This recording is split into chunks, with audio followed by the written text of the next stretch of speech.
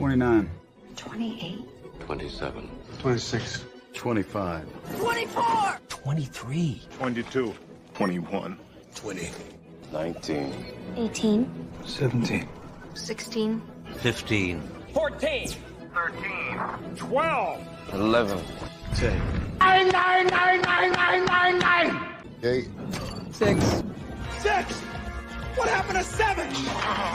7. 5. 4. 3. 2. 1. 0.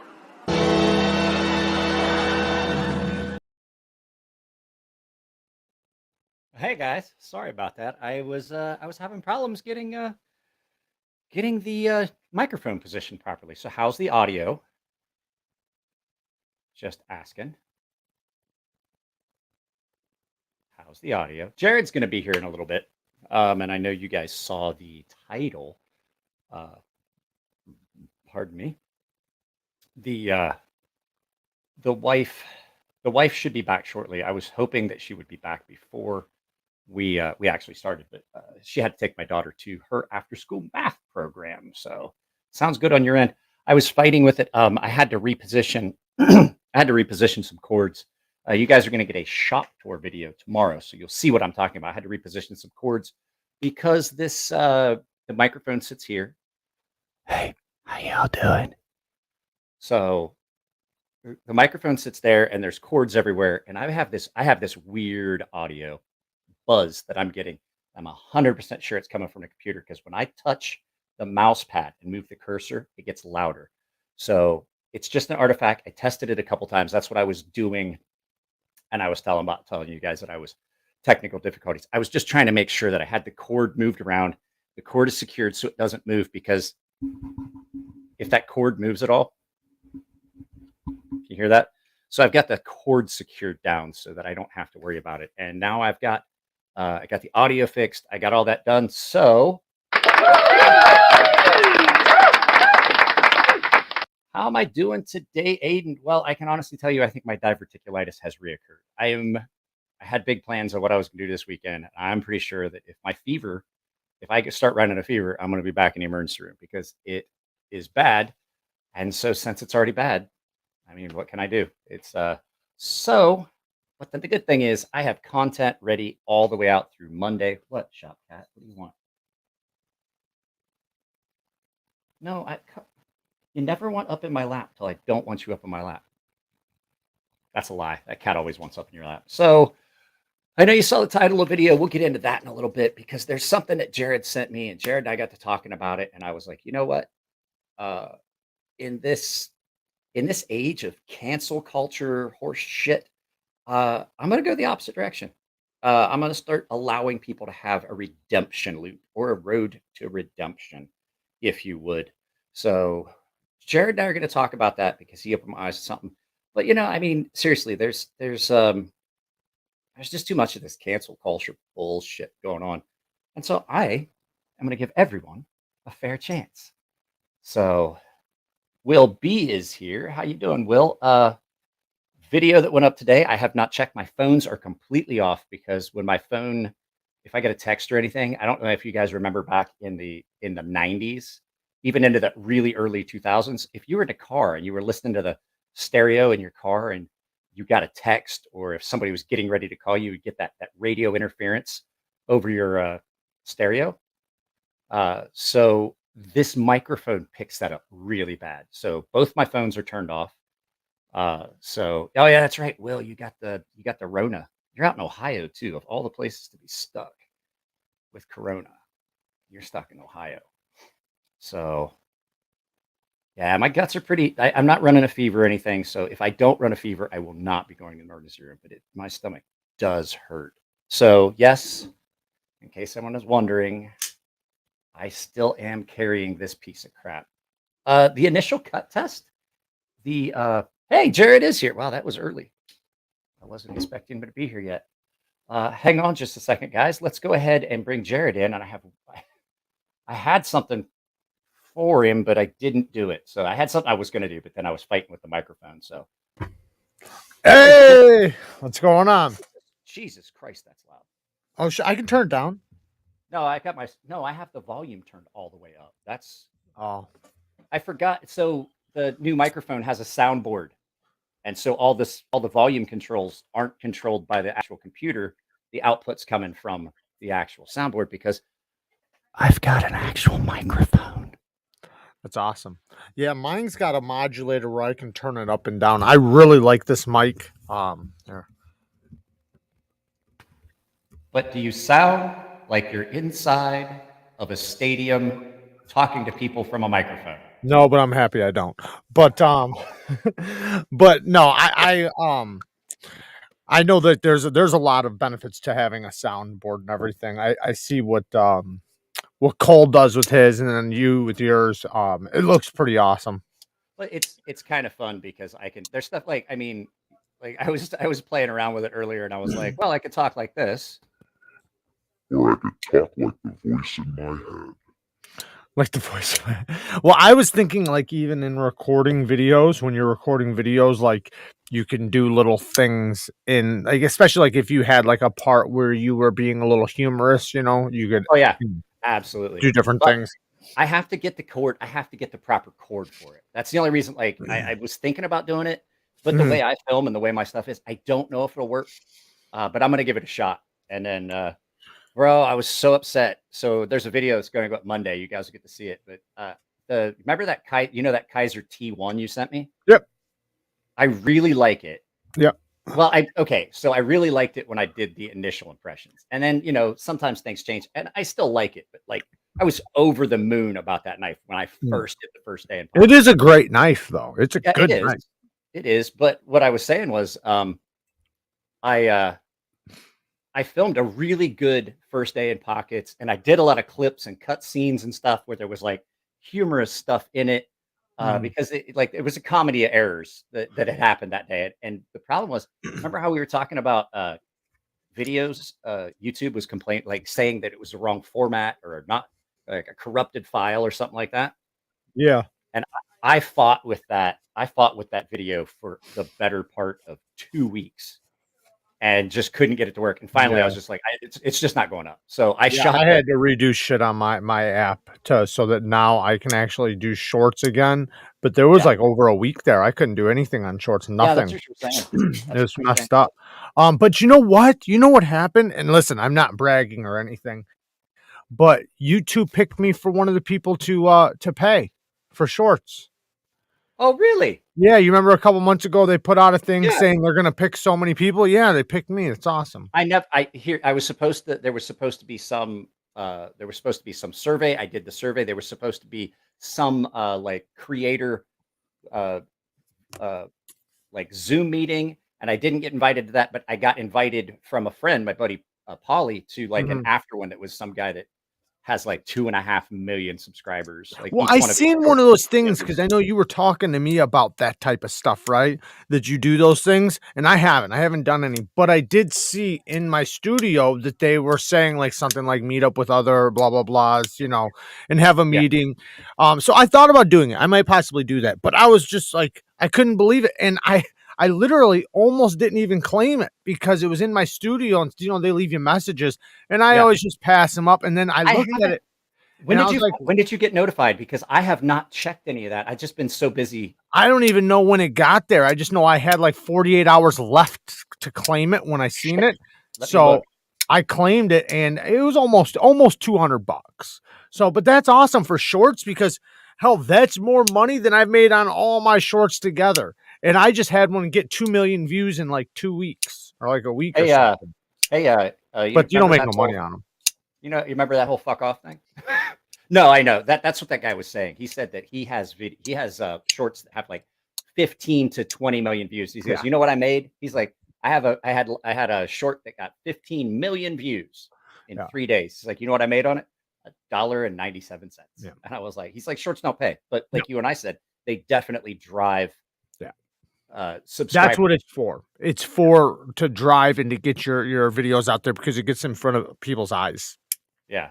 I was really hoping we'd have more than 18 or 21 people here because I was just explaining like the whole redemption arc thing was something that like all this cancel culture bullshit that's been going on lately with like in the media and stuff, and it's been happening in the knife community for a long time.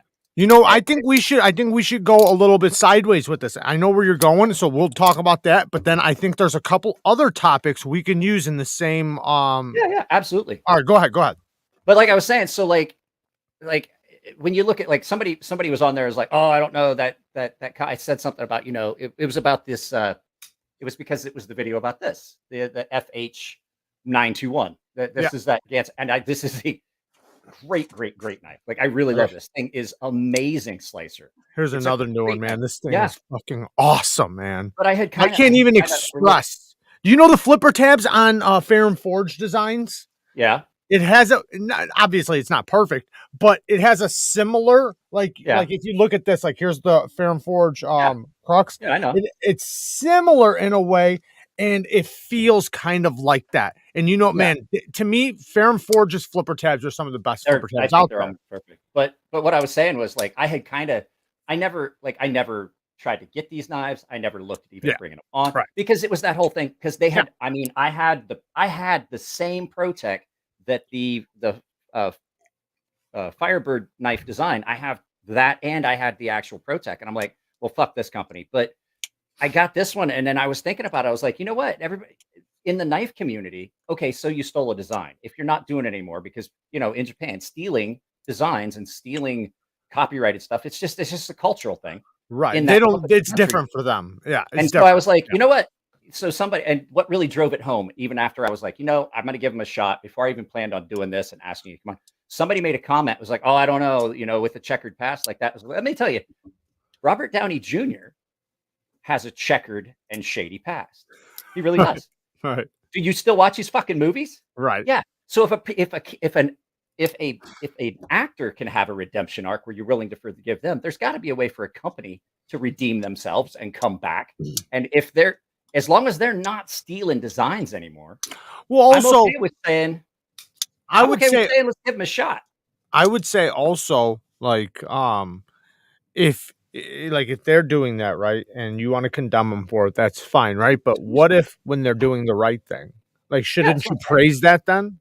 That's what I was saying. Like, how do you get them to repeat that if you're not praising it? Now, I'm not saying you have to buy them or anything like that, but as far as I know, the past over a year, maybe even 2 years, it's probably been like 2 or 3 years, they've only done in-house designs and or other people's designs. Like I said, I just ignored them. I pretended they didn't exist. Right.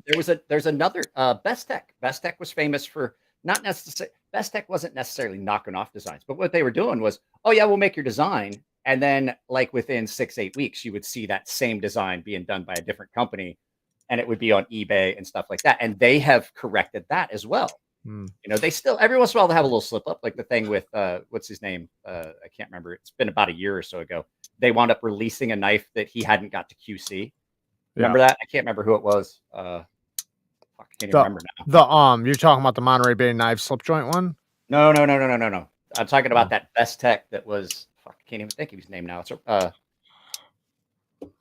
I don't know, but at any rate, it wound up that they got released. And it was supposed to be an OEM project, and it got sent out. And he was like, "Hey, look, guys, I did not authorize this to be released yet because I have not got the QC." And it was like a little backslide. But they I mean, if Microtech and some other guys are working with Best Tech, I mean, obviously they must have stepped up their process and game a bit. Well, Microtech's working with Reich, but there's a lot of makers working with Best Tech right now. Best Tech, right? Not Best Tech. Yeah, Best Tech is killing it right now. They're doing a great job with a lot of their OEM work. There's a few companies, a handful of companies, but as far as like the Ganzo ones, you know, listen, like I know like what they were doing, like technically they weren't cloning anything because they weren't. They were just it was this. You could set them side by side. They were the same fucking knife. They weren't right. The design was the same. Logos on it. Right, no logos, and also different locking systems and things like that. So they were making enough. Not that ProTech. That ProTech was a button lock auto. It was a 1-to-1 exact duplicate of a. No, that was an access lock. No, the one that they made isn't. Okay, I got it in a drawer. I'll show you. Go ahead. It is a button lock auto, and it is 100% a side-by-side ProTech knockoff, or not knockoff. They made an auto version. That is a Firebird Knives button lock. Oh, okay. Yeah, I know which one you're talking about. So And I have the that is an Axis Lock version. exact. I didn't That even is know an they made auto versions. exact. I had the Axis Lock version. This is an exact copy Yeah. of the ProTech, down Yeah, to the button design, yeah. placement and Mhm. everything.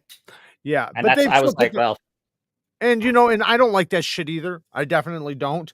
But I will say though, and I'm speaking from somebody's like, that's another company I was talking about, Kevin John.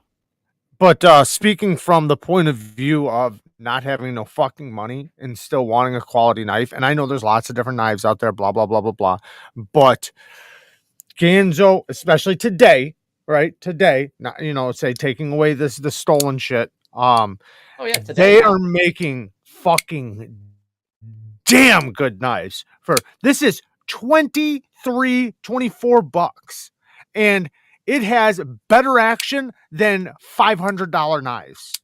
I mean, it's insane how good it is. This one absolutely has budget knife action, but I'm fine with that because I This haven't one's looked the not. price This up, one's and don't tell me yet high-end because I action. have not. I just this just got first day in pockets and got some cut tests and stuff. Which Sunday, actually, I'm going to break my rules because if I don't have to do the work on Sunday, and I'm not going to put it up on Sunday, I'm going to schedule it ahead of time. There will be a Sunday video. So this week you get a Saturday short, a Saturday video, a Sunday short, and a Sunday video. Okay, 7 days a week. so with the redeeming things, all right. So let's go down in the weeds then, right? Let's jump in the weeds. Slicey dicey. I said when it happened, if he can prove that he has reimbursed everyone to the best of his ability, and he comes back and he does it right, I'm willing to give him a shot. But I don't think the rest. That's what I'm saying. I don't think that the rest of now there are some things that are irredeemable. You and I talked about one individual, that whole racist thing that happened, towards my wife and a bunch of stuff.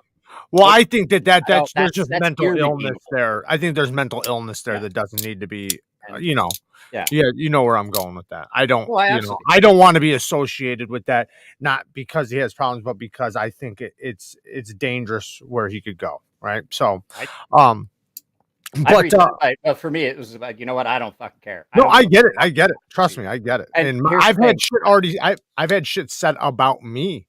Like within just a couple days ago, like somebody put a Reddit post up saying I was a racist white supremacist, and I'm like, really? I want you to think about the fact that I am in a mixed race marriage. My wife's not even a U.S. citizen. Right.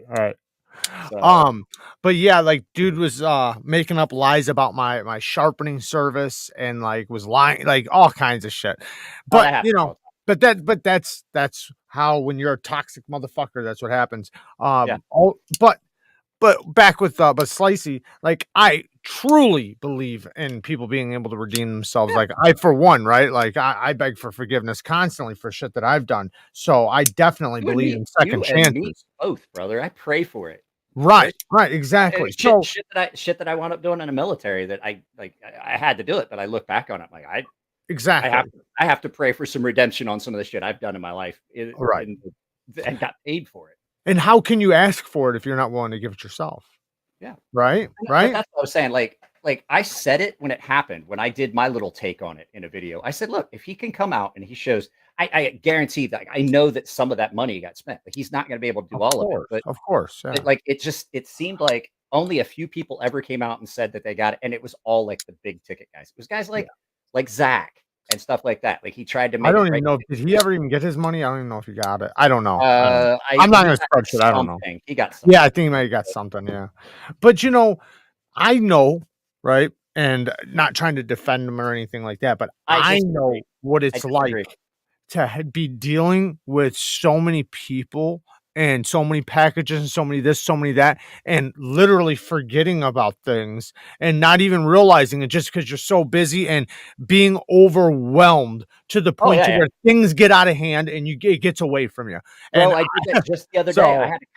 I had a sharpening customer reach out to me. He goes, "Hey man, I thought you said that knife was going out." And I was like, "What are you talking about? It should have went out like 3 weeks ago." And he was like, "Brother, I never got it." And I was like, because I keep receipts in case something like that. They're all clipped. I'm and sorry. I go through it. I was like, and I was like, what? Let me see. And what had happened was the shelf up on the very top, which you guys are going to see when you see the shop tour tomorrow at noon, because I had enough people ask about it that I did a shop/studio tour.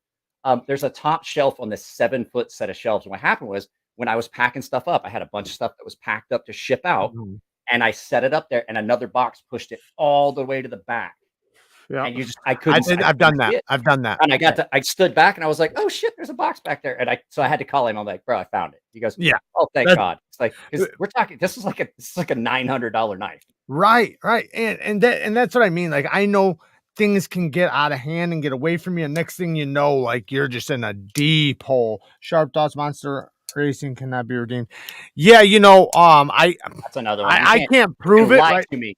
You can Shane, lie to me faster than you can steal from me. I can't prove it, but I think he's the one who came in my live because he was one of my moderators, and I didn't realize that I forgot, and I think he came into my live, and he's the one who blocked. I can't prove it, so I don't, I really shouldn't be putting it on him. But somebody came in my live one day and started blocking people and was stopping people from talking and all kinds of shit. The only people who could do that is a moderator. And he was the only moderator that at the time I didn't trust, that I didn't even realize was still a moderator. So, not saying he did it. Apparently, Ian likes you. What's up, Ian? Thank you, brother. But yeah, I didn't have any skin in the fight. So I guess the people that did get hurt out of the situation would be the ones to talk to or ask about like that. But personally, my opinion, I think if you came forward and was just like, listen, like he already said it, things got out of hand or whatever, and just own the shit and say, I was the wrong one, blah, blah, blah. I'd do everything you can to fix it. Right. And just try not to do it again. I wouldn't give a fuck. Like, like I said, I think things are redeemable, but it's just what you do about it. Now, one thing I don't like, I'll be honest, the thing that does not pisses me off or anything, but the thing I don't like is that he disappeared. Right. Yeah. I think that was bad. I don't think he should have disappeared. I think he should have kept his face in and should have said, listen, guys, I'm getting my, like make updates. Are you talking about Slicey? Yeah. Sorry. Yeah, well, okay. So I talked with Steve on Instagram about this, and I was like, that's exactly, because I'm not gonna lie, I fucked up years ago on here, and I made an apology, and I had misspoke, and it wasn't to the level like what Slicey. Right. It was just your mouth. It was just my mouth, but I stayed and I ate that crow. And if you're gonna do something like that, shut down your channel like that, that tells me that because now there's no recourse. Like it's gone. Like his channel's not even there anymore. I think his channel's there. He's just not posting. It's still there. I don't know. I haven't checked it in weeks, but I seen it like a couple months ago. I checked, or like a month ago or something. Yeah, there you go. Like Kyle, that's how he operates. Super good guy at first. I had somebody that I got burned and had to apologize to a dude. And I told him, I was like, look, I'll sharpen knives for you. There was a guy that was scamming people, and I had done stuff with him. He had me vouch for him for knife trades on a couple occasions. Everything went fine. Like the third time I did it, or fourth time I did it, this dude just out of nowhere just ghosted and stopped replying. Yeah. And so two or three went good to get him into good graces of people through like these knife trades, because he was using me as a vouch, and nothing bad ever happened. He'd been a good sharpening customer. And then all of a sudden, bang, I get a guy who's like, hey man, that guy you vouched for, he just fucked me for like $700. Fuck. I'm like, what? He's like, yeah. And he's like, I really am having a hard time getting the money back, because eBay is saying, well, we have a package, and we have a package that you received, but the package that he received was not the item he ordered. Wow. Wow. Yeah. And, there's going to be shitheads out there. I don't, like I can't speak on exactly how bad his track record actually was. Obviously in the end, a bunch of things came out that were not good.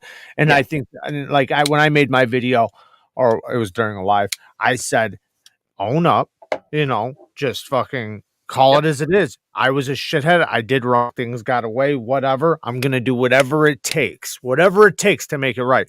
And that's what I said. I said, if you can do that, how can anybody look bad on that? Right. I fucked up. Yeah. Right. And no matter what, even if you owned up to the stuff you did. Well, I think if you, in a way, it has to come out of your fucking pocket. Right. Like, it's like, listen, I messed up. I don't care how much it comes out of your pocket. Take it out of your pocket and you take care of it. right? Yeah. It's just the way it is. You're the one who fucked up. Regardless if it's $5,000 or whatever, which sucks, right? That shit sucks. That can be life changing for people. So do it however, if it has to be in payments or whatever, but fucking make it right, you know? And yeah, I mean, especially like, and I'm speaking on a way like if it was actually your fault and it was you who did the wrong, you know, then make it right. What's that? Well, miss, Yeah. what you got?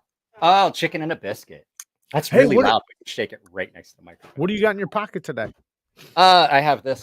God, come on. You know what's in my pocket. I know. I want you to show everybody though. Flex that thing. Oh man, it's a beauty. It's a beauty. How's that trailing point treating you? I fucking hate this thing. So If I there was- got it looks like an onion smells. I got the Ferrum Forge Archbishop 3.0. You can still get these, by the way, guys. The price is up. I'm not sure if Ferrum Forge is the one selling them, but you can. They should have some. Yeah, they're selling them on Amazon, so you can even link these. But yeah, they're pricier than when they first dropped. But everything went up since then, to be honest. but Shit, yeah, you know man, what I this is a forgot? good one. I'm glad This you is a said good that. one. I forgot the video that I shot today. Was the what one was it? Oh, the T1. I shot Yeah. the Oh, full yeah, review of the T1 Mhm. because, like I said, that one you can only find it right now on Amazon. What's up, Lonely Stacker? Lonely Be yourself, Stacker. be honest. Well, okay, so like be yourself. In my case, sometimes might not be the best. Like you're in a public setting. Oh, sorry. I didn't mean to No, shut it down. yeah, But no, hey, Lonely Stacker. Lonely Stacker, you ready? Oh, wait, no, wrong button. Cal doesn't get much. This microphone, it's a condenser mic, so it's really, really sensitive. So if there's any noise, it picks it up. And if you ring that bell, I was testing it. I was like, oh God, that's too much. That is way too much to be ringing that bell with this new microphone. Okay, so now here's one that will not redeem themselves to me. I got one that to me it's unredeemable, right? And that is Ethan, who lied about their fucking steel for so damn long, and it got tested and tested and tested and tested. Who? Wait, who? I'm trying to. Ethan Grow. So Ethan Grow did Oh yeah. but they were never the steel they said. So after years of failing every single test, and you can imagine tens of thousands of people bought those knives with the wrong steel, right? Did they replace those knives? You know, it's like, no, of course not. Of course not. Then they said, no, we're changing them now. Like they're all good. And people bought them and tested them and they were still wrong. Well, they said, well, those are just the ones that are still on the shelf. All the ones. And now I heard, not positive, but I heard that now the ones coming out of the factory are good. But I don't care. I won't buy them because not only did they continue making them with the fake steel after they knew, they continued and continued and continued, and it just went on for so long that it's like it wasn't a situation where it was like, oh shit, take them all off the shelf, let's fix this. No, it was let's sell these for the next 3 years, 4 years, and then when nobody trusts us no more, then we'll fucking fix it. Go fuck yourself. I could see maybe like if you like, okay, we screwed this entire batch up.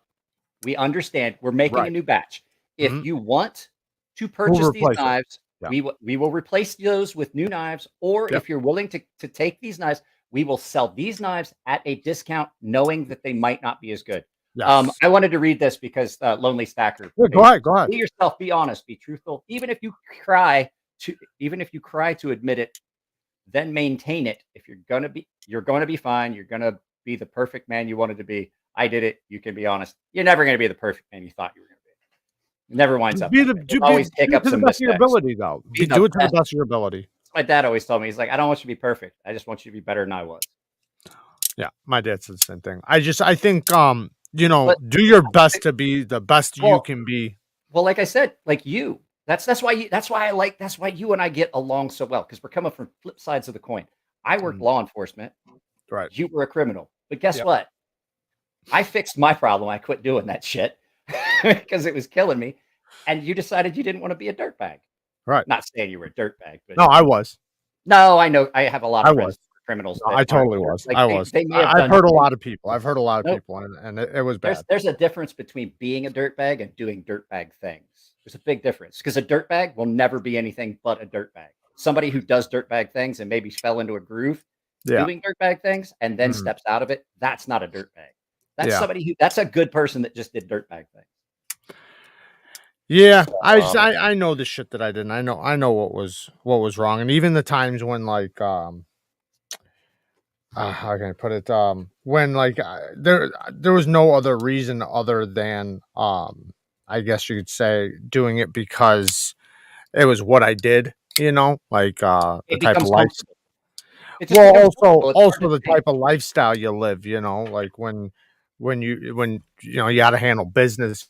You know, it's you look. It's like it's all business, right? It's just business, and you get in that mindset where it's just business, and regardless of who you hurt or whatever, and even though in the back of your head you know, like I shouldn't be doing this shit, right?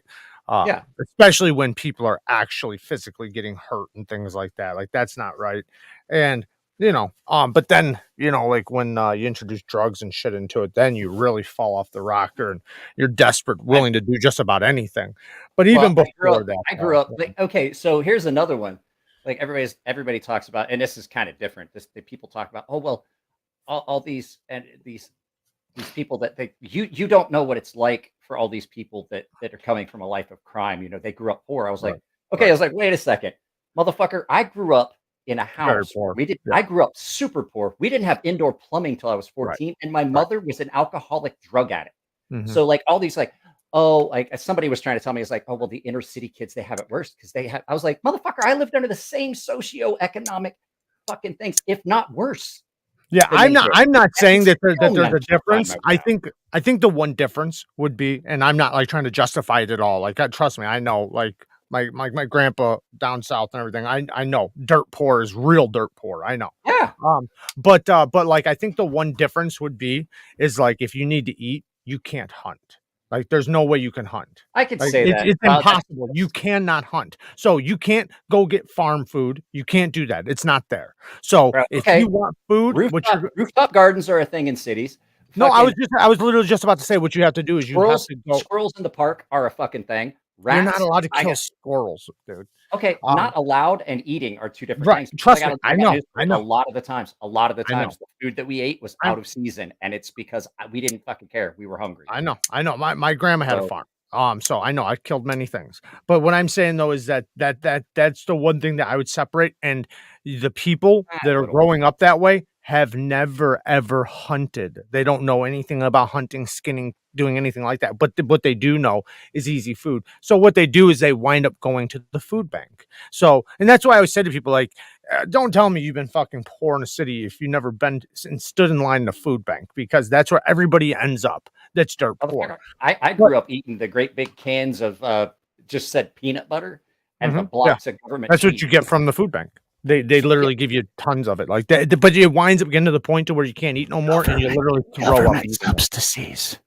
You'll throw up eating it because yeah. you got it's just your body's like rejecting it because you've had so much of it, and that's when you get to the point of willing to do bad things because you can't even ingest the food that they have anymore because your body's like because it winds up being the same thing over and over and over and over.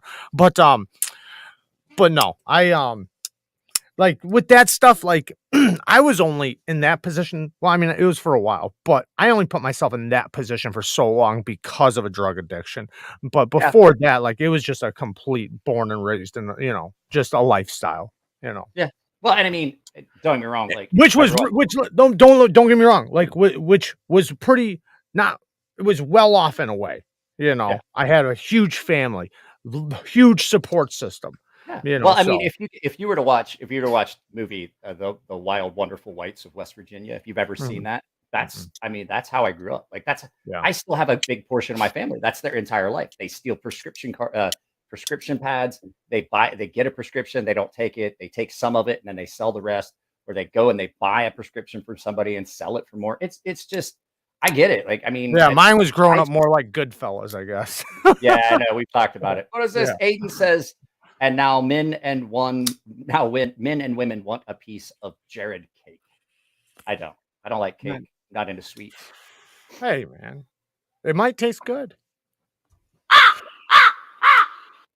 That was the wrong button. Yeah, you need to get those buttons down. What does the buttons look like? They're all wrong. So that says awkward. I can tell. But here's the thing: I can't read it because the font on it is so small. Oh, right. And I have reading glasses, so I'm trying to memorize them. So this says awkward. You ready for awkward? That's awkward. You sure it says awkward? Yes, it absolutely says awkward because I had my magnifying glass out because it's so small.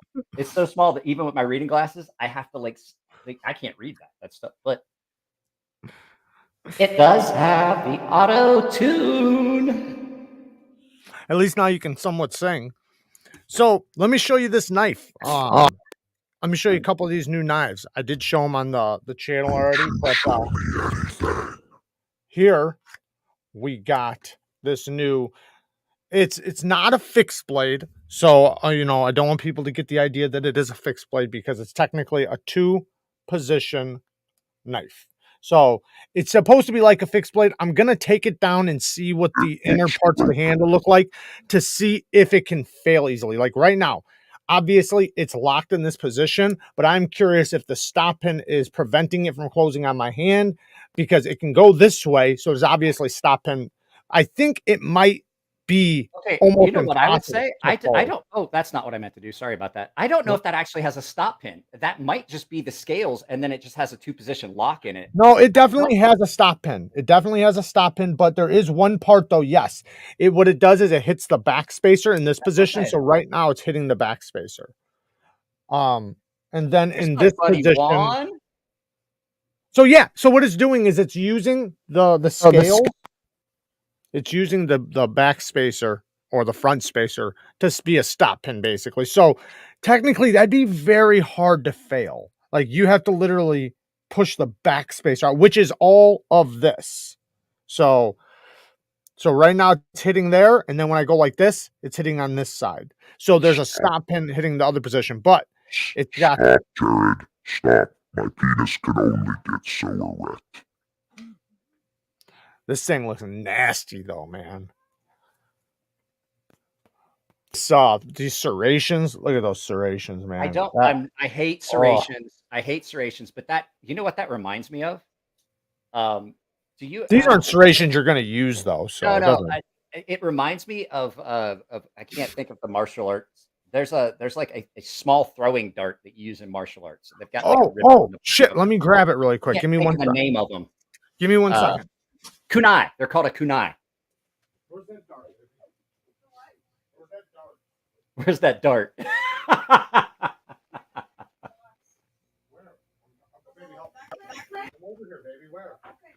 Juan, welcome to the live feed, Juan. How are you? Is this creepy? I don't know. We're just waiting on him to come back.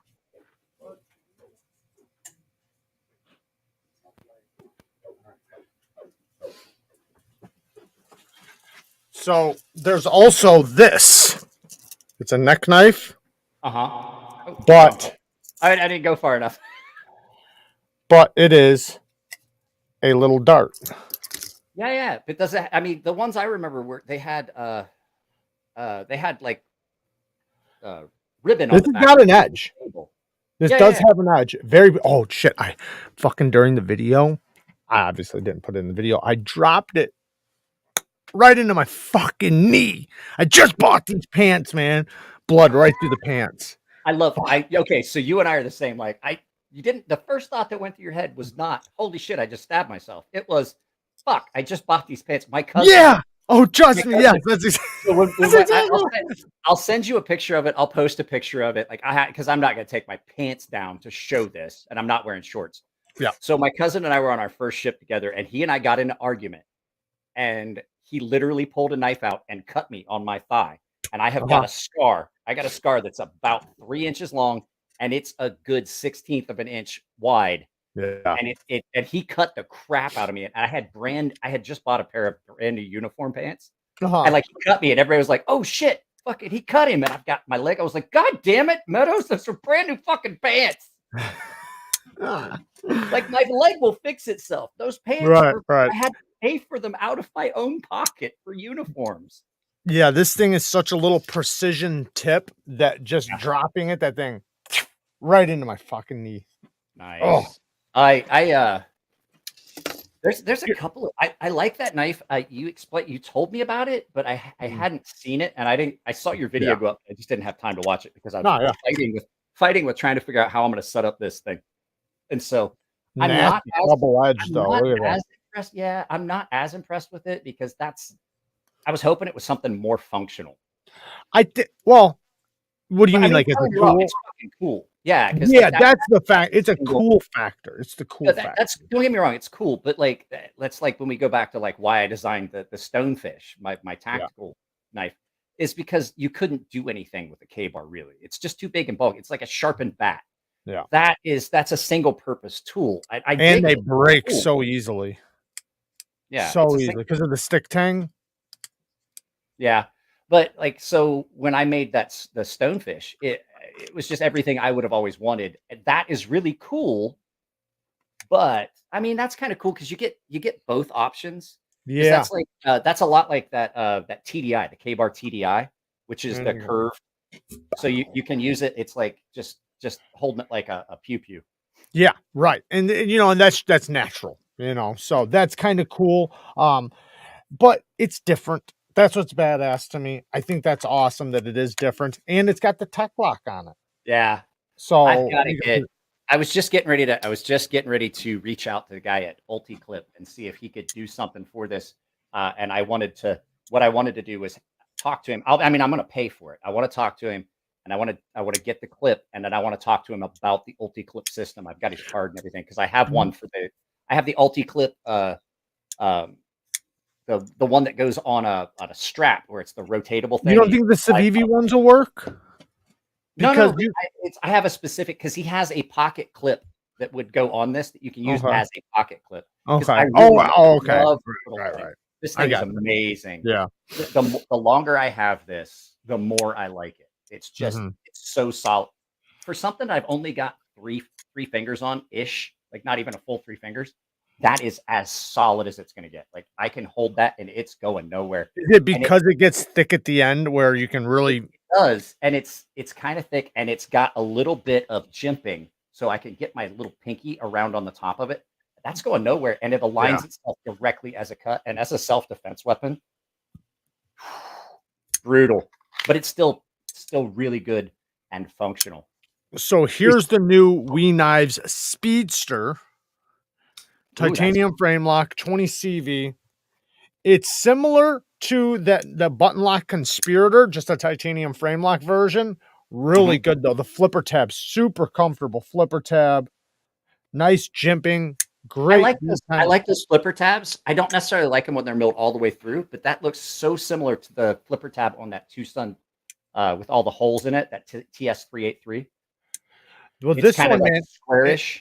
It's nice and comfortable. I'll say that. And you have the fuller, so you can reverse flick it.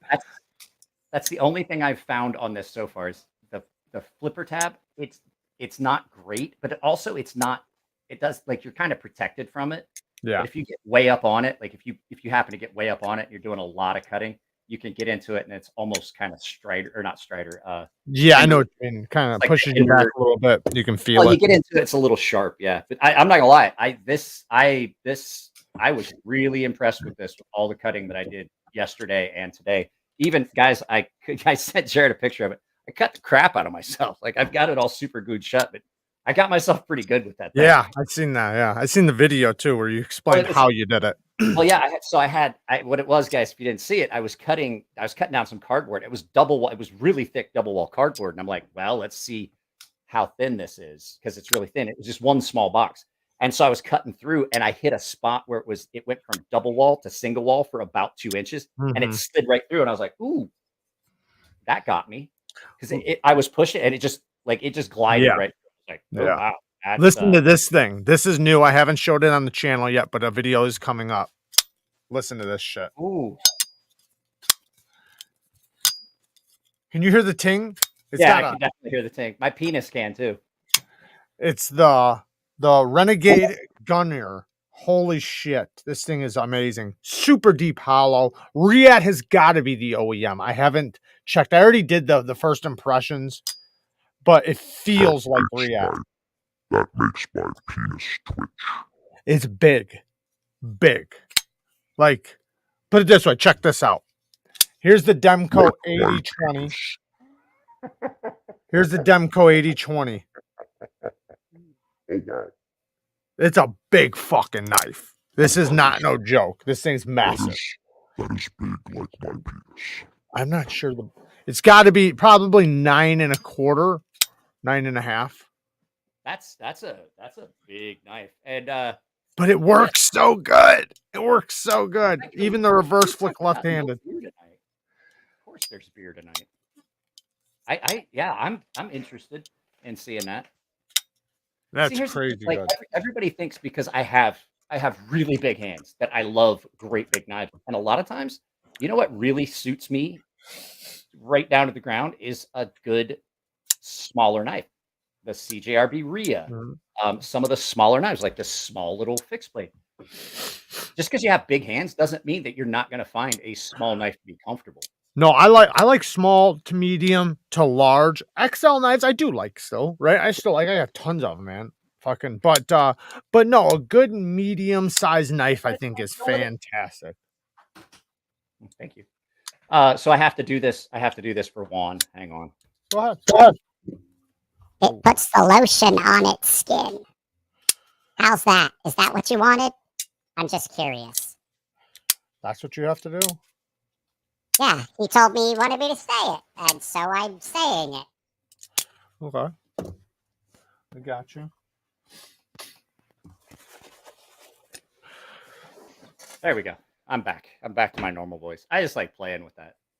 I wish knives on washers were a big thing. These knives on bearings just don't work with sawdust every day. I disagree. I have more problems with knives that run on washers than I do with knives that run on bearings. But if you do want washers, there's a lot of knives with washers. There are, and there's a lot of knives. There's a lot of knives that you can get washers that fit. Like there's companies out there, and there's places you can pick. You can double them up. You can double them up, or you can. Okay, here's the thing you can do. You can take a measurement of your bearings and go find a washer that fits that measurement and put that thing in. You just got to measure across the balls, not across. Got to measure. Yeah. Do the balls, not the balls. You got to shave them first, you know. And a lot of times you can find that information too. You can, but like, here's the thing: if you're having problem with your washer knives, one, you're using a lubricant that is way too sticky. I recommend KPL on everything that runs on bearings, and fluorinated grease on everything that runs on washers. Right. And then if you've got a hose at work or a sink that has hot water, rinse it out. Or air. A lot of times, if you've got a bearing knife that's properly lubricated, you're not going to be able to blow it out because it's kind of gummed in. But I'm just saying, like, quickly, if you're at work and you got the air, you can blow them out, you know. Yeah, but yeah, I think if you're having problems and you really want to wash your knife, you got the quiet carry knives. They're all on washers. You have most Spydercos all on washers. Most Benchmades all on washers. Most Hogue knives all on washers. Yeah. Protex. I don't know if you can have a Protec, but either way, those knives right there, you got a long list of knives. Protec makes some non-auto options. They don't make a lot. I know. I just didn't. I know they don't have a ton, so I was like, you know, another one. What else do we got? Sabenza. I mean, you can't. Cold steels. Fucking cold steels. Damn near every cold steel. There's a lot of knives on washers. But you know what? You will never get any better than an Artisan Sea Snake fixed blade on your belt. It won't gum up at all. Just a hint. An Artisan Sea Snake. Right? Those don't gum up. Like sawdust doesn't get into the pivot. Yeah, you'll never have to clean this thing out. I came up with the perfect zero maintenance pivot on a small utility knife. I still, you know what? Every once in a while, because I don't carry mine all that often because, well, first of all, Cole has the one that I carry. The only one that I have here is the special, which is the 1 of 60. And I still have a 2 of 60. If you guys want to become a paying member, when we hit 100 paying members, I'm doing a big giveaway with the number. That's a $160 knife that I'm giving away with 3 other things when we hit 100 paying members. But I've been offering that since Blade Show West. So I have number 1 of 60 is my personal one that I got because I've never had number 1 of a limited edition run. And I was like, what better than to have number 1 of a limited edition run of my knife? So, I don't use that one. And I have a production prototype that has never been carried, never been used. That's what I have. And Cole has the one production prototype that I carried and just beat the shit out of. So I haven't carried I haven't carried one. I haven't carried one of my sea snakes in a while. But every once in a while I'll get the sea snake and I'll just sit and look at it. I was like, huh. I did that. I fucking did that. Yeah. Because as much as I love that stonefish combat tactical combat camp, combat utility, whatever you want to call it. I thought that knife was great. It is. I love it. But the sea snake, that little sea snake, is just like that. So is versatile. That is a knife that everyone can carry and use. Everyone. Yeah. That is a big difference. Yeah. The one's for everybody. The other one's more tactical. I look at it and I'm like, every once in a while I'll sit there and look at it and I was like, I know it's not good to pat yourself on the back, but that's a fucking good knife right there. I'd love to see it in a folder, man. I've thought about it, but the fact is, like I said, Daniel over at what is that? Custom EDC Knives, the guy that made the wear and tack design. If I do that, if I make that into a folder, there's no way that it's not going to look like either a skinnier version of the Master Blaster or look exactly like the wear and tack. I can't. You can't do it. It just wouldn't work. So what? It's still your design. You can throw in your little design influence. I don't think that wouldn't even cross my mind if I was you. You already have the fixed blade version, and you can just somewhat change the name, or just call it the Sea Snake still. So it's still the same. I thought about it, and I didn't think that it would come out like the handles, where those handle scales are. I didn't think it would work until I looked at that. What is that? That Citizen Warncliffe, or not Warncliffe? Yeah, Citizen. That I was carrying. I was looking at that, and it's got some of those handle features, and I was like, you know what? I'm digging that. Like, You're right. It does. It has that little wave for the fingers. I'm like, it's one of the few folding knives I've ever seen that does that. And I was like, okay, I'm digging that.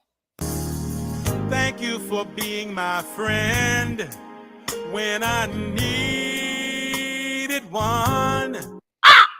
God damn it. One of these days, bud. I've already designed one. I technically could get one of the OEMs, but I'm looking on trying to do the impossible. It probably won't happen, but we'll see what happens. I got my I bought an SE.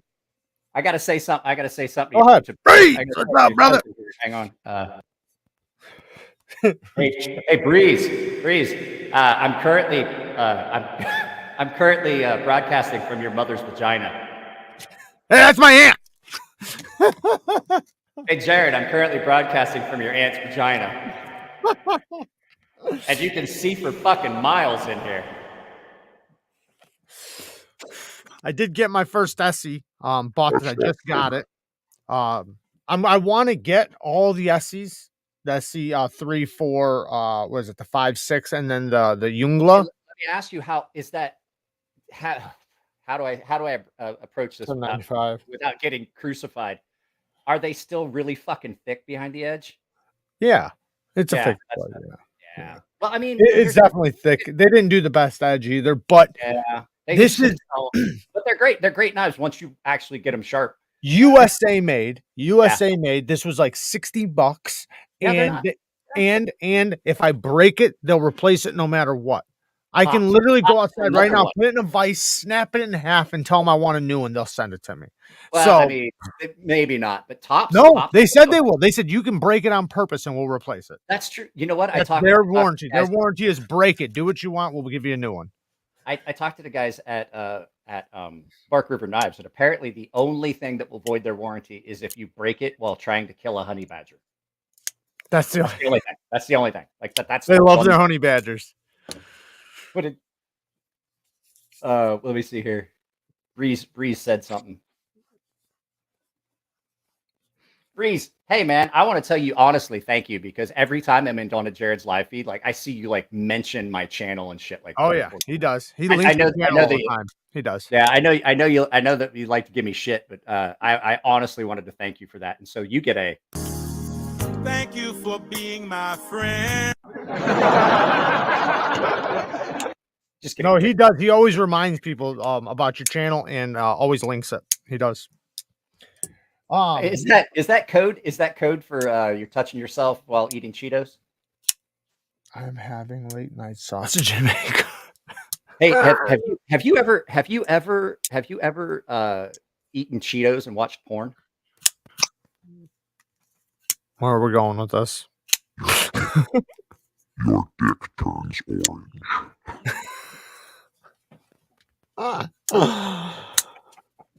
You seen no, I didn't send you the Parade of Tout, did I? Here's the budget version of the Parade of Tout. Really good. You and I talked about it, and I said it looks like it looks a lot like that Riat Jack. The Recenti too. Yeah, it does. It's got a lot of. I love the fact that they put a fuller on it. I love how far down the blade they did. A lot of guys don't like fullers on that. I love a good fuller on a knife. Me too. Like that. Dude, I'm not gonna lie. That Vosteed Knives Bellamy, probably up there with. It's probably one of the top knives. Well, it is one of the top knives. I think honestly, even though I've gotten so many really good knives this year, I think of all the knives that have been sent to me for review, not for me as a gift, because there's 2 knives that are on my list of favorite knives so far this year. I have to say that probably is the best knife that's been sent in for review. It's hard to beat. It is such a good one. That blade is so light. Yeah, that blade is so light, and for it to still have that, like I was trying to explain to somebody, they were like, "So the blade falls." I'm like, "No, you don't get it." Like on a knife like the Norseman, even though the Norseman is incredibly smooth, there's a lot of blade weight that helps. Right, it's got a lot of front end heaviness to it too. Right, and that blade on that is light on the front end. Doesn't weigh a fucking thing. Like it's light, and it's got a fuller on both sides. It runs the full length, and it's a clip point, so it's a hollow. And it's a hollow, and I'm like, that blade weighs next to nothing, and it still is dangerously smooth. It's crazy. I know when I first felt it, like when I seen it, it was like magic. Like what the fuck kind of wizardry are they doing with this? I thought it was still, it is still on my book. It doesn't get real far away from. With this Parade of Tout, guys, anybody in the chat, the detent is so much better on this than the frame lock. I still like mine on the frame lock. You just have to, attempt to flip it, which isn't a bad thing. This has a stout detent. Go ahead. Sorry.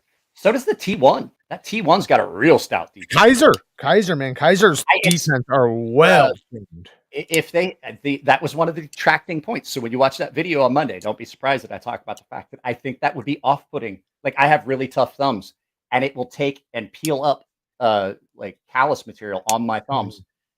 If you're gonna have a detent that heavy, don't make it a thumb stud only. Give it some other option like a flipper tab. Just put so you can flip back and forth. Yeah. So you can flip if you've got strong thumbs, you want to use that thumb stud, go ahead. But yeah, back to this. So the titanium frame lock, right? The titanium frame lock was great, and it had a stout detent. So I think I saw that they had one. That was when I was looking it up for I was looking for specs. I saw the only place I saw it though was Knife Center or Blade HQ. I can't remember which, but the titanium T1 is fantastic. It used to be one of my favorite titanium frame locks for overseas knives. I like that. It's a pretty good knife. I don't think I would buy it because I don't like the pocket clip at all. Which one's that? I wonder how you'd feel with this. Hang on. This is, even though it has a deep carry clip, it is super comfortable in the hand. The way it falls, I think you would like it because the clip doesn't. I mean, at least for me, it doesn't bother me. There's a hand. Don't get it. Like I said, don't get it mistaken because you've sent me a bunch of knives that have. Some surprised me.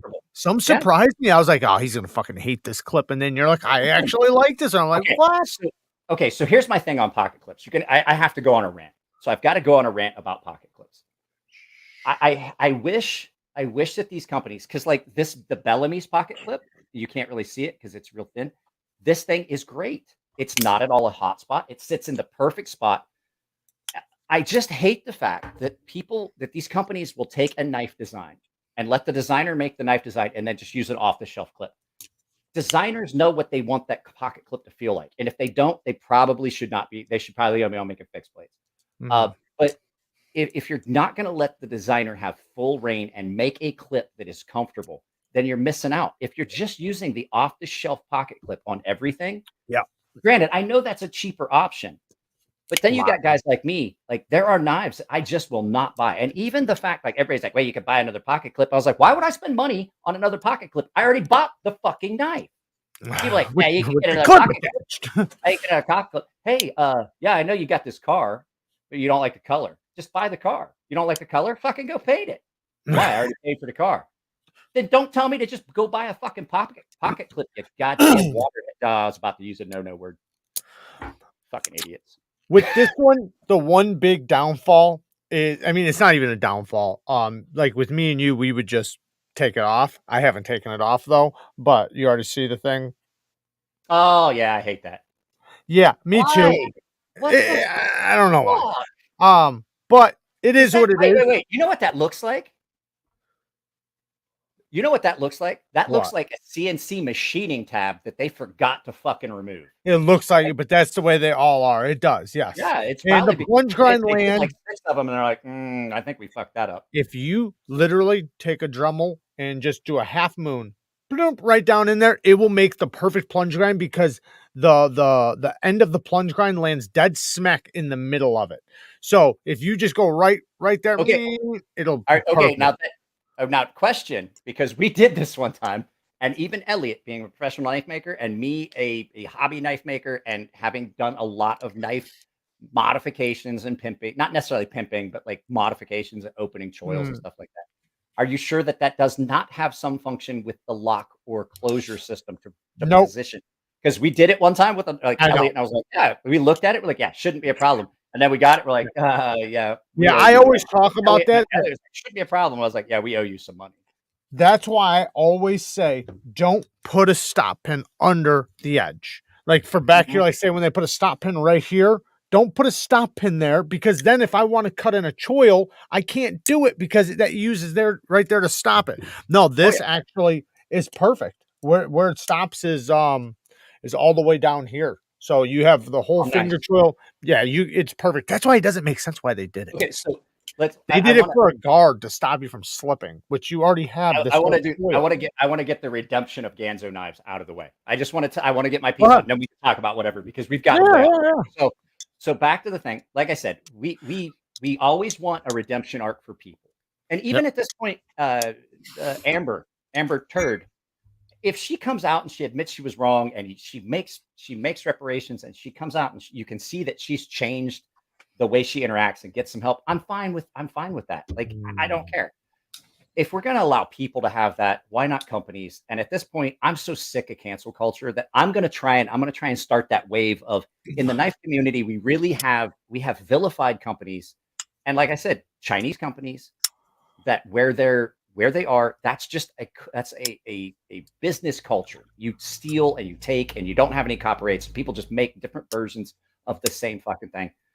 And now that these companies have realized that doesn't play well in the knife community, because majority of us know these people, know the designers, we're friends with them, we're fans of them, and we were like, I'm boycotting this, or I'm not going to do it. I think they've realized that it doesn't play well, and they've come out and they've changed these things. And so, yes, I am 100% fine, even though people are like, I can't believe you would carry a Ganzo after all the stuff you said about. I was like, I'm talking about copyright. First of all, I'm talking about clones. And not, that's an actual designer though. That's a Russian. I know, that's what I'm saying.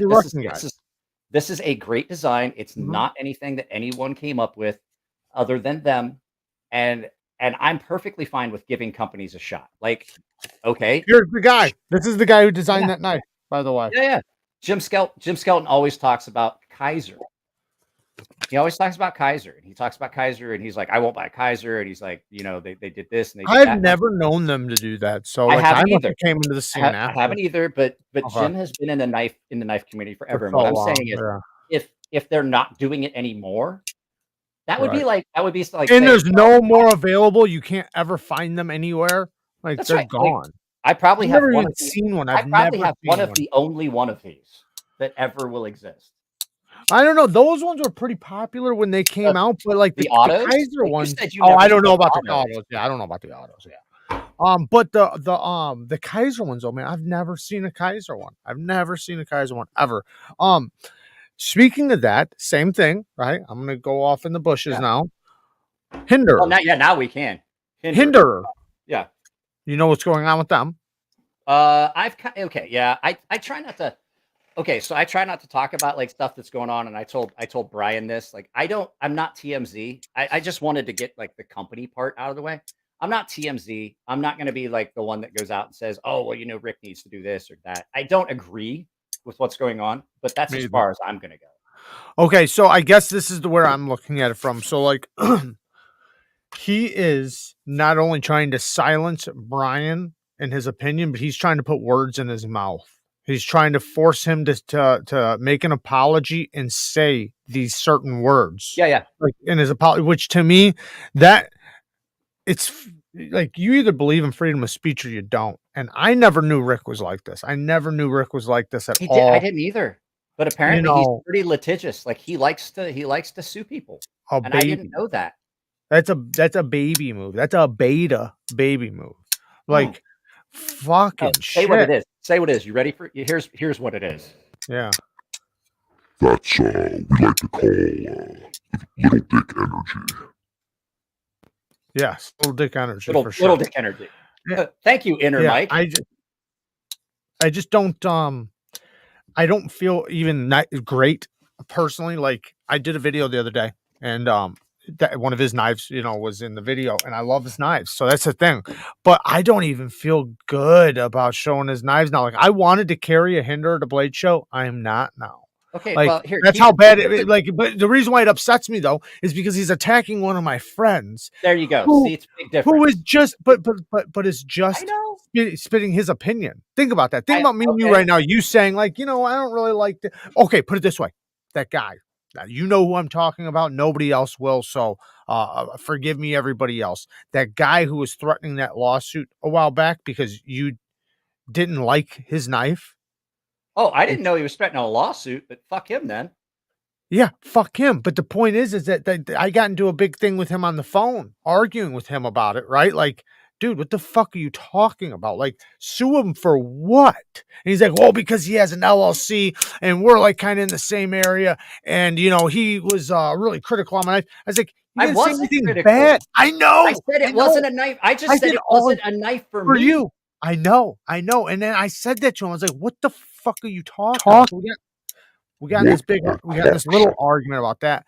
But then after that, right? And I heard you talking about that in a video. I didn't know you were talking about me. Yeah, I was talking about you. And then he winds up later making up a bunch of lies about me, about the conversation we had. And to somebody else, and to me, I was like, you know what? Fuck this guy. I'll never show his knife on my channel again, not unless this to just sell the ones I have. Because we have to talk about this offline because that was something I didn't fucking know. Yeah, it really pissed me off, and it got to the point to where now it's like I won't here's the thing. show his knife no more, nothing. My LLC hasn't made a penny in 4 years. So I don't but know. Regardless, the point is it's your fucking opinion. Who cares? Like, why are you trying? That tells me that you are not very secure about your designs. If you don't want somebody to be honest about it, you want somebody to lie. Once again, little dick energy. Yes, and then also, he because of a review I did, he sat there and went around telling lies about my review and like the discussion we had, like just making up shit. And it's like, that's not what fucking happened. And it's like, so he was trying to, not bully because I wouldn't take that shit at all, but like he just tried to, basically be an asshole and then lie to other people that also had the same experience. He wasn't trying to be an asshole. It was obvious. No, to other people, he was like that were critical, saying, "Listen, man, my knife's all fucked up." He was sitting there telling them like that, like just lies, and then saying that I was the one that, I'm not going to go on and on about it, but he to me, it was a very shitty practices from any knife maker, and I thought he was a friend. I really did. Here's the thing. I was really.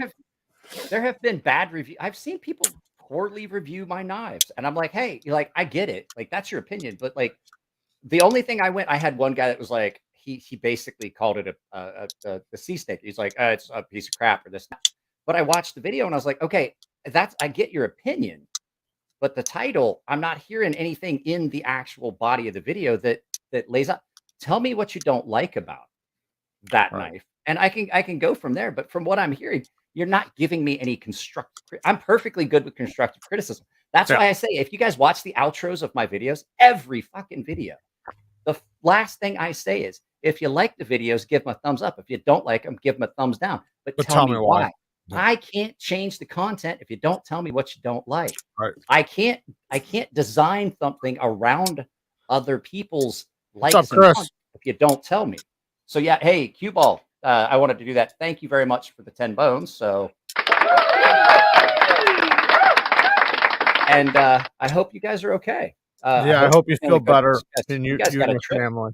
You got a trip with Jared here in just a little bit. Yeah, we're going to be meeting up soon. I hope you feel better, and God bless your family, man. Sorry to hear that. If you can't go, I'll come pick your truck up and go pick everybody up and make the trip for you. Yes, I will. I will do that for you, sir. Just for you. Just for Nobody you. else. Just you. Just you. Just have to give me the gas money you had set up for it. Because I can't afford that shit. I couldn't afford this microphone. I had this. I got this. Did I tell you how I got this microphone?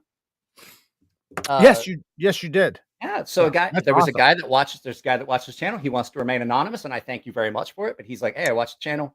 Do you think you'd be able to use this microphone? And he sent it to me, and I already threw the instructions that he sent me away because like it had his name on it, but like he didn't have the original packaging or instructions, but like the microphone itself was wrapped up and packed nicely, but everything else was dusty. The cords were all dusty. But the microphone itself and the soundboard were all packaged up nice and clean. But his instructions were like, they were basically is like, yeah, here's what I remember. So fucking good luck. And then I got to looking at it, and he goes, it's obvious that he's like, I had the original instructions, but they wouldn't help you much better because it was obvious they were written. And so was like the panel. Like I said, this says awkward. So it's like nothing is labeled the way it should be. Like the audio out that goes into the computer is labeled. There's like 3 of them, and only one of them works. And I'm like, obviously this was translated poorly. And he's like, so were the instructions. But hey, man, that's awesome, man. Good for you. I mean, shit. Zach good is microphone. here. What's up, Zach? Shout out to Zach stuff. I looked this microphone up. Yeah, I looked this up. Hey, Aiden, one of you guys throw his channel up, and I'll link it. I'll put it on the screen. This is only a $70 setup, the soundboard and the microphone. And I mean, here. And I mean, it's a legit nice. It's got an extendable post. Oh, really? And it's one of those ones that you use for ASMR because it's a condenser mic and it picks the voice up because I'm barely talking. Yeah, I have a couple different modes on mine. I only use the one, but with the arm, the mic, I think it was the arm was like an extra tool. I actually got a good arm, so my arm was probably like $40, but the mic was like 120, maybe a little bit more. It's a good mic though, maybe a little bit more than that, maybe like 140. I'm looking at it, and I don't think I could do what you do. So if you guys watch the shop tour tomorrow, somebody told me, it's like, oh, you need to get one of those L-shaped tables like Jared has, and I was like, I really can't do it because I can't sit down and sharpen. I cannot do sit down. Well, I don't sharpen here. Well, I know, but what I was saying, you have the videos that you film, and then you have the area where you do like it's an L, right? Yeah, this is all for the studio. All my sharpening stuff is not in the studio. So everything else, like everything happens in my studio. I have one room for it, and so like to be able to film an actual video, I have to take everything that's here, the platform that my computer's on, my lights. I have to move it all and put it away, and I have to do it like Legos. I know. Yeah, but I have a way of doing it. You'll see it tomorrow. It's pretty unique. Yeah, and I've come up with a way to do it because it is literally like Legos. So what I what I used to have to do is I used to have to move everything constantly, everything. So, but over time, you know, you grab a piece here, grab a piece there. So now out there, I have one light, just like these lights you see right here. I have one over by my sharpening stuff. So for when I'm doing shorts or doing any type of sharpening videos, and that's also where I have so far filmed for the Bang Gang lives. So I do have a light over there. But yeah, it's just slowly but surely getting piece by piece by piece. This desk, I got it because the other one was about to fall apart, but I still have that other one, and now I just use it out there next to my other shit. So it's like when I get one new piece, I still use my old pieces just for something else. You know, so I still have to answer Zach's question because I actually no, go ahead. I'm thinking. So I honestly have to say, and this is weird because it's a knife that I didn't think would get that sharp. There's two. I think it's a dead tie. My Norseman is ridiculously sharp, but this thing right here is terrifying. This thing right here is a terrifyingly sharp knife. And I think it has something to do with I laid the angle way back on it, and it's cobalt. It's the N690 cobalt, and it just takes a ridiculous, like if you touch it, like you can literally just touch it and watch it start to sink into your calluses, and you're like, that's not. And it's not like it's a super fine edge either. This is an aggressive, just scream through anything kind of knife. Yeah, I have to say that I honestly, I think this is actually sharper than my Norseman. And it's not sharper. It's just a different kind of sharp because you can't get any sharper. I know what you mean. Yeah. So mine's between my Slish Bowie and CTS XHP, the best CTS XHP I've ever felt in my life. On my Slish Bowie, between that, which is, we had to mute Jared because he mentioned a knife that you just shouldn't ever mention on the channel because I absolutely despise the Slish Bowie. The only reason that knife ever sold was because my friend Nick Shabazz gave it a good review. So Jared got put in a corner, just like as if he had told me that mint chocolate chip was his favorite ice cream flavor. So we'll bring him back and we'll see if he can keep himself out of the corner. Speaking of mint chocolate chip ice cream, but no, I like it. I love that. I hate that knife. I hate that. I think I fucking hate it. I'm not sure, but my K390. The steel on this, it's done so well. Now, I would love to get a crew wear one and see which one would be better because crew wear just takes, it's such a screaming, it just so fucking sharp. But this K390, man, it is scary sharp. Like it's like when you touch it, you're like, ooh, you know, like don't fuck with that. But I have some 14C though that is very similar. So that stuff is so easy to get. That's sharp. what I was going to say. Have you got anything in the N690 Cobalt yet? No, not the N690 Cobalt. I actually don't even know really much about it, to be honest. That's what it's like the N690 with an additional Cobalt, and it gives it a little bit. I mean, basically, if you look at ARPM9, it's kind of like it's like 9CR with Cobalt. So what does the Cobalt do though? Cobalt gives it some flexibility issue, and that's why that's why anything that has a little bit of cobalt in it strops so easily. It just kind of gives it some flexibility. And so Dave Mata asked, how do we get signed up for the giveaways? I do some giveaways on the channel, but I think there's a guy named Jim that ruined that for everybody because he's logged in on like 4 separate occasions, like not giving anything away. And I blocked him. I'm like, fuck off. I'm not giving away general giveaways anymore. There will be no more giveaways on this channel. Now, I do actually do giveaways for the paying members. I don't do them here. So you have to become a paying member. And you've got to be part of the Gilded server because I'm not even going to announce anything. If you're a paying member, you're not on my Gilded server. You need to get a hold of me and find out how you get on the Gilded server because I'm not going to do any more giveaways here. I will do the video and make it available to the members only, but I will do the announcement of who won. If you don't catch it, actually, I'm not even going to do that. I'm just going to announce who won. If the people that are paying members want to see the actual footage of the draw, I can do that. But I'm just not going to do the giveaways on this channel anymore. It just took a couple of people just logging in, giving anything away tonight. Fuck off. I'm not doing it anymore. Just not doing giveaways on here. I'm only doing for like so I do lots of giveaways Patreons? for I do lots of giveaways for the patrons. I'm going to do giveaways for the members, but for just the subscribers, I'm only going to do it on big mile markers because I am like do even that. now I am gonna do I have 2 knives here, right? One person that won was overseas. He told me just to give it away, and then another one nobody claimed it. So and it always fucking happens, and it's like.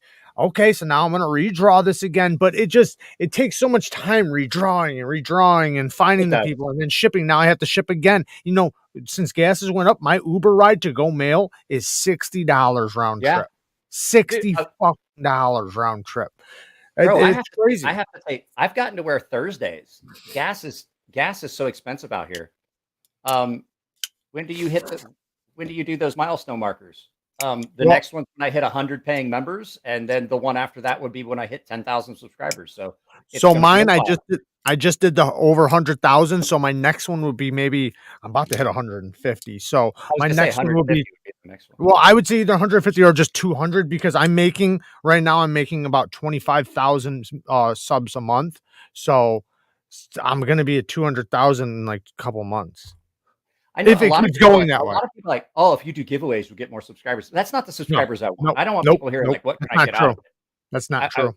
I would much rather reserve all. I have stuff here for giveaways. I got some high dollar stuff for giveaways, and the way I look at it, you know, I'm not going to do it here. There's been too many people that just log in, just looking. Anybody who knows anything about getting like channel going or anything, you do not get, because put it this way.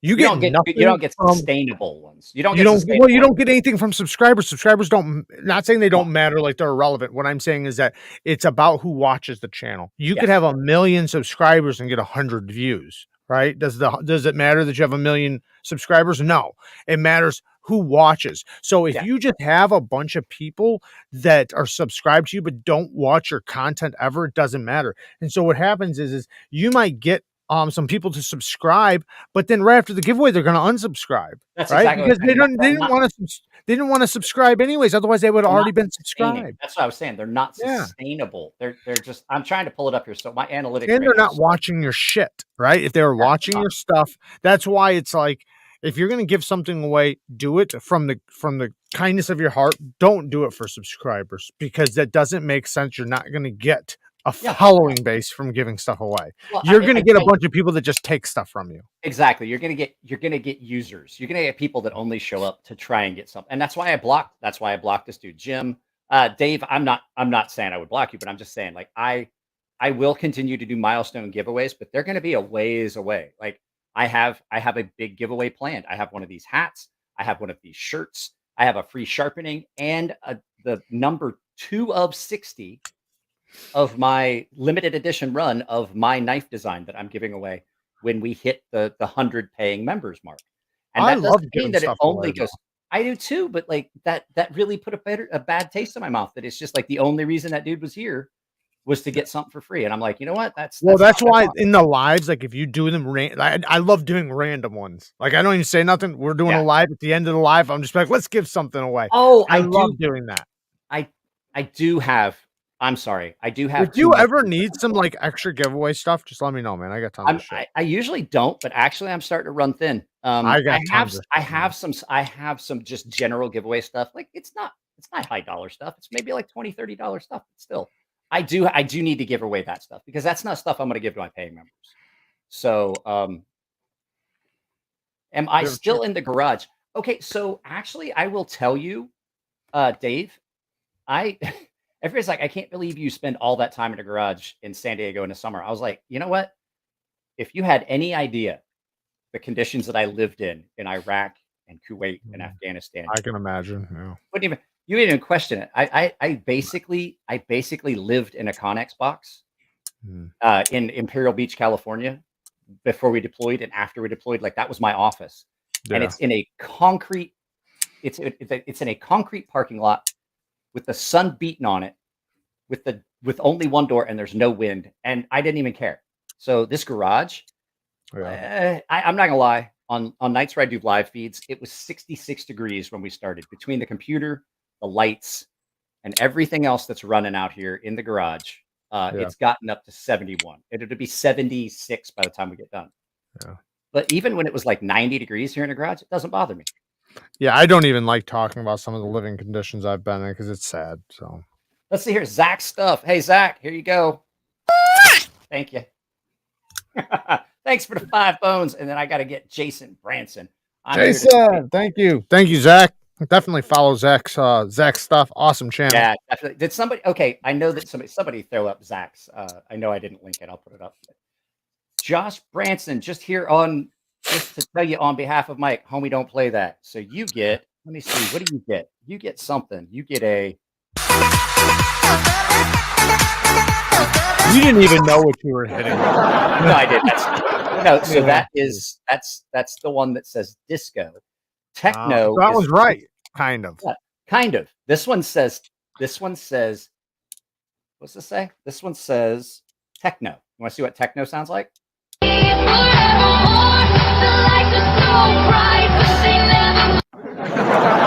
hurts my ears just the same, but not. Is it loud? I'm just curious. Is that loud?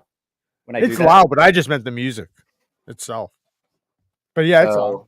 But I can turn it down. This is Zach's. This is Zach's stuff. I don't know. I don't know how to adjust the volume of the stuff that comes off the soundboard. Do you have one of these where like you have an adjuster? No, because the thing is, like I said, if you are you guys getting an echo too? Because I can definitely hear an echo right now. Are you hearing an echo? No. Okay, then we must be good. No, when you see the video tomorrow, how I set the shop up, I don't want to give it away but I definitely did a shop tour tomorrow, so you guys can see like where I keep all the sharpening stuff and like how everything's set up, and it's from different angles. That goes up tomorrow. I still have to go in and blur out like license plates and stuff. But yeah, hide your blow up pal. I have basically I have to use like a flat top stand like this, and this just works. This works about perfect right here.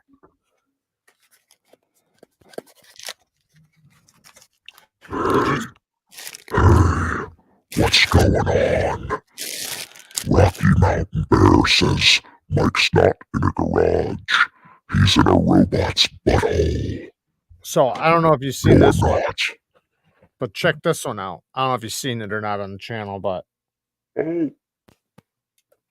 no, but I definitely now it sounds like I'm in a robot's butthole. God damn it. It's a button lock, brass knuckle knife with an edge and a flathead, but poker. That's fucking hideous. It is, and the brass knuckles. They're you can slap with them, bitch slap with them, but you can't with them. You can jab, and that's the way you're supposed to use brass knuckles, anyways. And really, everybody thinks you're supposed to just knock people out with them. That's not the case. You're supposed to jab with them. You're supposed to. Well, you're supposed to like cross your knuckles and just like the side of your hand. You're supposed to actually. Well, if you're gonna do effective. So if you've taken martial arts, one of the strikes they teach you in some martial arts is when somebody's coming in, like you're standing like this and you're knuckling up, just a loose riff snap with these knuckles set and just across the back of the hand will stop a fight. Somebody be like, "Oh, I'm fucking done. I'm done. I give up. That fucking sucks." Well, like when you're fighting with them, if you're gonna square up with somebody and you actually have a pair of brass knuckles, you don't want to try to get a knockout punch because you're most likely just gonna break your finger.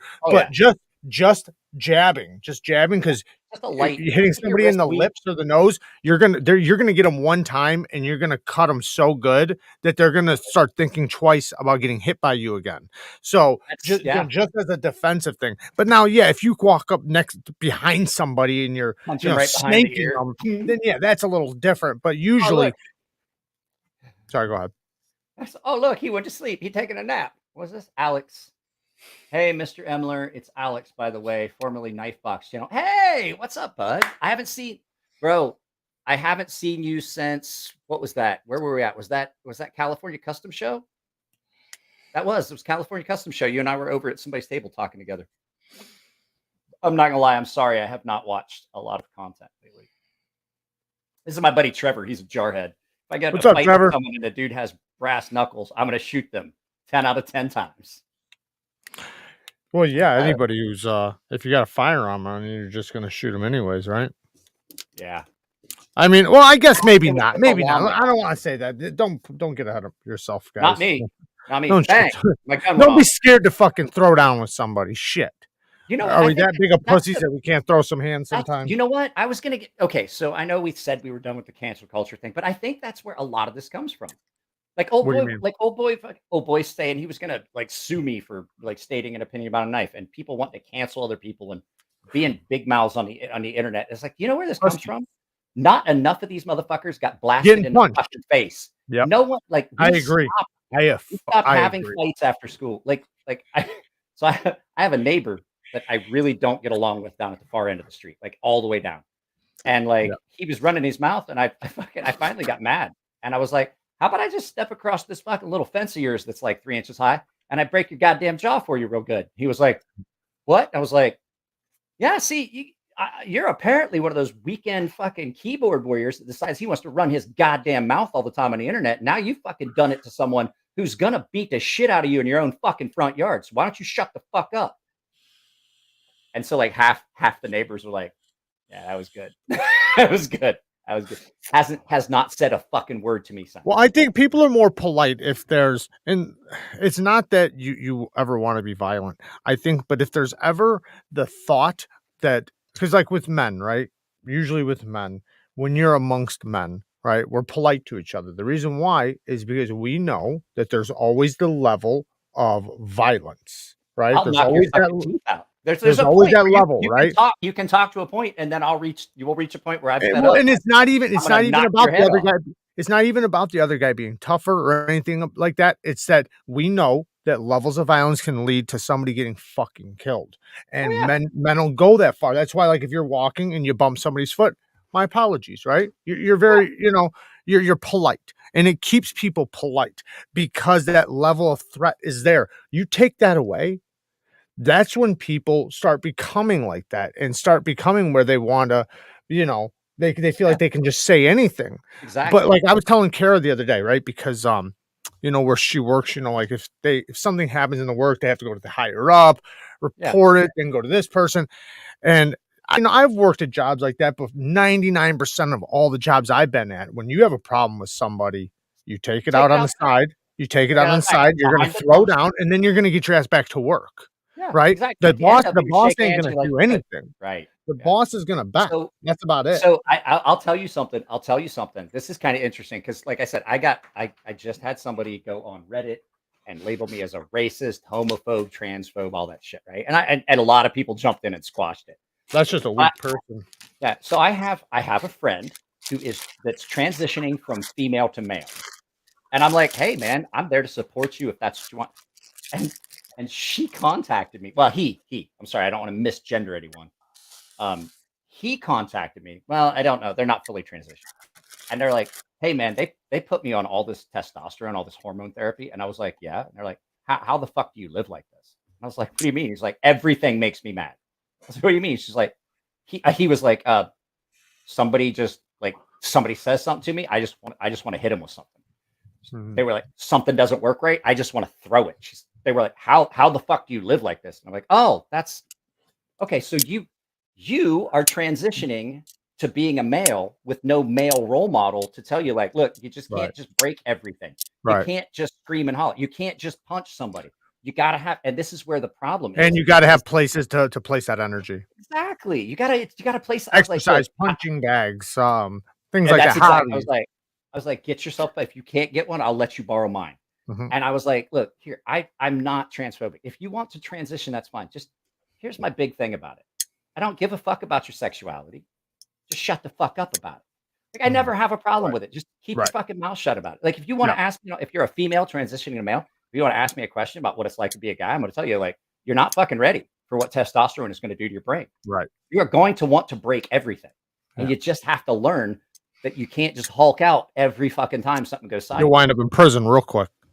And that's, I'm like, I don't give a shit what anybody does. Like I always say, I believe in freedom. That's what I believe in. I don't give a fuck what you do. Don't worry about me. I don't necessarily want to always hear about it.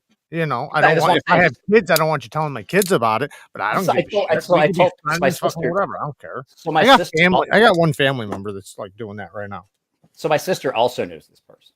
online, and she was like, and I was telling, she's like, "Oh, did you hear this? Did you talk to this person about this?" I was like, "Yeah." She's like, "Oh, what did you guys talk about?" And I was like, "They told me they were transitioning," and I said, "Cool." And then I went on about my day. Right. And she's like, "You didn't ask why?" And I was like, "No, because guys don't do Don't that." It's care. like when my wife, I walked in one day and I was drinking None a of my beer out of the business, garage, and I was really. like, hey, Wyatt's getting a divorce." She's like, "Why?" And I was like, "I don't know. He just told me he was Right. getting a divorce." She's like, "You didn't ask?" I was like, "Didn't care." You know why though? You know why? Do you really need to ask why? I do know why, because I met his wife and she's a piece of shit. That's what I mean. That's what I mean. Like, there's obviously some level of they're obviously not getting along, and there's something there. So it's like, what, or somebody's cheating or something like that. But it's like, do you But I really need to know? don't It's none of care. my business. Yeah, Yeah, none of my I fucking don't care. business. I didn't ask Me because neither. it didn't Yeah. matter to me, because the whole thing is like, is it going to change the fact he's still going to be over here once a month drinking Right. beer? No, Right. it's still Right. the same. Is he going to be a little less happy about it? I don't know. I've met his wife. He might be way happier. Might, yeah. That's what I was about to say. This might improve his life. He's a good looking dude. If there's any Well, then ladies it definitely will watching, improve his life. any ladies watching, I'll give you his information, because he worked with the SEAL teams for a few years. He probably, he's a just pretty good getting shape. back out there will probably change his life, because I It's going to think be better. men are really good. I think when we have good hobbies and we can do what we're passionate about and be amongst peers to spread joy. But like, if you hold like most men down, like from doing things that they love to do or passionate about, their happiness level is just going to rapidly decline. My wife has never once told me that I had to stop doing any of this. And at Neither this is point mine. now, There's only one thing my wife has ever done that with, but I respect it though, and it's like violent things. So yeah, I mean, like, well, that's the same thing my wife was, because right. don't forget, like, I used to bounce at a bar, Mhm. and I mean, I was in the military, and I did a lot of stuff, but violence was a culture with me, and Right. not in the same way I like a criminal culture, but I did MMA. I've taken martial arts my entire life, and I was bouncing at a bar, and people are like, Mike was bouncing at a bar. He's too nice a guy. I don't have to be a mean guy if I'm bouncing at a bar. I'm 6'3", 240 Well, pounds. plus your job is to protect the people in there and to look after them, not to go Right. bust skulls. It's to make sure that people aren't in there busting skulls and to get rid of them if they are. And so that was the only thing. She was like, that's been the only thing, is she wanted me to set a less violent example for our daughter, and I have. I agree though. And the whole thing is your daughter. Now that this channel actually makes some money, and I'm not saying I make a lot of money, I make enough that with my retirement and what my wife makes, we're pretty much breaking even the last 2 months, that means that's great. That means we're not spending out of our savings, which means it's going to get better, because You're you've right. helped me That with a means lot you're of on the stuff. And way up. guys, I'm not gonna lie to you. The biggest boon to this channel has been because of Jared. I have doubled, like, okay, today I looked at my 48 hours. I had almost 8,000 views over the last 48 hours. I had a short that went up, and trying to figure out how to hit the algorithm right way. I had a short that went up. They got 500 views in the first 15 minutes. Nice. That's So awesome. they're starting to step up, and it's just those things. Now I'm at like 70, like almost 75, 50. Yesterday I was at 7420. That means that Yeah. I've gotten almost 120 subscribers in the last 24 hours. My things are starting to go back up a little bit now, because remember I told you mine was on like a rapid decline, like massively, but mine's starting to steadily go back up. I'm like, and I'm not going to say the numbers because I'm not trying to brag or nothing, but they're starting to get a little bit better. I can see your numbers. All I have to do is go to Social Blade. I can look at everything that happens on your channel. Well, I mean, like the past 72 48 hours hours, back. the past 28 days, things like that.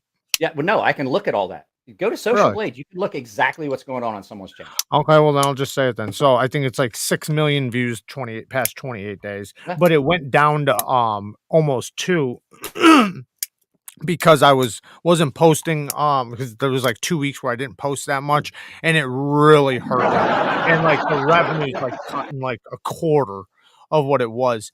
But that's the way it goes though, And like I said, it's always, as long as it's going up. I'm making fast progress from vasectomy, Todd. Hey, good for you. Fucking Maurice, man. Hilarious. Well, I'll tell you what. So it took me almost 7 years to hit 1 million views on the channel. And it has taken me 3 months to hit 500,000 more. Because you remember when I did the million subscriber or the million views giveaway? That's been about Yes, I do. I do. been about 6-8 months ago. Nice. Actually, no, it's been almost a year ago. So it's been almost a year ago because we were still at the old house. And now I am at 1 million. I'm at like just about 1,600,000 views, which means that it took me 6 years to get 1 million views. Right. It's taken me almost a year to get 500,000 views. So I'm like, that's a huge thing. That's great, man. Good for you. I mean, that's just awesome. means like, yeah. Well, I got news for you. The majority of that has been in the last 2 months. But that's awesome, though. That means you're steadily inclining. I'm thinking about asking Nick Shabazz, and I don't know if he'll do it or not, but I thought about asking him because I'm about to pass him. I thought about asking him, hey, man, you want to come on my live for the celebration of passing you? Like as a joke, right? But just because I want him to come on a live with me, though. Okay, It's obviously a joke. Let me talk to him first because I had him on a live because he's really. And here's the thing: like if you haven't, I'd love to have him on. If you haven't ever really talked to Nick, Nick is an incredible person. Yeah, he's not only is he really intelligent when it comes to knives. Like this is no joke. I know a lot about knives. I'm a knife maker. I know a lot about knives. I'm a knife sharpener. I've had a knife channel longer than Nick has.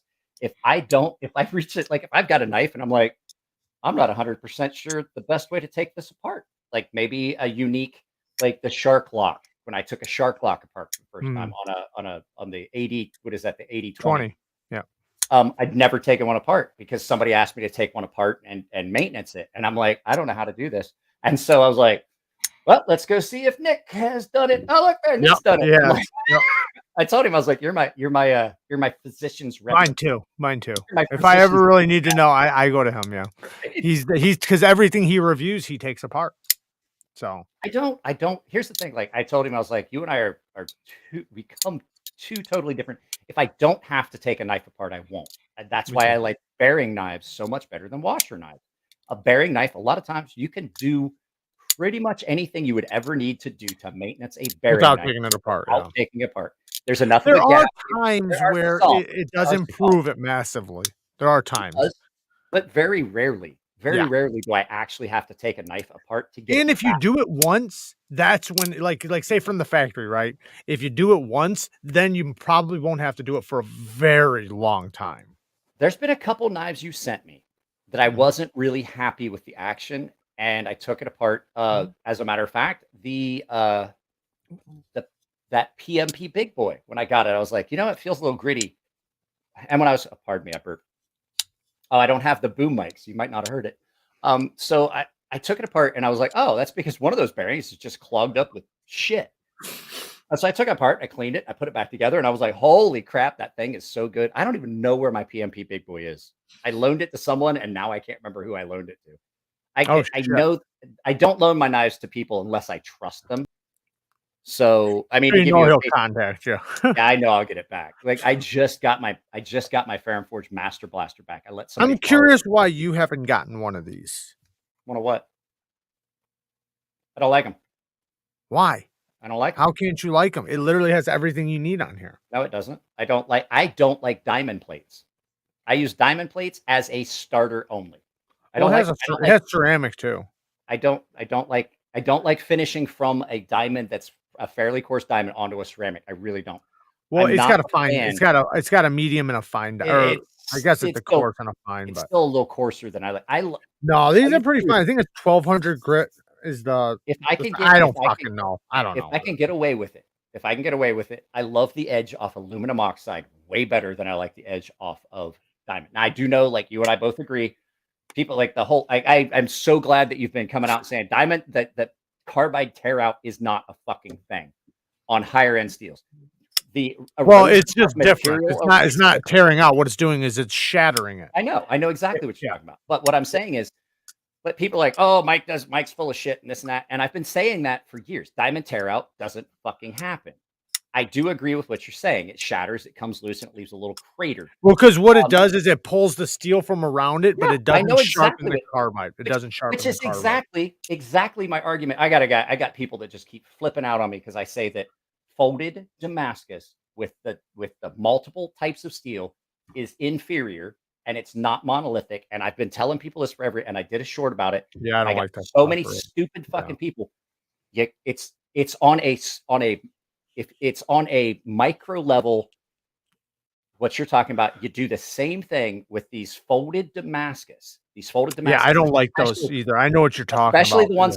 the ones that use the high nickel because it doesn't harden. It's not austenizable. It There's doesn't harden. there's soft parts in it.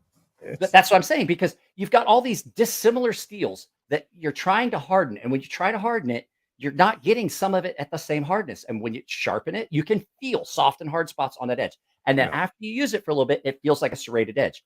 Yep. A monolithic powdered steel In those parts, though, in those specific parts. Oh, it's stupid sharp. Yeah, like you'll have certain parts that are really good, and then you'll click, click, click, click. Yeah. Yeah. And so, but the powdered Damascus is great, though. But it's like different. that stuff. It's different. Do you know why? It's different. It's one solid piece of steel. Right. So people argue with me. They're like, well, if there's lines, there's layers. I'm like, no, there's not. Right. It's done completely differently. Those layers are set before it ever gets forged, rolled. Right. Yep. So it's a powder. It gets hot rolled. It all just, you're like, well, if they're dissimilar enough steels, then you're not. It's not though. It's so similar. It is so. It is like 1 point different, just enough to allow. Just enough to etch differently. Just etch differently. The cloud, it allows that little bit of clouding. Now, if you can't, I will say, I've seen people over etch Damascus steel, and you can get it to the point where it's like you can feel it. Yeah. Where it's etched out. But when you sharpen it the first time, you're gonna have spots where you can feel like the edge peels off. But after you get past that initial etch area, no problem. It is one solid piece of steel. It's not folded. It's not dissimilar steels. And I don't care. Everybody's like, well, modern steel, you're not going to have delamination. I don't care how good a smith you are. If you don't get all of that scale off and get the proper amount of fucking flux in between, you're going to have, and they're like, well, these modern smiths, I was like, they don't know when they make that knife and grind it, that they may have some place where it's going to delaminate at the edge, because to them, I'm done. It looks good because they're doing an edge at like 120 grit ish on a belt, and they don't see that there's, they don't feel layers. it, see it, nothing. Yeah, they don't feel it, see it, nothing. And I hate to admit it, modern custom knife makers have gotten, because they know that the budget knife companies are eating their lunch, and they still allow themselves to get into this thing. I will tell you right now, never, God, fuck it. Jim Skelton is the only exception to this rule. Jim Skelton and what's his name? Makes the sway back. I can't think of his name right now. We were just talking about him the other day. At any rate, there's a couple exceptions. If you get their customs at a show, it's always going to be money because they make the same knives. They don't try to rush if they don't have to. Aaron Fredericks is another one too. But the majority of times, I will say, never buy a custom knife at a show. People are like, why? I was like, because custom knife makers are inherently fucking lazy. Like, well, how do you know? I was like, because I was a custom fucking knife maker. Okay. So what happens is they make some knives and they fuck around because they made a bunch of money at the last show, and they kind of like fuck off and do shit like this. And then they realize, oh shit, I'm like 6 weeks. I'm 6 weeks out from the show, and I got to have like fucking 60 knives ready. That means I got to make 10 knives a week. And they jump through their own ass. And I'm not gonna lie, I have seen so many people come up and like, hey man, I had a guy come up to me at a show with a $2,000 custom knife. And he was like, hey man, I want to give this to you because I want you to sharpen it. I was like, I mean, I would go with the factory. I would go with the maker's edge until it's dull and then send it to me. He goes, no, it's not that. It doesn't have an edge. I was like, what? And he goes, I don't think he knows it. Like I opened it, like I bought it and then I got it and I realized that he never sharpened it. I was like, no, give me that knife. And I'm not going to call the maker out because I made a scene at the show. And I walked over and I was like, give me the knife. He goes, no, don't do that. I was like, you stay right the fuck where you're at. This is bullshit. And I walked over and I said, what the fuck is this? You're going to come to a show and sell a guy a $2,000 knife. You're not even going to fucking sharpen it. And he's going to come to me because he's embarrassed to say you didn't sharpen the knife. He's not going to say anything to you. He's going to come to me to sharpen it. Fuck this. Here's his address. I was like, give me your address. And the guy's like, all sheepish. I was like, no, he owes you this. If anything, he owes you this and something off of the fucking knife because he's a fucking idiot. Right. And the guy was like, I was like, don't make me make a video about this. And he goes, yeah, I'll take the knife back. And here's $500. Like he gave the guy $500 back. And he goes, yeah, I'll take it back. Nice. Like, that's awesome. Come to a fucking show and not have a fucking knife ready to sell. Like it's not done. Like that Yeah. knife is not fucking done. That's as Right. bad as not putting a fucking stop pin in it. Like, what Right. the fuck's wrong with you? Right. It's a knife. It's supposed to cut, right? You're fucking The better most than important part. Yeah, no, that's outrageous. And I'll be honest, I've had many, many, many, many, many But custom guess what? knives come in So that are that substandard. are not even as good as a budget knife. But here's the thing: But they refuse to learn from these things. What happens right. is, But I've had also a million amazing custom. don't get me wrong. knives. Yes, Right. I'm not gonna lie, and I'm friends Yeah. with a lot of custom makers. A Yeah. lot of custom makers that do it right.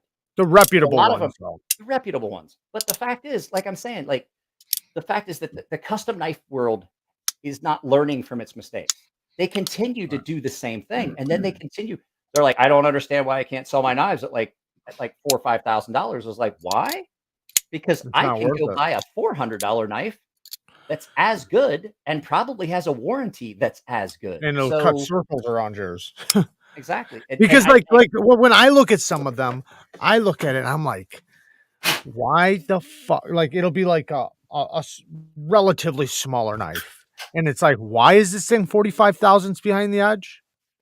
Like, what the fuck is this thing? Is this a pry bar or is this a knife?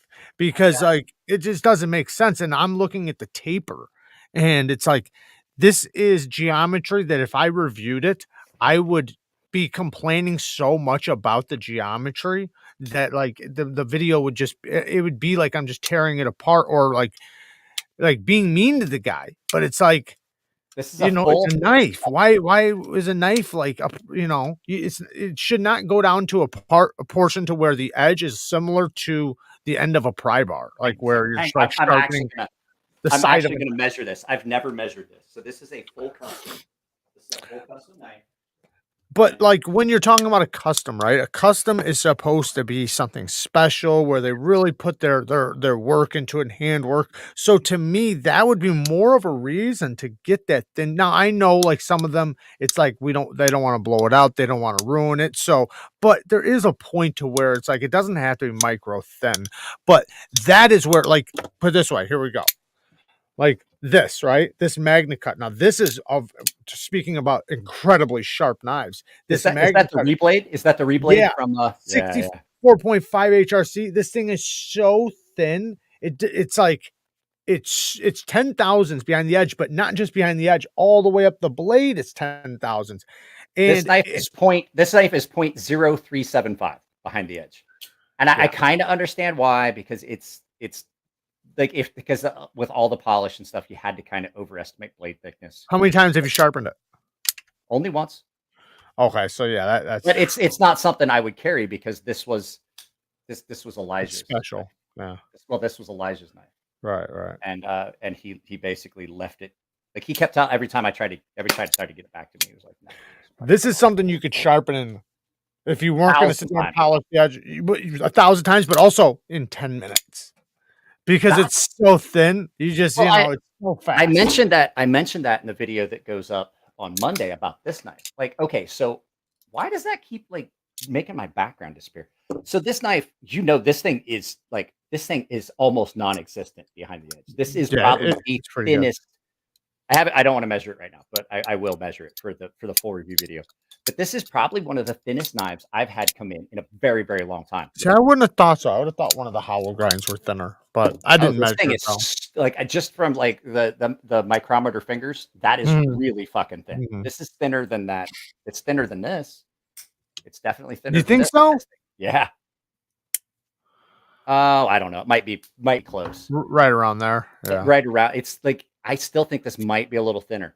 But what I was getting ready to say is like the flip side that you get with a super thin behind the edge profile is it won't stay sharp as long. But even if it gets dull, it still cuts because the blade geometry, I did short about it. The blade geometry does the majority of the work. Well, I think there's a balance. I think there is too thin, right? But there's that happy balance. 15 to 25 thousandths, I think, is a great zone. If you can get 15 to 25 thousandths, because 15 thousandths is perfect to me. I think maximum edge retention.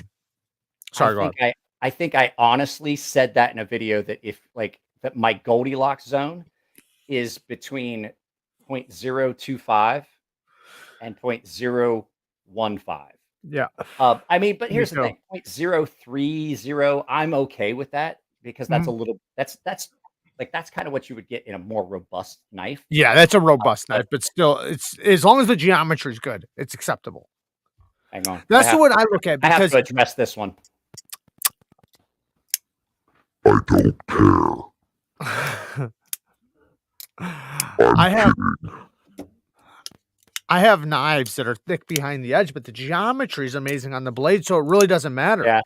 You know what I mean? Like you said, you can address some of that by laying the edge back. But on something like sure. this, what I was saying was this might not stay as sharp as long because it's pretty thin. It's still going to cut. And the fact, though, is I cut down, I'm not going to lie, I cut down a ton. Sorry, I cut down a ton of cardboard with this today and yesterday when I filmed the first day in pockets because it's just fun to cut with because it's got that weird thing that some of these knives have where it's in here. And on this knife, I dig it. The pocket clip on this is just great. It's like, stop being dumb with your pocket clips. Just do a good pocket clip. And what I was going to say is that this thing just screams through cardboard. And I was like, oh, I said in the video, in the first day in pockets, I was like, oh, I'm gonna have to sharpen this. And I came in, I just touched it. It was a factory edge too, so yeah. Well, I just touched it on a ceramic rod after I tore through a bunch more cardboard. I filmed like 5 minutes of me cutting cardboard, but this just touched it like 2 passes on that ceramic rod, and I was like, "Holy shit, that's scary." So, like, I mean, that's the benefit of a thin behind the edge. You can. Well, I think like right if the geometry is well done, like if it's thin, I'm curious. If it's thin behind the edge and the geometry is great, see, I think the edge retention is a lot longer. If it's thick behind the edge and the geometry is great, the edge retention is great. It's Bro, this when is thinner. This is 0.017, and this was 0.025. I think 2.1. Yeah, it was in that range. And I mean, you know, it's really hard to measure the actual behind the edge because you got to get real close up on it. Yeah. But like even like this, right? This has 15 thousandths behind the edge, but it's a nice deep hollow grind. But the blade stock is that the kite fin? No, this is the backlash.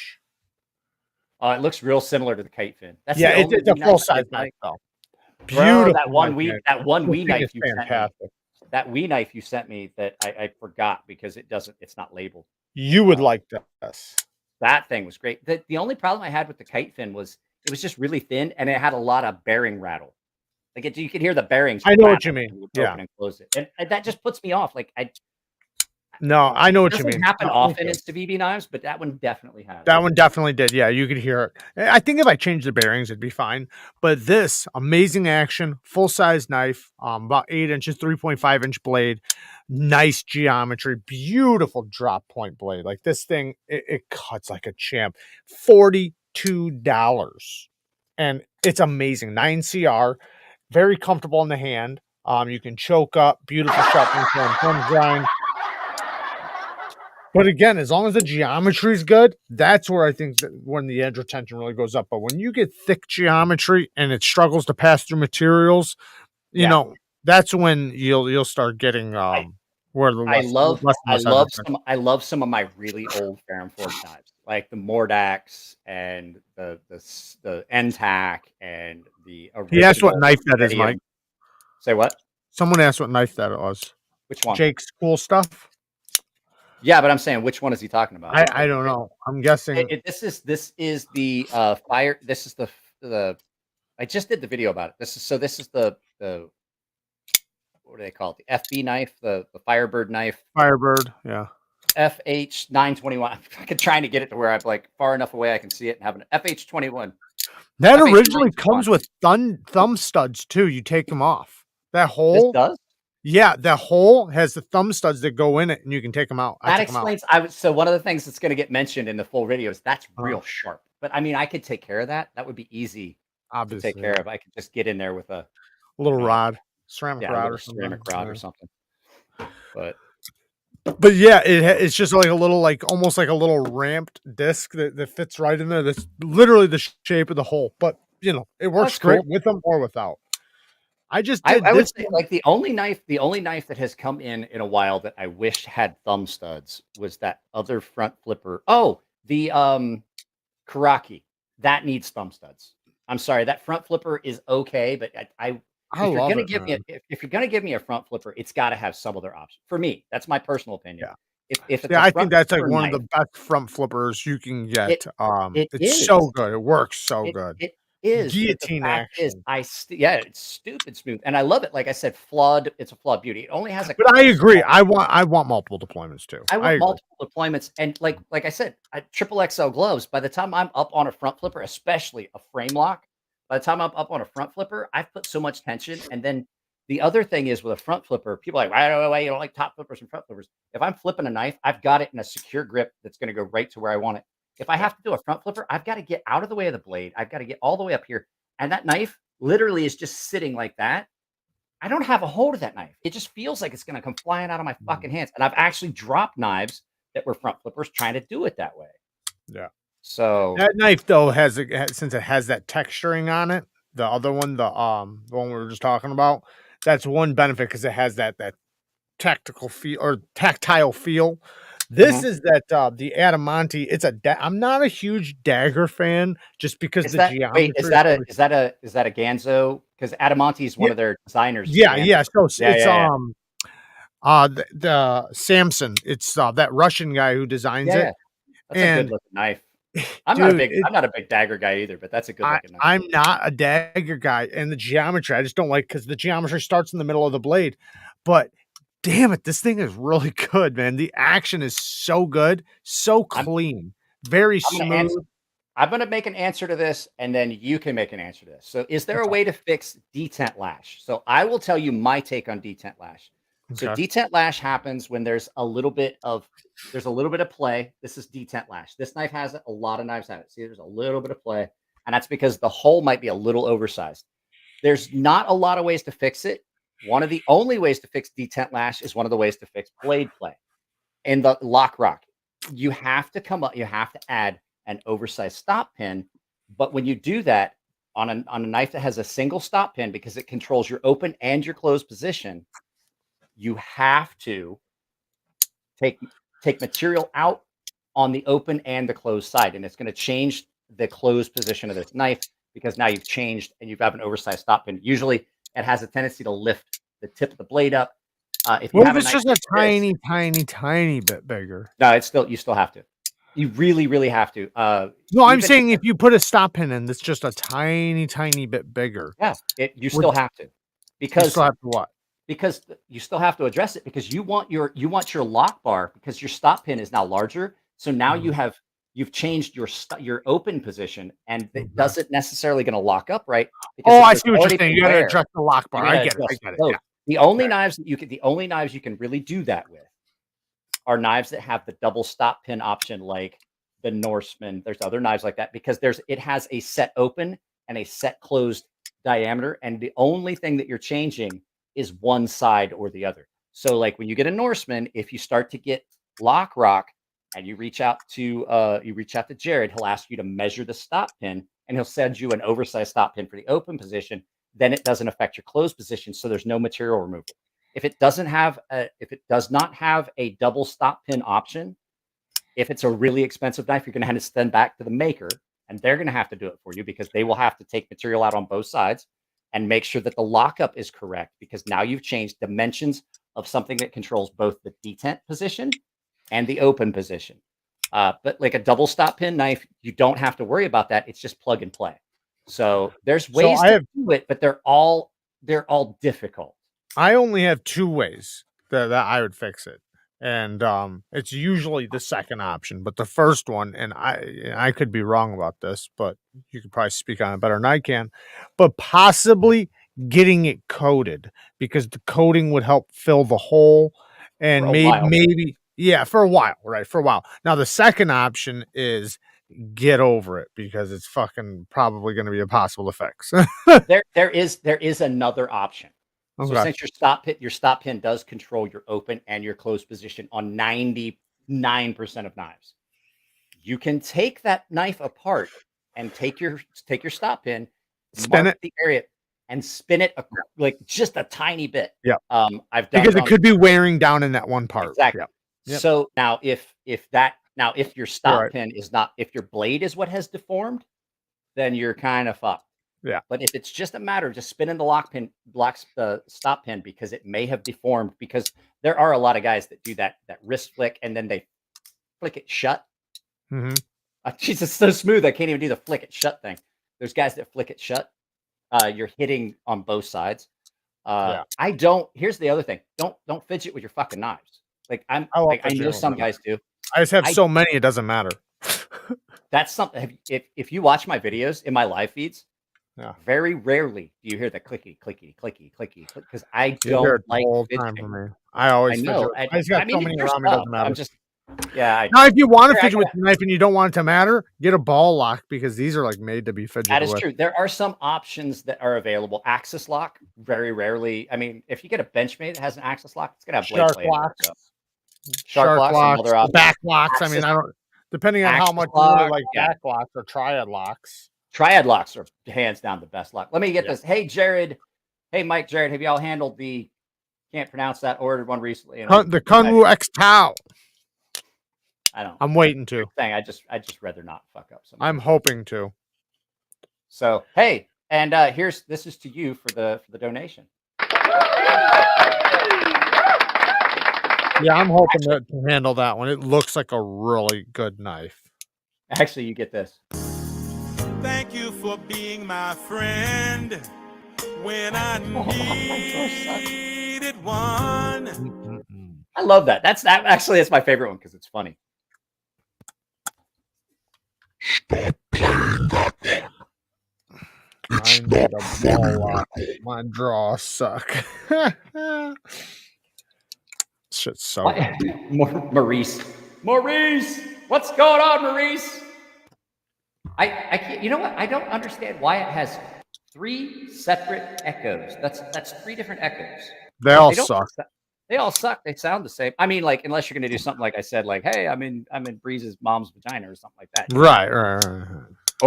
Or the hallway. Actually, it would. So it's funny when you do it like this. Like, let me change my background. It's actually cool. Now I'm just playing. But when you've got a background like this that kind of looks like you're in a big one. Yeah. So when you start, you're like, so hey guys, I don't know if you noticed, I'm in a great. Yeah, no, that's actually kind of cool. Yeah. Actually, I think this one's better because it's got more of the actual. Sounds like you're in a big room. So got a new studio. I haven't furnished it yet, as you guys can see. You still hear the echoes on the wall. Yeah, it sounds like it's because my studio is actually a giant robot's rectum. Jake, I'd love that, man. That'd be awesome. Yeah, thank you, man. I'd love that. Oh. When you turn it off, there's a huge echo from my side.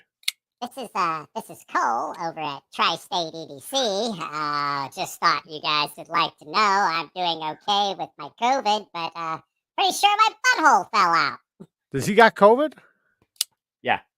Pussy. Yeah, his Thank you, Jake. I appreciate it, man. That was a bell ring to you. Kick up that auto. I don't like the auto tune. I think it sounds like shit.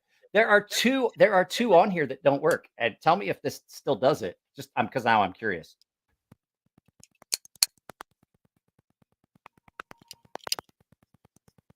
It's like crackling. Was that just clicking? Yeah. What's that clicking noise? So I think I'm gonna do, because you guys know I have a Rumble channel. So if you guys ever want to I haven't. I need to actually post on my Rumble. I got one, but I've never posted or done anything. Not even a little bit. So when we get a chance, remind me. I'm going to I'll tell you how to do it. You can actually set it up. Everything that I do on YouTube, like even the links, everything. Yeah, everything. So tags, I'm not positive. Links, everything. I'm not sure. It all the way over. I'm not sure, but I know I seen a thing on it. Like, so for like your Amazon affiliates, when you do the filling out thing, you're supposed to like tell them where you're going to be using the affiliates at. I've got it set for Rumble, full 30. Right. I'm saying I would have to go back into mine and change it to that so that I could use them No, for but both. your links, but your thing is your link is your link. But the fact is, like, so my Rumble, because it's still the same link, it doesn't change it. So I'm everything not that saying I have it does. in my- I'm saying that if you use it in places that you didn't say you were gonna too much, they wind up it won't work, and they can strike you down for it and take it away from you. I got you, but no, I set it up that way, so Yeah. that absolutely is on my Rumble. Yeah, But I there is definitely there's an auto population option, and you basically link your channel, and everything you do on YouTube shows up on Rumble. Like an Yeah. hour after we finish this live feed, I'll get a notification that my video went up on Rumble. Yeah, you gotta show me how to do that. I gotta definitely do that. That'd be awesome. It's really easy. It's auto syndication, is what it is. I don't know what that means. Auto But sync and syndication. but I am thinking about starting, or I'm going to, not even thinking, I'm going to start a second channel. I think I'm not going to say anything for a while, and get some videos up, and then maybe announce it and say something so that whoever goes and checks it out, it's not just like one video. Yeah. But Well, and that's why I didn't say anything about Rumble until I had done the auto population, and like I couldn't get all of the videos, but there's like 800 of my 1600 videos that made it over because mine would be a completely different. I'm talking about like not even nothing Yeah. knife related, just No, something. but completely what I different. was going to say is I'm going to start doing Rumble specific videos. So there is a lot of stuff that I talk about on Twitch.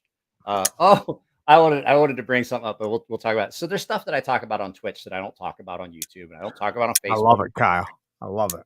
And so I basically I'm going to do some videos. So if you ever want to know how I feel politically, you're going to start seeing some of that on my Rumble channel where it's not vilified. Yeah, Maurice, that's why you need to do it on Rumble. And maybe you have to be censored on here for sure. Oh, that's like I don't. People are like, oh, hey, like they come in and they're talking about, oh, what about this? And I'm like, that's not what we talk about. And I like to keep the whole thing like in case there's 56 people here, and I know there's people that don't typically watch my channel because Jared's here. But the fact is, like, when it comes down to it, I see so much of that political shit when I'm just editing and sharpening and doing weird shit. It just shows up in my YouTube feed. Me too. When I do these live feeds, that's not what I want to fucking talk about. I've heard about you're it all goddamn day. Yeah, I don't mind like every once in a while going in because I think there's times where we do need to talk about. I think sometimes, and I'm not trying to get into it. I'm not trying to dig the hole right now, but I think sometimes we're in this position. We wind up in these positions we're in because we don't fucking talk about it. We stop talking about it, and it winds up being. But that's why I said I do talk. I talk about it on Twitter. Like if I got as long as you don't monetize, you can say whatever you want. That is not fucking true. That is that's not true. No, YouTube will automatically monetize you these days. They've started it not even last January, the January before that. So if you have not even good content, like if you post constantly and your channel gets so big, YouTube will automatically monetize it, whether you do or not. The only difference is you don't get a penny, and they take every single dime of it. Now you can monetize some of it. Yeah, if you have less than 1,000 subscribers, oh well, you're not monetized. But you still get ads run on your shit. They can do that. Yeah. So they'll force you to do it. I've noticed that if you guys have noticed, are there non-skippable ads on my channel? Yes, there are. Guess what? I'm not the one that's putting them there because when I select monetization, I always have non-skippable ads clicked. But going forward, since I noticed that someone told me, it was like, what's up with the non-skippable ads? I was like, I don't run non-skippable ads on my channel. By God, from now on, I'm going to click that because that means that they're ads that are running on my channel that I'm not getting paid for. They're forcing them, and I'm not getting paid for those. So I am going to click that box. So I apologize. The non-skippable ads that are there are not mine, but I'm going to start adding that so that I fucking make sure that they're not getting money that should come to me. Well, that's why when I heard somebody 30% of my revenue anyway. Right.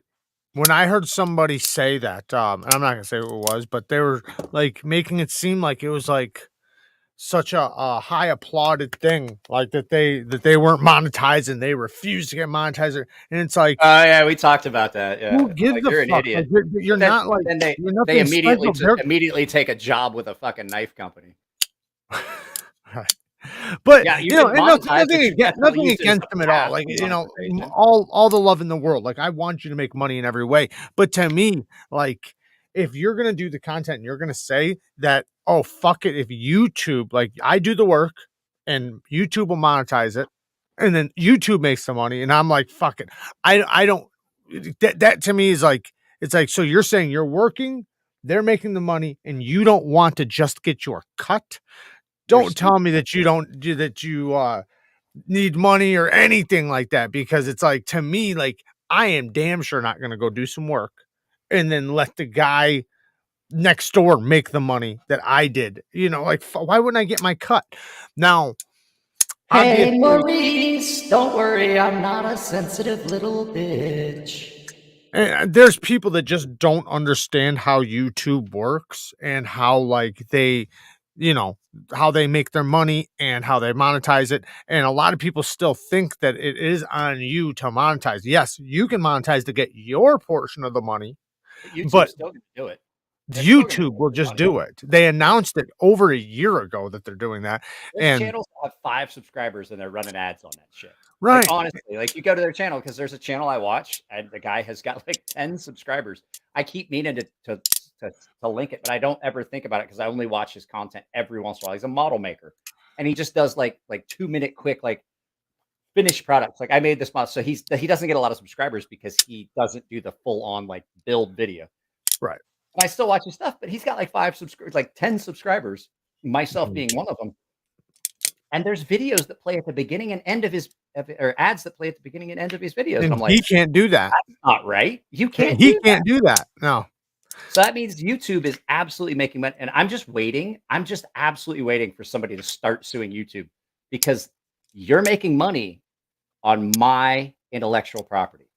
Well, no, because the reason why they announced it, so it's their platform. So in order for you to make money off of them, for anybody who doesn't know, you have to have 2 things: 4,000 hours of watch time and 1,000 subscribers. If you're missing one of those, then you can't get monetized. So if you have 1,000 subscribers but you don't have 4,000 hours of watch time, you can't get monetized. So they can monetize. I'm just going to come out and say anyone that mentions my name or says anything, including the word sea snake in a video, that they owe me money, because like I said it, I announced it, so therefore it's legal and binding. Bullshit. I didn't sign any of these contracts. I didn't sign anything with YouTube. Well, you did when you signed up to become a YouTube affiliate, because they can change. I signed an initial contract. They have not reached out to me, and I mean, like they did when they sent it to you. That's I tried to start a class action lawsuit against Sony one time because I had bought a bunch of movies for the PS3, and they were movies that I owned. I paid full retail price for these digital download videos, and that were 3D videos. And they said, like, well, now we don't support that. And I was like, but I bought these movies. They're still in my library. Why can't I download them to my video? Like, well, we stopped support on that. I was like, I own those. Like, I own that movie. Like, if I had owned, you're telling me now that, like, if I owned the physical copy, and then my buddy works for Sony, he goes, can you buy a 3D TV right now? And I was like, yeah, you know, you can't right now, can you? He's like, just because you own a 3D DVD doesn't mean you can watch it. I was like, yeah, but I got 3 3D TVs in the house. So, yeah, I mean, it just pisses me off. It does, yeah. I just don't think there's, to me, like, there's no, I don't understand, I guess. Maybe it's just, and maybe it's me, right? Like, it could totally be me, but I just don't understand the honor and like not monetizing. Like, to me, there's no honor. Like not saying there's something wrong with you not doing it. I'm saying either way, to me, it doesn't make a difference. That's like me saying this. Put it this way. That's like you going out and mowing people's lawns, right? If you go out and mow somebody's lawn for free, good for you. But if you charge the person, okay. Like, to me, it's like there's no difference. So now if you went out all day, every day, and went and mowed people's lawns and you weren't making a penny, I would think you were dumb, right? But there's nothing wrong with it. I had somebody screaming and hollering, and like, oh, well, he only does these videos for the money. And I'm like, I don't know if you know this. This is like my whole job right now. So yeah, you're fucking right. So, but regardless, so who cares? Like, why? That's what I'm saying. Like, it doesn't fucking matter, because just because you do make money off doesn't mean you're not passionate about it. Doesn't mean you don't love it. It actually encourages you to be better with it, because now you're actually encouraged to do better so that you are better, so that you're more successful. Now, if you're just coming on here to shoot the shit as a hobby thing, I understand that to an extent, to a little bit of an extent, because I understand there is a group setting and a community, and that's cool. But for the most part, YouTube is a business. So it doesn't really make sense to me for you can do that on Instagram, Facebook. Well, so to me, I don't understand why somebody would make a YouTube channel and actually do it if they have no intention on attempting to make any money on it at all, because there's so many other ways you can just record yourself. You can literally have like logs of stuff in your phone and play it back and watch it yourself. Why, unless if you're doing it, like say there's so many ways to do it. Like I said, Instagram, you could do Instagram videos, lives, and stuff like that if you just want to do it for entertainment. But YouTube's an actual business. So to me, it doesn't make sense why you'd want to start a YouTube channel. And you know what? I honestly, I have to make an apology. So I may as well do it now. Oh, Sam, before I did, Sam, my daughter's doctor appointment went fine. We had an issue. My daughter was like every time she would eat, she wasn't sick. She didn't feel like she was throwing up, but food would come back. It wasn't throwing up. She just had food just come up, and she's like spitting. I was like, "What the fuck's that?" She goes, "Just every time I move, food comes up." And I was like, "Wow, that's weird." So like it got to a point, like it in the last couple of days, had gotten to a point over the last week, I should say. And so we get her to see the doctor. She filled like a Walmart bag up. Wow. And I'm like, "You're not like throwing up?" She's like, "No, just like I get a little bit of something that comes up, and it just like it's almost like a burp, but like it's just a mouthful of food." What'd the doctor say? She's got she has reflux. She has GERD. Oh. And so they put her on. My mom has that. So they put her on some medicine, and it came out okay. But now I forget what I had something I was going to say. I wanted to address that, but there's something else. But if you're going to put work, like I put a lot of work into these videos, and I make very little on the backside. I know you make a lot more than I do, but like I'm not going to lie, I put a lot though into it too. So we both do. I mean, I know you and I talk about it all the time. On Wednesday, I did an 8-hour live feed. I ended at 3:00 in the morning. I got up at 6:30 and I started filming until I took my daughter in on 2.5 hours sleep. Basically, I got everything done, and I took my daughter to the doctor's appointment, and I came back and started filming and did all and worked until midnight, filming, editing, sharpening, doing all kinds of shit. So in 2 days, I got 2.5 hours sleep in 48 hours. Yeah. And I'm going to tell you, if I were to look at how much I made per hour, I probably made about $2 an hour or something. Yeah, $1 an hour. Yeah. Yeah. No, I get up. I do this myself. I don't have a boss. I can set my own schedule. I can do what I want. I take my daughter skating on Thursdays now. I think I told you guys this. Since gas is so expensive, it's a 60-mile round trip for me to take my daughter to the ice rink. So what I would do previously is I'd drive my daughter up, drop her off, and my wife would pick her up after work. And I was like, well, that's stupid. My wife has to drive 60 miles to the ice rink to pick her up. I drove 60 miles there, but it's the return trip. That's an extra 120 miles every Thursday. So now what I do is I get up really early on Thursdays. I film, and then I film a video, and then I save it on my phone and everything. And I port it to the hard drive, and I put my computer in a bag. I grab my battery bank, and I run up there, and I sit up there for like 2 hours while she ice skates. I edit the video. When I come home, I put it up on the internet. I told you that reminded me of when I had a phone that only was on Wi-Fi. I used to have to walk to the McDonald's just to get a signal, just to use my phone. And then I'm talking about, fuck, man, it sucked, man. It sucked so bad. Okay, so pouring rain, fucking whatever. You guys didn't even hear this. So like when my internet was down and I couldn't do the live feeds, because we had to like last week when right after Elijah Isham had passed, and I just didn't feel it like doing live feeds because I knew that there was going to be a bunch of questions and people were going to try to send me like, oh, did you see the dash cam and the fucking body cam video? I don't want to see that shit. I don't fucking care. That's my friend. I don't give a fuck how it happened. But then I had the internet issue, and I was telling Jared, I don't think I told you guys, I was literally filming a video, and I would go up the hill, and I do the edit and everything here. I would drive a mile up the road to where I could get signal on my phone, and I would turn my phone into a Wi-Fi hotspot using cellular, and I would upload the video, and I would drive back. And I think what did I tell? It was like 10 o'clock at night when I was talking to you about that. Like, I'm like, yeah, I'm going up the hill if I could go upload a video. You guys didn't lose any content except live feeds because I can't do a live feed because I have no cell service here. Like if I don't have Wi-Fi, I can't make phone calls. Right. So yeah, I'm very grateful for everybody in the community because I'm very blessed to be able to do this. So I am truly very, very thankful because like last week, I spent over $500 just in shipping. And if it wasn't for all the support that I get from everybody in the community, that would be would be horrendous. But I'm able to do that because of the community with all the support. So I greatly thank everybody and all the support. Everybody gives me so much love and I am so grateful. I'm going to address this one more time. Everybody that tells me I need to move out of fucking San Diego. I should.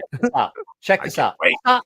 Stop telling me, like, you can tell Jared all you want. I don't fucking care. Stop telling me I need to move out of Lib Cities because the fact is my daughter's coach, her support structure, USA figure skating, all that shit as a I'm just going to grab something. I 100% am doing this as a sacrifice for my child. And if people keep telling me, oh, you should just leave. Fuck the skating thing. Fuck you. If that's what you got to say, fuck you. Because I'm sacrificing for my daughter. This is her dream. And that's what a parent is here for. If you are so selfish as an adult. Now, I don't know if Joe, I don't know. Mike is such a good dad. Guys, he's going to do whatever it takes for his daughter. And I respect it. If you guys are selfish enough to sacrifice your children's dreams because you don't like the city you live in, fuck you. You're a horrible parent. You should have never had a fucking child. I don't know if you're talking to me or Jared, but like that, you can shove that up. For me, I want to. Everybody knows I want out. I want out. I can't wait to get out. I want out too. Yeah. But the fact is, for my safety, I've got a 45 there and a 40 Smith & Wesson over here. I'm not worried about my safety. It's the I don't think they're talking about safety. Like what they're talking about is like the expense, the gas prices, the bullshit. It all adds up. It all adds up. And to me, it's fucking ridiculous. And I'm done with it. Just like the taxes here. But you don't have kids. You don't have kids. Right. Imagine if I had kids. I know. I couldn't do it. But if what you could, if the thing that you're, okay, so let's put it this way. My child's coach, we've tried other coaches. They don't work. I don't blame you for what you're doing. I'm just saying I don't have that. So if I can't duplicate this somewhere, like we've looked, Dallas, fucking Fort Worth, Florida, we've looked at all this. When you look at what you can get for skating at a high level, my daughter's on that. My daughter is an Olympic level. I get it. I get it. It's I get it. I can drive to the Olympic Training Center. Right. 20 minutes. Right. There's a difference there between ice skating and Olympics. I get it. If I can't duplicate that, then I'm stuck where I'm at. And guess what? I'm just going to have to make it work. And I have, and we are. And the fact is, like, everybody's like, fuck that whole skating shit. It's bullshit. Like, just go. But that's like, if it was just me, if I didn't have kids, we'd be gone. Right. Like that. I would have never left Japan. We'd be back in Japan right now. All right. But I was Japan though. I like. Oh, fuck, I love it. I know. I was listening to somebody else the other day on a podcast. They live in Japan right now, but they come here for. They're an American, but they live in Japan. This channel would not exist if I lived. But they just rave about it. They they talk about how it's just so much different. The culture, the everything, and yeah, it sounds very. So I lived there for 13 years. My in-laws I love them as much as I love my own parents. They don't treat me any different than they treat their other kids. It's an amazing place to go. Could I go there and work? No, because I would be a second-class citizen all day. Like my father-in-law keeps trying to tell me, he's like, hey, you should just come over and I'll find you a job. And I was like, no matter how good I'm doing at that job, people that work for me will still make more because Japan is absolutely my father-in-law says this. And I'm like, Papa, you don't look at me any differently than anyone else. You look at me just like you look at your own children. But the fact is, if I go take that job, they're going to look at me as the gaijin. I'm the outsider. I'm the white guy. I'm not Japanese. Right. Therefore, that's why I hate when people talk about fucking like, and I know it's not true, so I'm not saying like, but I hate it when you get some of these dumb, fucking ignorant people that talk about like America being a racist country. It's like, you are dumb. You are dumb to say that. This is like the most non-racist country out of anywhere. Me and a buddy of mine, two white guys. Like it's not like it was even a white guy and a black guy. We went to a restaurant in Hokkaido, Japan, and the lady got so mad that we even walked in. She threw a pot of boiling water at us. There are places where you go. It says no gaijin, no white guys, no Right. foreign. Right. And that's not everywhere in Japan, but it's still a very racist society. It's Well, and I wouldn't see. I hate to say it like this, but I don't even know if I consider it racist, man. They're trying to protect their culture. They don't want America there, right? And I can't blame them. There has been so much isolationism in Japan. It didn't used to be like that. Back in the 1500s, it was not like that. And then there was the big isolationist movement.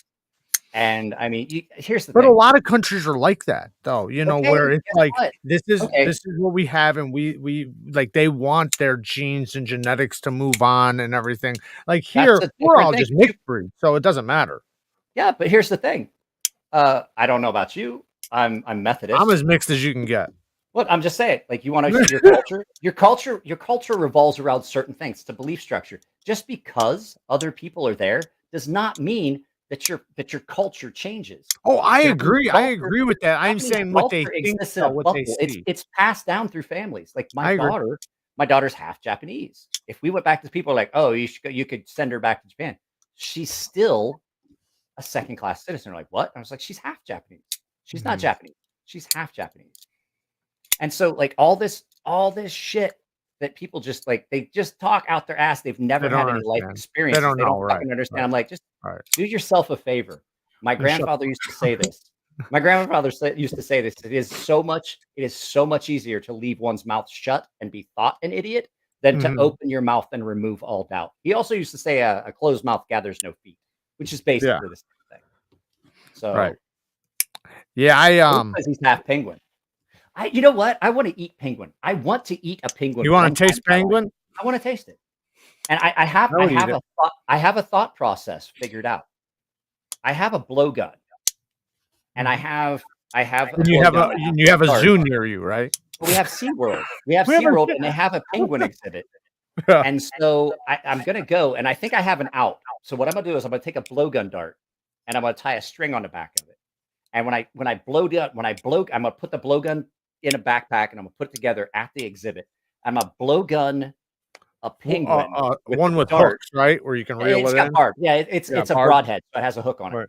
And then when they say you can't hunt penguins here, I'm like, and then I'm gonna grab the string. I was like, yeah, but I'm not. I'm fishing. So either way you look at it, because they don't have the whole thing is you can go to SeaWorld.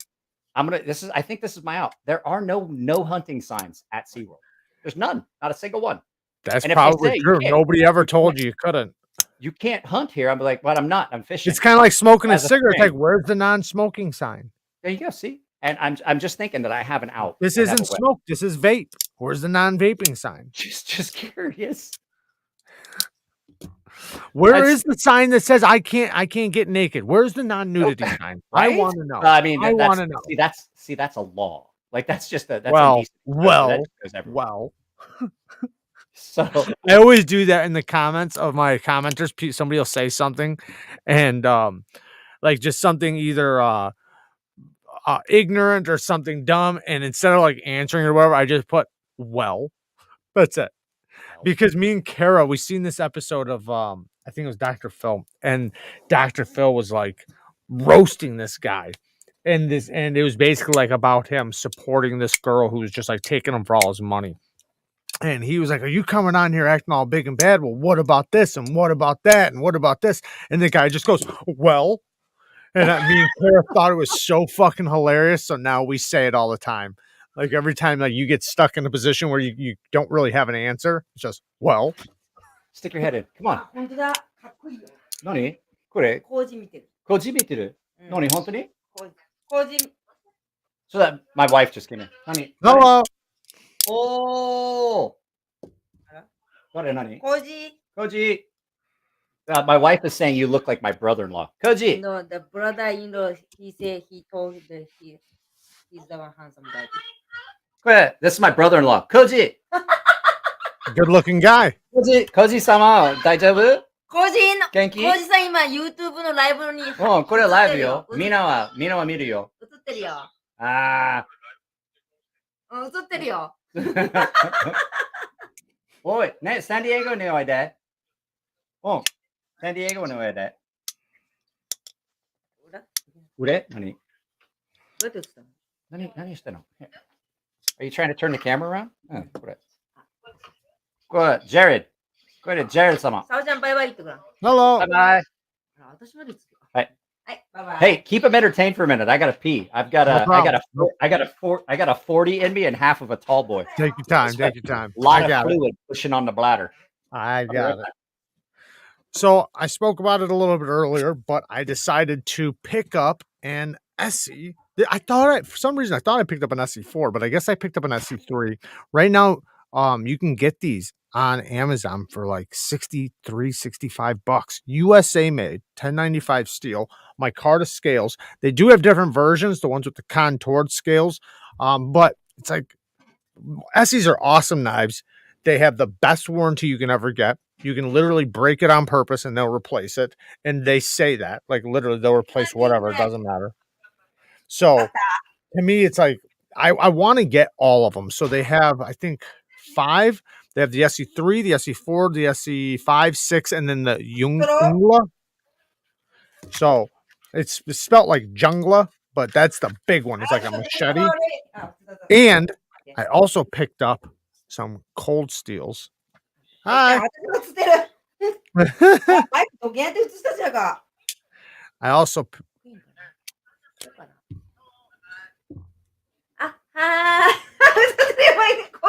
何あったの？何あったの？これさ映ってるよ。あら？ He's just he's kind of he's like oh Can you see me? oh yeah. Okay. Okay. Cheers. That's my brother-in-law. I love that dude. That's my wife's sister's husband. Their daughter, they're trying to figure it out with cost and everything about. They live in Japan? Yeah. They're trying to get my niece, their daughter, to come out and spend the summer. So oh, nice. Well, because she wants to learn English. And so there's she can take ESL out here. It's not free, but she could take ESL at the adult college, the adult education center out here. Being around people that speak English, it'll probably help too. Cultural immersion, language immersion. That's how I learned. Yeah, because they say, like everybody I've spoken to, that's learned a second language. They say you will not succeed if you are not around somebody that can speak it with you consistently. Bro, like I don't even like if I haven't talked for a while, it's kind of confusing, and I like it, but I've had a few beers, so like I can jump right into talking to my brother-in-law. Yeah, in Japanese, it's just I don't even think if I've had a beer or two. Right. But I mean, but the flip side was like I wound up in cultural immersion. Like I was on a small base in southern Japan, and there wasn't like if you wanted to eat anything other than just McDonald's, you had to go out in town. And so I that's where all the bars were. There wasn't like a base bar really to speak of. So it was a tiny base, and we spent all of our time out in town, and you had to learn Japanese. That's all there was to it. Yeah, I guess. I mean, when you're there, you might as well. I mean, if I moved to Mexico, I would try to learn Spanish as much as possible. The only problem is you can't carry a knife more than 3.5 centimeters in Japan. Wow. Unless you can explain it away because you have a job. And if you're carrying a knife, period, they're going to ask you like, why do you need this? Like, what job do you do that you need this knife? And you're like, well, I just like having a knife. And they're like, that's not a real good reason. You need to put that back in your car. It's not a very. Well, I mean, I could come up with a million reasons, so I'd be good. You can come up with a million reasons. You can come up with a million reasons, but they're not going to be any million reasons that. Hey, you got a troll in here. Jesus Christ! I thought I blocked this motherfucker already. So this is the Tucson TS338. It is a button lock clip point, but man, I really like this one. The lockup is super solid. It recently kind of gets a little tiny bit of lock rock if I really fidget with it. It's because you do exactly what I told you do. No. It's just, dude, it's really solid. I mean, zero side to side, and it is super smooth. Is that an axis lock? Is it a? No, it's a button lock. Oh, okay. That's another fidgety kind of thing. Yeah, you can get away with that. Super good action though, man. And nice thick handles. So even though it's short and Throw Hey, Mike hey. solid and hit that like button, You please. really want to throw me a solid? Start getting me them super chats that Jared starts seeing in his videos. Jesus Christ! Like I can't be in one of your videos without seeing like I'm like, God damn, he makes as much. I get a lot of. I'm very, very blessed. I feel very, very lucky. Yeah, I know. I throw you. Super Everybody's chats. been awesome. But yeah, this one, the It's geometry is so good. This Which one broad, is that? flat round blade. Hang on a second. Put that back up there. The 338. Okay, I don't like it, and I'll tell I you know one you reason don't, why. but I'm saying if in hand, It's a good. I didn't like. It's a good looking knife, but you know Well, what? My it's problem really. I thought it was ugly, but when you get it in hand and you actually cut with it, this is really thick it's and the blade to broad. handle ratio, and I can get past. Yeah, the blade really to good handle blade to ratio handle ratio. If I get a knife in that has a shitty blade to handle ratio like that, and I can This has good justify blade to handle No, ratio. no, it doesn't. That's not even close to 1-to-1. You want to see good Look, blade to handle ratio? look right here. This is where it goes to. Yeah. That's really good. I'll show you. I'll show you a knife. I'll show you a knife with good blade to handle ratio. I think I Well, of can find course you can always find something better, Yeah, but this like is really good. every fucking fair and forged knife ever was. But like, I'm just saying though, fair- this like, goes all the way. you Look got at a where fair it and goes forged to. knife, Look where it goes to. That's really good. it's there. Okay, now drop it all the way in and show me. Now turn it. Well, I can't. Can you touch? Can you touch the tip of that with your fingertip? Yes, but not like in a bad when way. When it's closed, like when it's closed, Yeah, can you not run in a your bad way fingertip though. down Here, in there? just look. No, because it's got a backspacer like that. That's one of the now you've got a good 1/16 of an inch gap. I'll show you. Oh my goodness! I don't want to stab myself when it's fucking closed. But that's okay. What I'm saying is, I mean, if you want to do that, just I love it. go for it. I love. To me, this is perfect. I got a full grip. I got a perfect size. It slices really good. Super fidgety. Okay.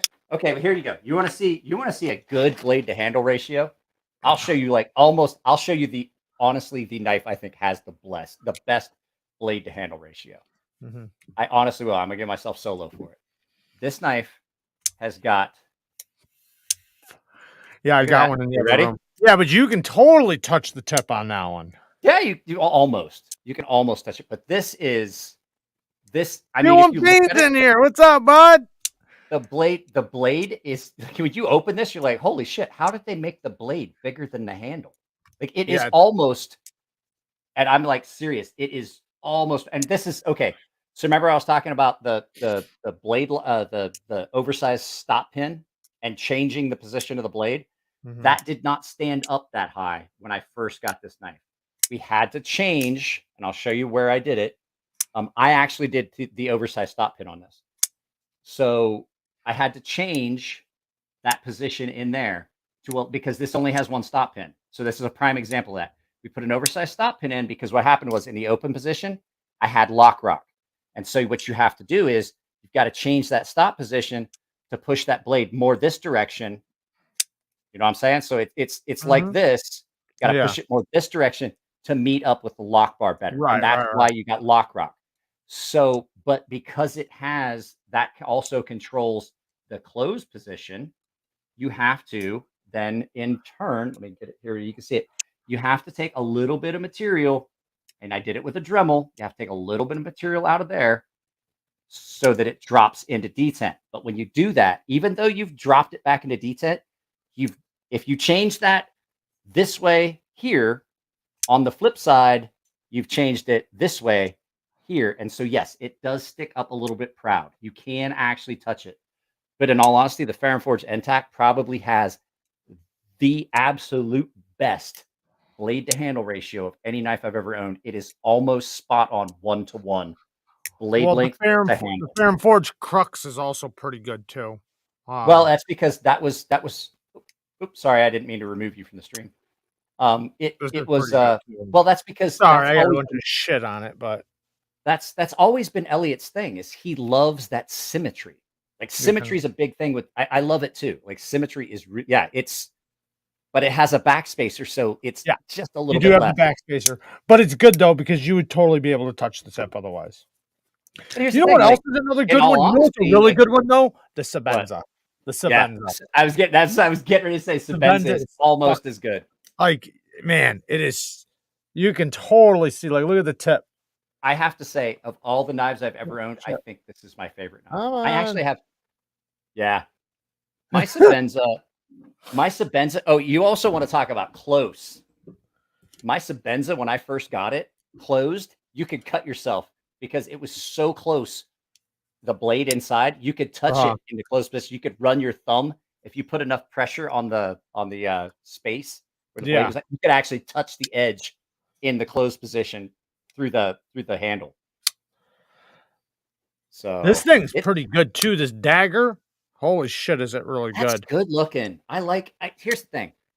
Daggers, I'm conflicted. I love a good know, dagger. me too. They're beautiful. But as far as like how sharp they are, because the central ridge, I know. That It's in the broad, middle, so the geometry blade.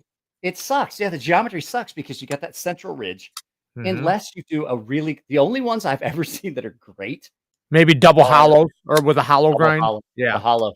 And I was gonna say I had that arch nemesis dagger Brian Nadeau did for one of my customers. I got it for him. And I brought it home. I had it on a channel. That thing is terrifying because it is a double hollow. But the fact is, you still wind up with like you have that. It cuts a little bit, but then it comes up. Double hollow. Oh wow! Is that a custom? Is that a Marfion custom? Yeah. It's the first time I'm showing it right now. Here's the thing. I fucking don't like. I do appreciate the fact that at least they went with full serrated. Yeah, on both sides, and it is nasty sharp. But this is, this is a custom. It's got the polished stone wash. So this is something special. I have to admit that if I was going to get a serrated knife, and as much as I hate to say this out loud, there's only two companies that I would get them from. One of them would be a Microtech, and the other company would be. I love the Marfion customs.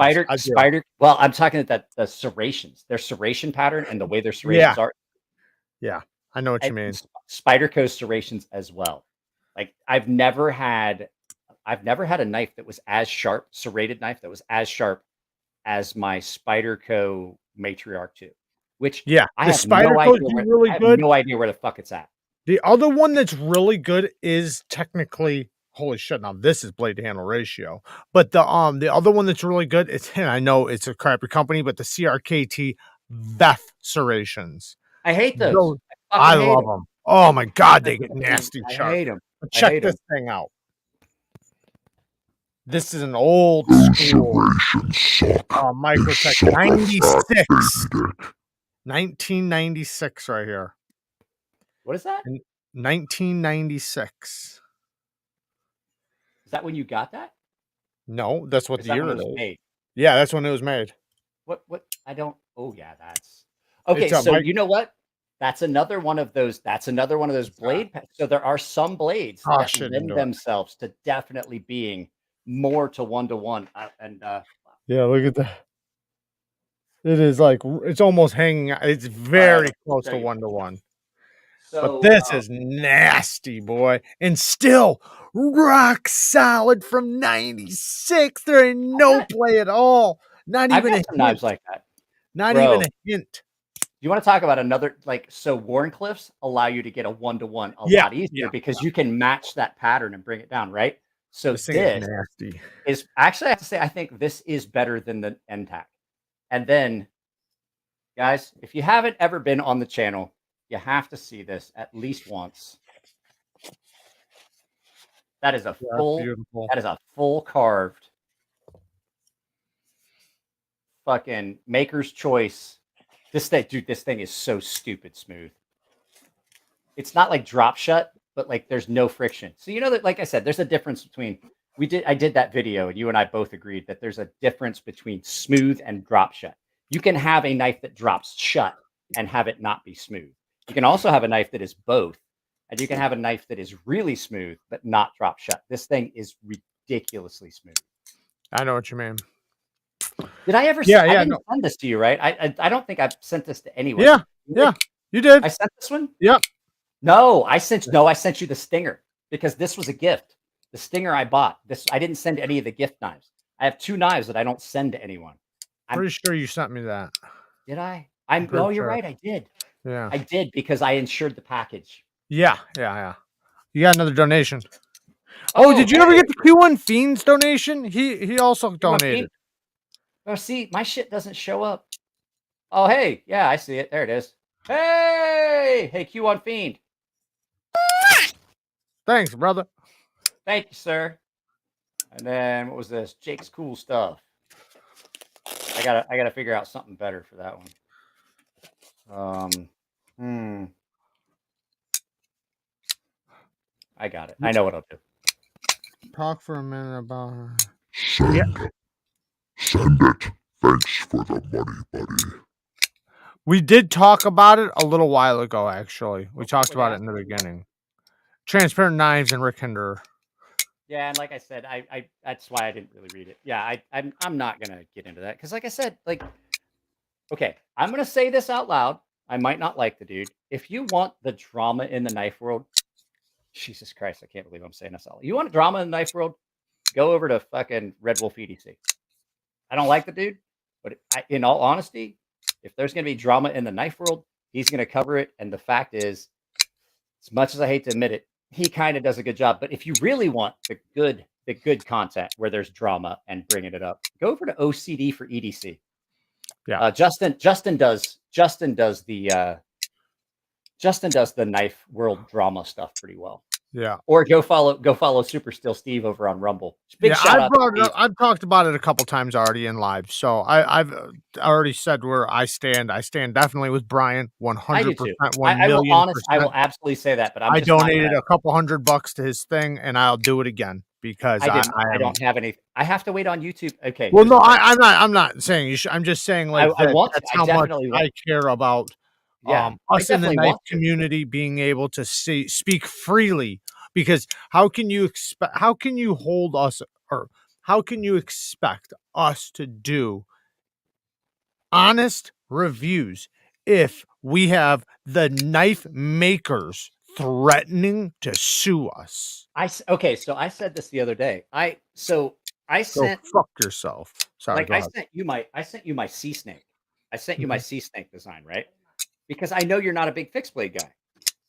I went out of my way to send my fixed blade sea snake out to people I sent one to Nick Shabazz.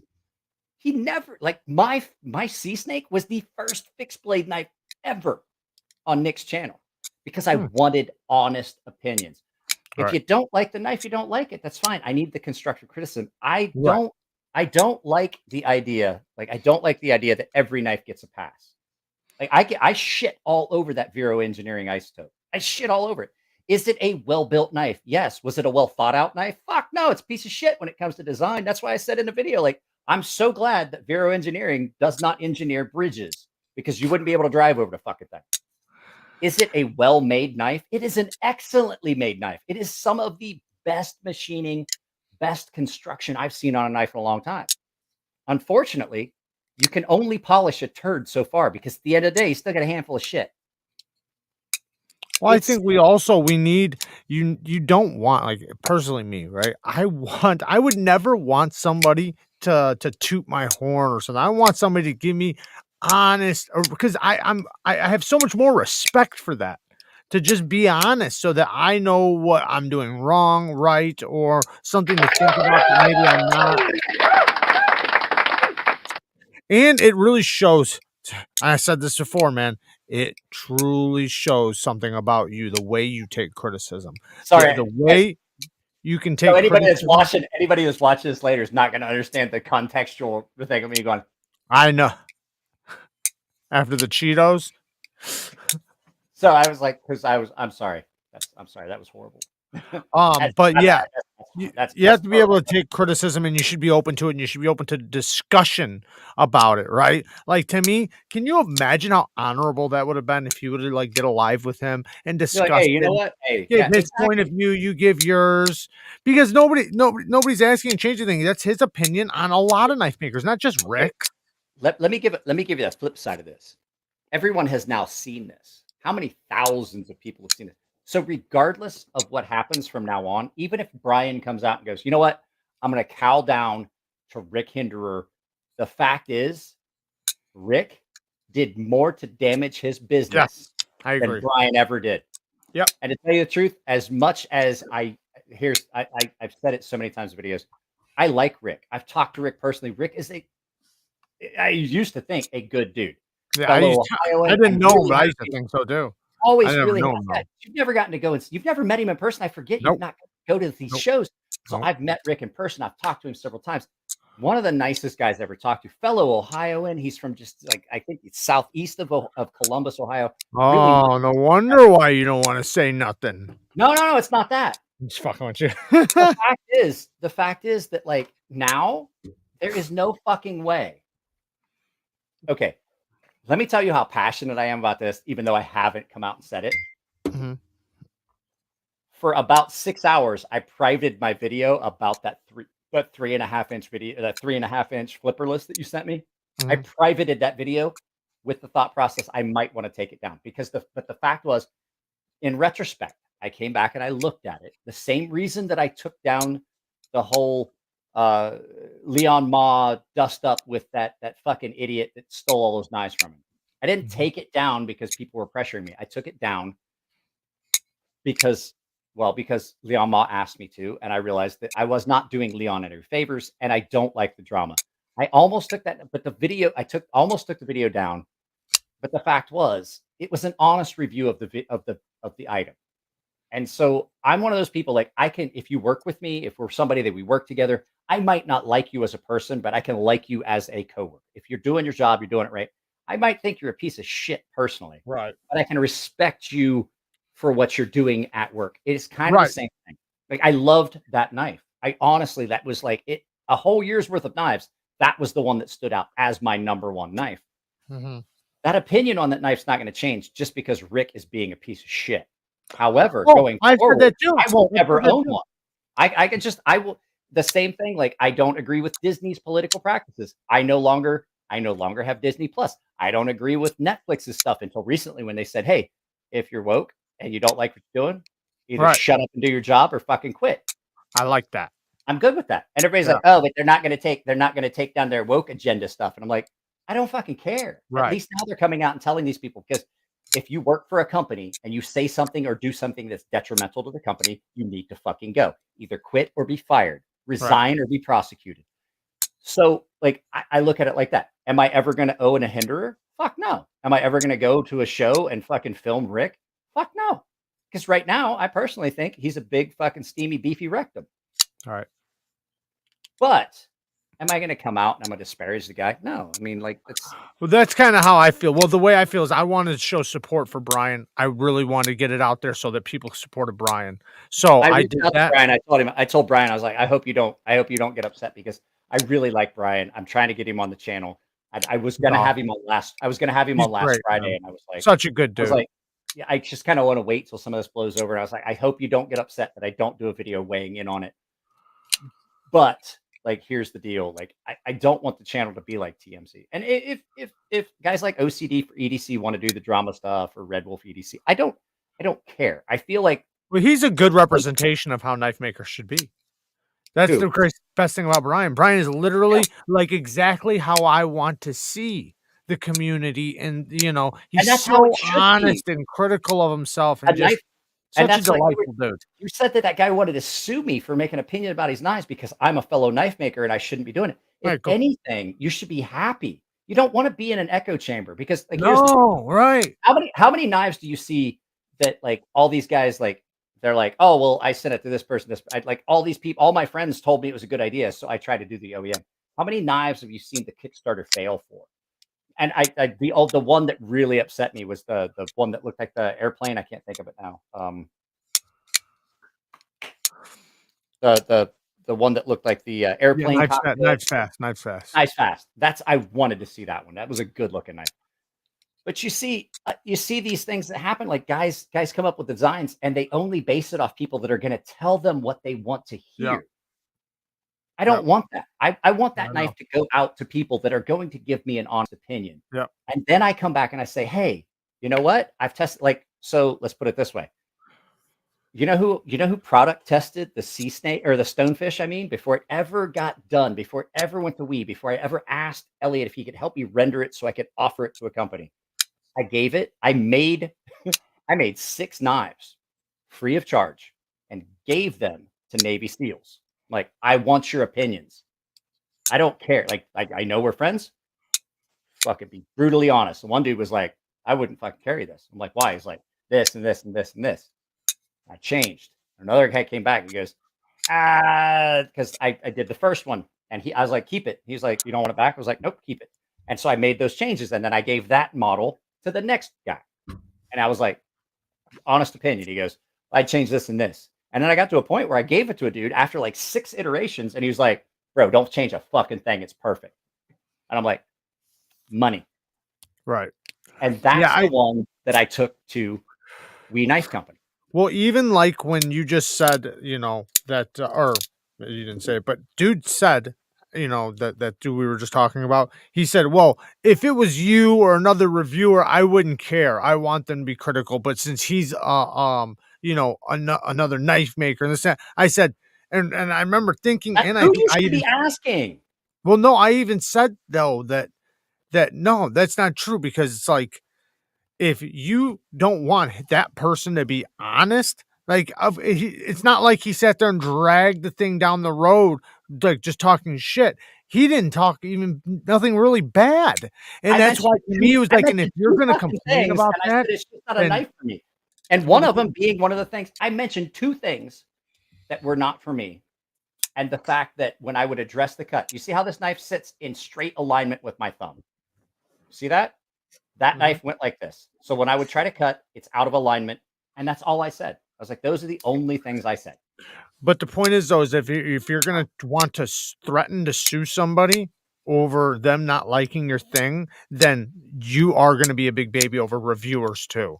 You're not going to tell me that just because somebody is another knife maker that you're suddenly going that all of a sudden is just like that draws the line and makes you want to sue somebody. No, you're a big baby that doesn't take criticism very well. And to me, that says a lot about a person on how they take criticism. And the other thing you got to take into account is me being me. You pull that shit and you told me that this individual happened to be like in my area, not just like in my area of expertise, like knife making, like in my area, like, hey, drive around a corner.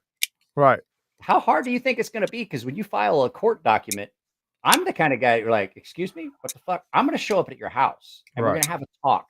And then we're going to have a talk. Well, then he tries to make it seem like that's like the kind of thing he like wants, right? And like I was going to try to hook you guys up to just have a discussion about it, because I completely disagreed with him right to his face. I disagreed about that. Well, I disagree with everything. I told him to his face that I thought he was wrong, all this bullshit. But then he goes and lies about what was said between us, right? And it's like, that's some piece of shit stuff, right? To sit there and manipulate what I said and make it seem like he, you know, that he said something he didn't, that I, you know, like literally twisted it. Completely you literally do just fidget with every knife, don't you? Like that just I've makes fidgeted with 10 different knives in 30 seconds. So I know it just makes me cringe because like I don't. This is a sexy fucking knife. Oh, that is. That is sexy knife. Good looking. Oh man! Oh man! You showed me that. You showed me that several times. You showed me that several times. You keep telling me you're going to send it. It hasn't showed up. This ain't mine. This ain't mine. I'm kidding. Guys, literally, I'm kidding. He has never showed me that knife. No. Well, this just got here. This is what is that? It's Lefty's knife. This is a custom knife factory, and it's got the nastiest hollow grind. It's so. On, this is a let me full screen you. Let me full screen you. Let me zoom into that hollow. Shit, dude, that is good. Okay, so you know what I wanted to mention? Oh, come on. It's good. It's focused. I can see it. No, I know. I was showing you the satin. Oh, I don't know. Is that a Damascene pocket or Damascus pocket clip? Zircotai, but you don't have to get Zircotai. It doesn't all come with Zircotai. You can just titanium. Okay, so the reason I was asking is because every knife I've ever that's not what I wanted. Every knife I've ever seen that comes in like Damascene or Damascus on the pocket clip, it's just too stiff. Don't make your pocket clips out of steel unless it's just a bent wire clip like a fucking like this. If you're doing something like this, that's fine. But don't do like a milled clip out of out of that. It's going to break. It really is. Steel is not got the optimal. Well, this is zircotite, and but they make a titanium one with the same finish as the bark finish. This one's got shred carbon fiber. If I ever had one, I'd want the full tie. These are fucking expensive though. Oh, I know what I was going to tell you. I remember what it was. So I mentioned this in the video that goes up Monday. These knives that have this, like that kind of has it too. This, like, I don't know when it started happening, but these flat grinds that have this angular, you see how it comes up at an angle, always have the best distal taper, because that's a pretty robust blade stock that comes down really thin. They always nice have pokey tip though. Huh? Yeah, nice that's what I'm saying. tip, Like, you got really, so like that, if I see that, like that angle on it, I know it's going to be thin. I know it's so when I pulled this knife out and I looked at it, I was like, that motherfucker's gonna be thin. And I went like this. I'm like, yep, that is so good. Yeah, for sure. That's a good one. That one it is. definitely. And really even good. with a steel detent ball, it's still pretty smooth. Does it have a steel detent ball?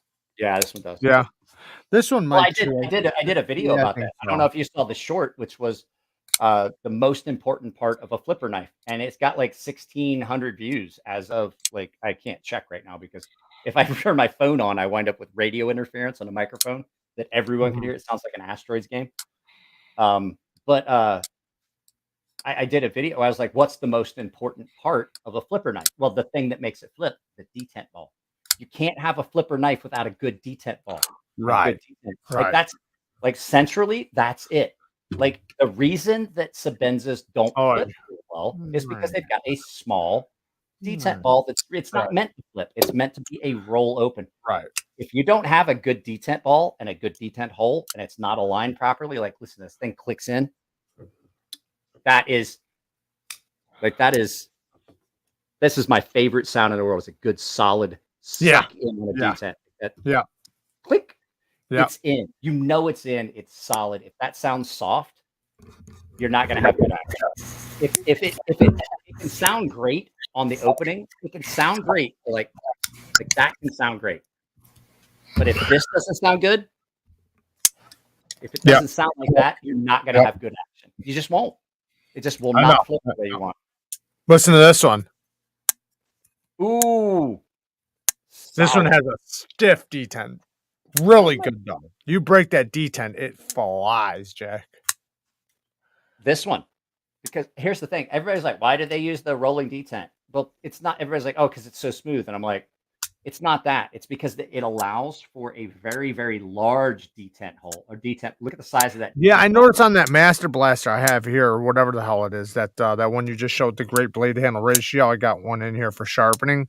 And yeah, I noticed that it has the NTAC. It has such a big detent. It's like, holy shit, but it's the rolling detent or whatever. It's the rolling detent. So what that allows for is smooth action still with a great giant detent. Yeah. And there is, like, if you get a Ferrum Forge, they have 0 detent lash. Like that blade does not, there's no wiggle. It's either deploy or close. There is no halfway. Like you put it, you get it. It's hard to get a good, like, unless somebody's fucked with it, it's hard to get a Ferrum Forge that does not have good action. Good snap. Well, that's what I love about this 3.0, man. This thing, the flipper tab is... the best detent ball, Maurice, would be my left one. That's a Ferrum Forge. They always have, even in their ones that they, even the ones design, even their design ones, because Elliot, that's one of the first things he thinks about is the action, then blade to handle ratio, and then everything else that fucking. Elliot actually will make Elliot, a lot of times he told me this. He's like, I'll make a blade and then I'll make a handle that fits the blade. And I'm like, that's actually not a bad idea, probably. So I did it the opposite way. It was like I did everything opposite of what Elliot told me to do when I made my first couple fixed blades. Because I'm all about, like, I want to know how it's going to feel in my hand, especially with a fixed blade. So what I did was I made handles. And then I was like, okay, now let's put a blade on it. And he goes, what are you doing? I was like, I'm making handles. He's like, for what? And I was like, oh, no, I'm just making the handles. I'll figure out the blade later. He goes, that's not at all what I told you. I was like, I know. And then I handed him the first finished like the 6th iteration of the stonefish, the one that went out for design, for the one that went out to We Knife Company. So I handed it to Elliot, and I fucking handed it to him, and he goes, "Well, let's go put this in the computer." I was like, "What?" He goes, he's like, "There are some people that are really good at certain things," and he goes, "And you are obviously really good at just without sitting down and drawing something out, capturing the ergos you want to handle." He's like, "That's a very good skill." He's like, "Now you've got now you've got a blade that goes with it, and it's got." And I was like, "So." I was like, "So," he's like, "The only thing I want is because I didn't know how to do like a finger guard." I was like, "I want a finger guard." He goes, "Oh, I got that. We're just gonna put a flipper tab on it." I was like, "Flipper tab on a fixed blade." And he goes, "It'll work. Trust me." I see Lacey's in here. What's up, Lacey? What's up, Lacey? What's this serious question? Oh, I thought you were playing. I see so much playfulness from Maurice. I didn't know he was being serious. So the best detent ball, I mean, you can get away with a steel detent ball, but the fact is, steel will wear with the blade, and over time you're going to get it's going to flatten out, and you're going to get some grittiness to it. Ceramic is actually way harder than the steel. So what it'll do is it'll start to cut a track, and even if you have spots where you might get, like, say you drop your knife, and I've done this. I did it with this knife, and now it's fine. There is no spot. I dropped this knife, and it was open, and it was partially open, I should say, and I slammed the lock bar into the blade, and it made a little divot in the track, and you can feel a little click, click, click, click, click when you open it. Over time, that wore out. The detent ball never changed. So ceramic is amazing for that, but the flip side you have to remember is ceramic is also, when you start getting up into things that are harder than steel and up on the edge of glass is extremely hard. It's up in the register of, like, I forget what the HRC is on it, but you're talking like way, way, way hard up on the Rockwell scale. Unfortunately, it's brittle. Same thing with ceramic. There are some people that are making some centered detent balls that are supposed to be even better. Well, I see people try to break them, like taking needle nose pliers and literally putting everything they have into them, and you're not going to break one. I have definitely cracked the ceramic lock bar. What I think is badass about them is that they have such a slick surface that they hold that moisture. Like steel ones, they start getting dry so much faster than ceramic. Okay, so steel, when you look at it on a microscopic level, is very, very, very porous. Porous, right? Ceramic is everything at a microscopic level is porous. Right. Ceramic is so much less porous. So you have one thing going for it. It's so slick. It's a very smooth rolling surface. Yeah. Steel is not. Steel will actually pit over time when exposure to. I don't care how stainless you say your steel is. Stainless steel is not stain proof. It is stain less. Right. It will stain less than other steels. The chromium, like the only thing that I can see. Sorry. The only I was like, did somebody drop a comment? A bell? So when you get down to it, ceramic is probably the most frictionless surface to steel you're going to get. Same with bearings, but the flip side. Thank you, Plenty Pot. What happened? He said, "Thanks for the great live stream." Thank you, Plenty Pot. It's Plenipote. I gotta send him. He won the other night. He won one of the items that I did. Oh, awesome! Good for you, man. Congrats. I did a small Schrade silhouette knife and a new inbox unopened Olight little flashlight that I did a giveaway. I'm gonna show you guys something I got in really quick. I haven't shown this yet, so yeah, ceramic. I would say ceramic has to be about the best until somebody comes up with something better. I agree. That whole centered. I think it was centered carbon. Somebody tried to say was better, but I'm like, what is that? It's a little claw. That's a Pikal. That's a little Pikal knife, isn't it? Little Pikal, yeah.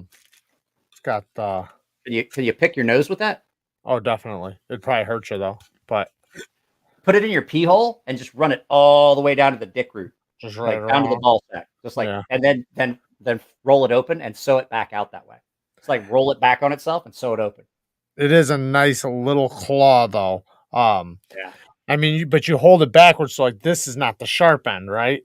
Yeah. It's a big call. It goes like this. Yeah. Hey, Ruben, real quick, if you want to get in on the giveaways, go into Ruben. If you want to get into the giveaways, you got to go into the community tab on my channel and find the link to the Gilded server, or send me an email or a DM on Instagram and make sure that I know who you are. So I will send you a link to the actually, I need to put that up again. I'll put up a community tab post when we get done with a link to the Gilded server for the paying members, because that's where I announce the winner for the members only giveaways. Because I'm not doing it here anymore. I do have, so paying members, this month's giveaway is the Olight Beagle limited edition that I have. But that's a good little knife. It is a good little knife. I think all those little Olights that are coming out are knives. I like they got some good ones. I like the Trevor better. That Trevor, and that's one of the videos I'm getting ready to do. Is I've got to do first aid pockets on the Trevor. I've got knives. So I've got knives in from you.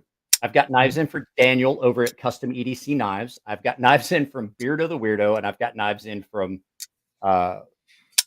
Murky Ocean. And I've got to get through all that. And the problem is, it's the time to do it. Plus so I have those videos that I want to do. So guys, I'm going to explain this. Jared and I have talked about this once.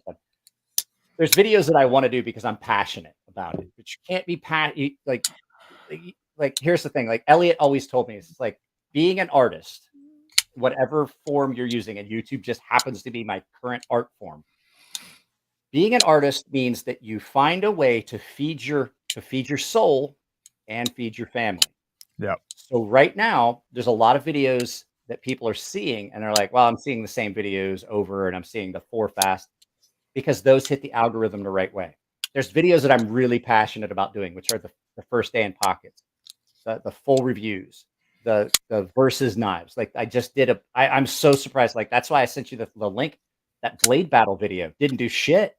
And I thought that was one of the videos that was going to do so well, because I was really passionate about that, because it's 2 blade styles that I like, Warrenclyffe and Drop Point. They're both gorgeous knives. And like I can as a knife user and an outdoorsman, and now not so much of an outdoorsman, I live in the city, I can look at this and I can say, what are the comparisons between these 2 knives? And I thought that video was going to do so much better. It got like 86 fucking views.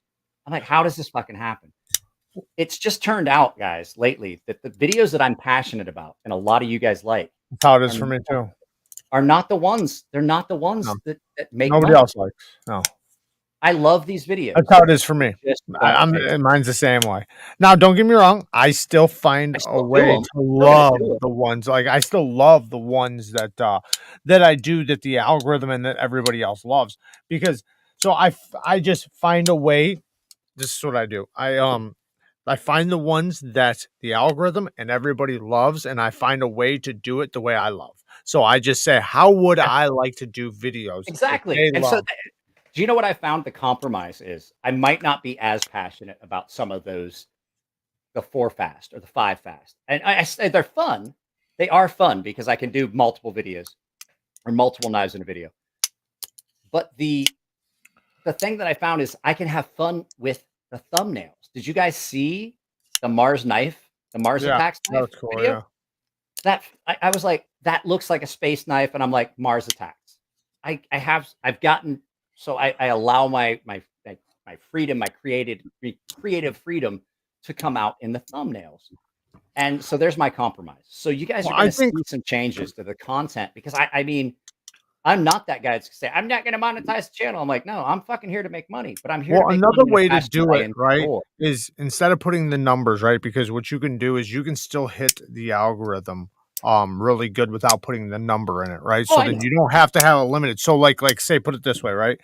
I have videos where literally it's like 5 best budget knives, right? You can type that in, and my 5 fast budget knives doesn't come up.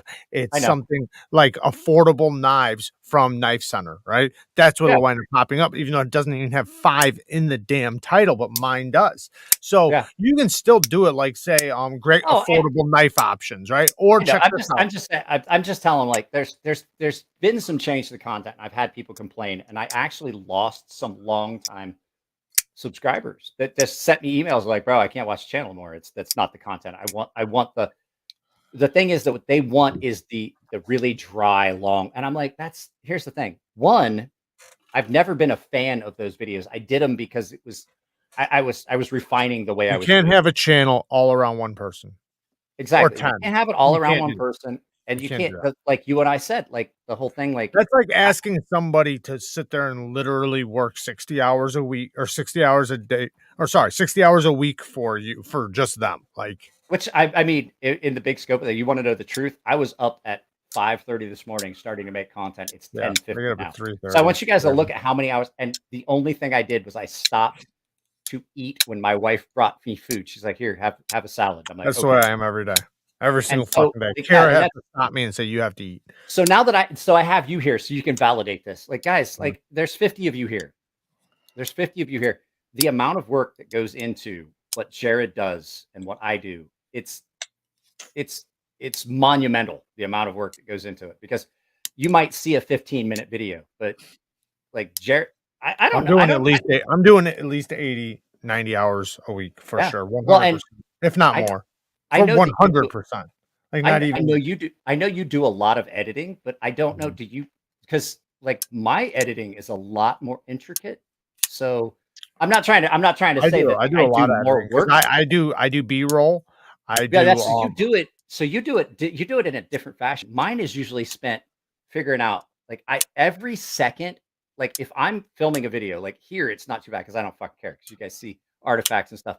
But when I put up a video, just to do the green screen, if I move, shadows move, and I have to clean that up. I literally have to go through video like 5 frames at Yeah, a I time. don't do any of Clean up that. Mine is mostly what I do is I have my areas where I do my filming and I specifically do them there because I've set up the lighting to Yeah. be perfect for that. And I do my Well, there's just no B-roll. with a green screen, there's just no way to avoid lifting your arm with a light in front of you to properly So like to illuminate me, you. I wouldn't want to do that because to me that was not there's no personally for me, like But just there's so my much freedom because I will tell you, like every background that you guys see in the videos, I have found I've like found clips and I've edited all that. I've made those into backdrops. Those are not just like stock backdrops. I found things and I've animated things and I find things and I make them into backdrops.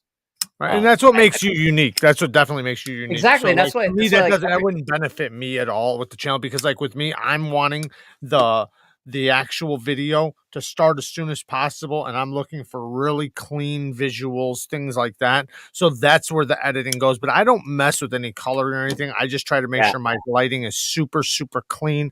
My focus is so like what'll take a lot of time is me taking clean, nice cuts Yeah. of B-roll, close pictures, things like Well, that, and then well, and when I film it, that's why it's cool because the fact is that like I can do like somebody told me the other day. I told you this is like somebody's like, oh well, I don't know if like I think I told you this. The guy was complaining. He's like, well, I don't know if I need to follow your channel because everything I see on Jared's channel, I'm gonna see on your channel in like a month. And I'm like, yeah, you're fucking right.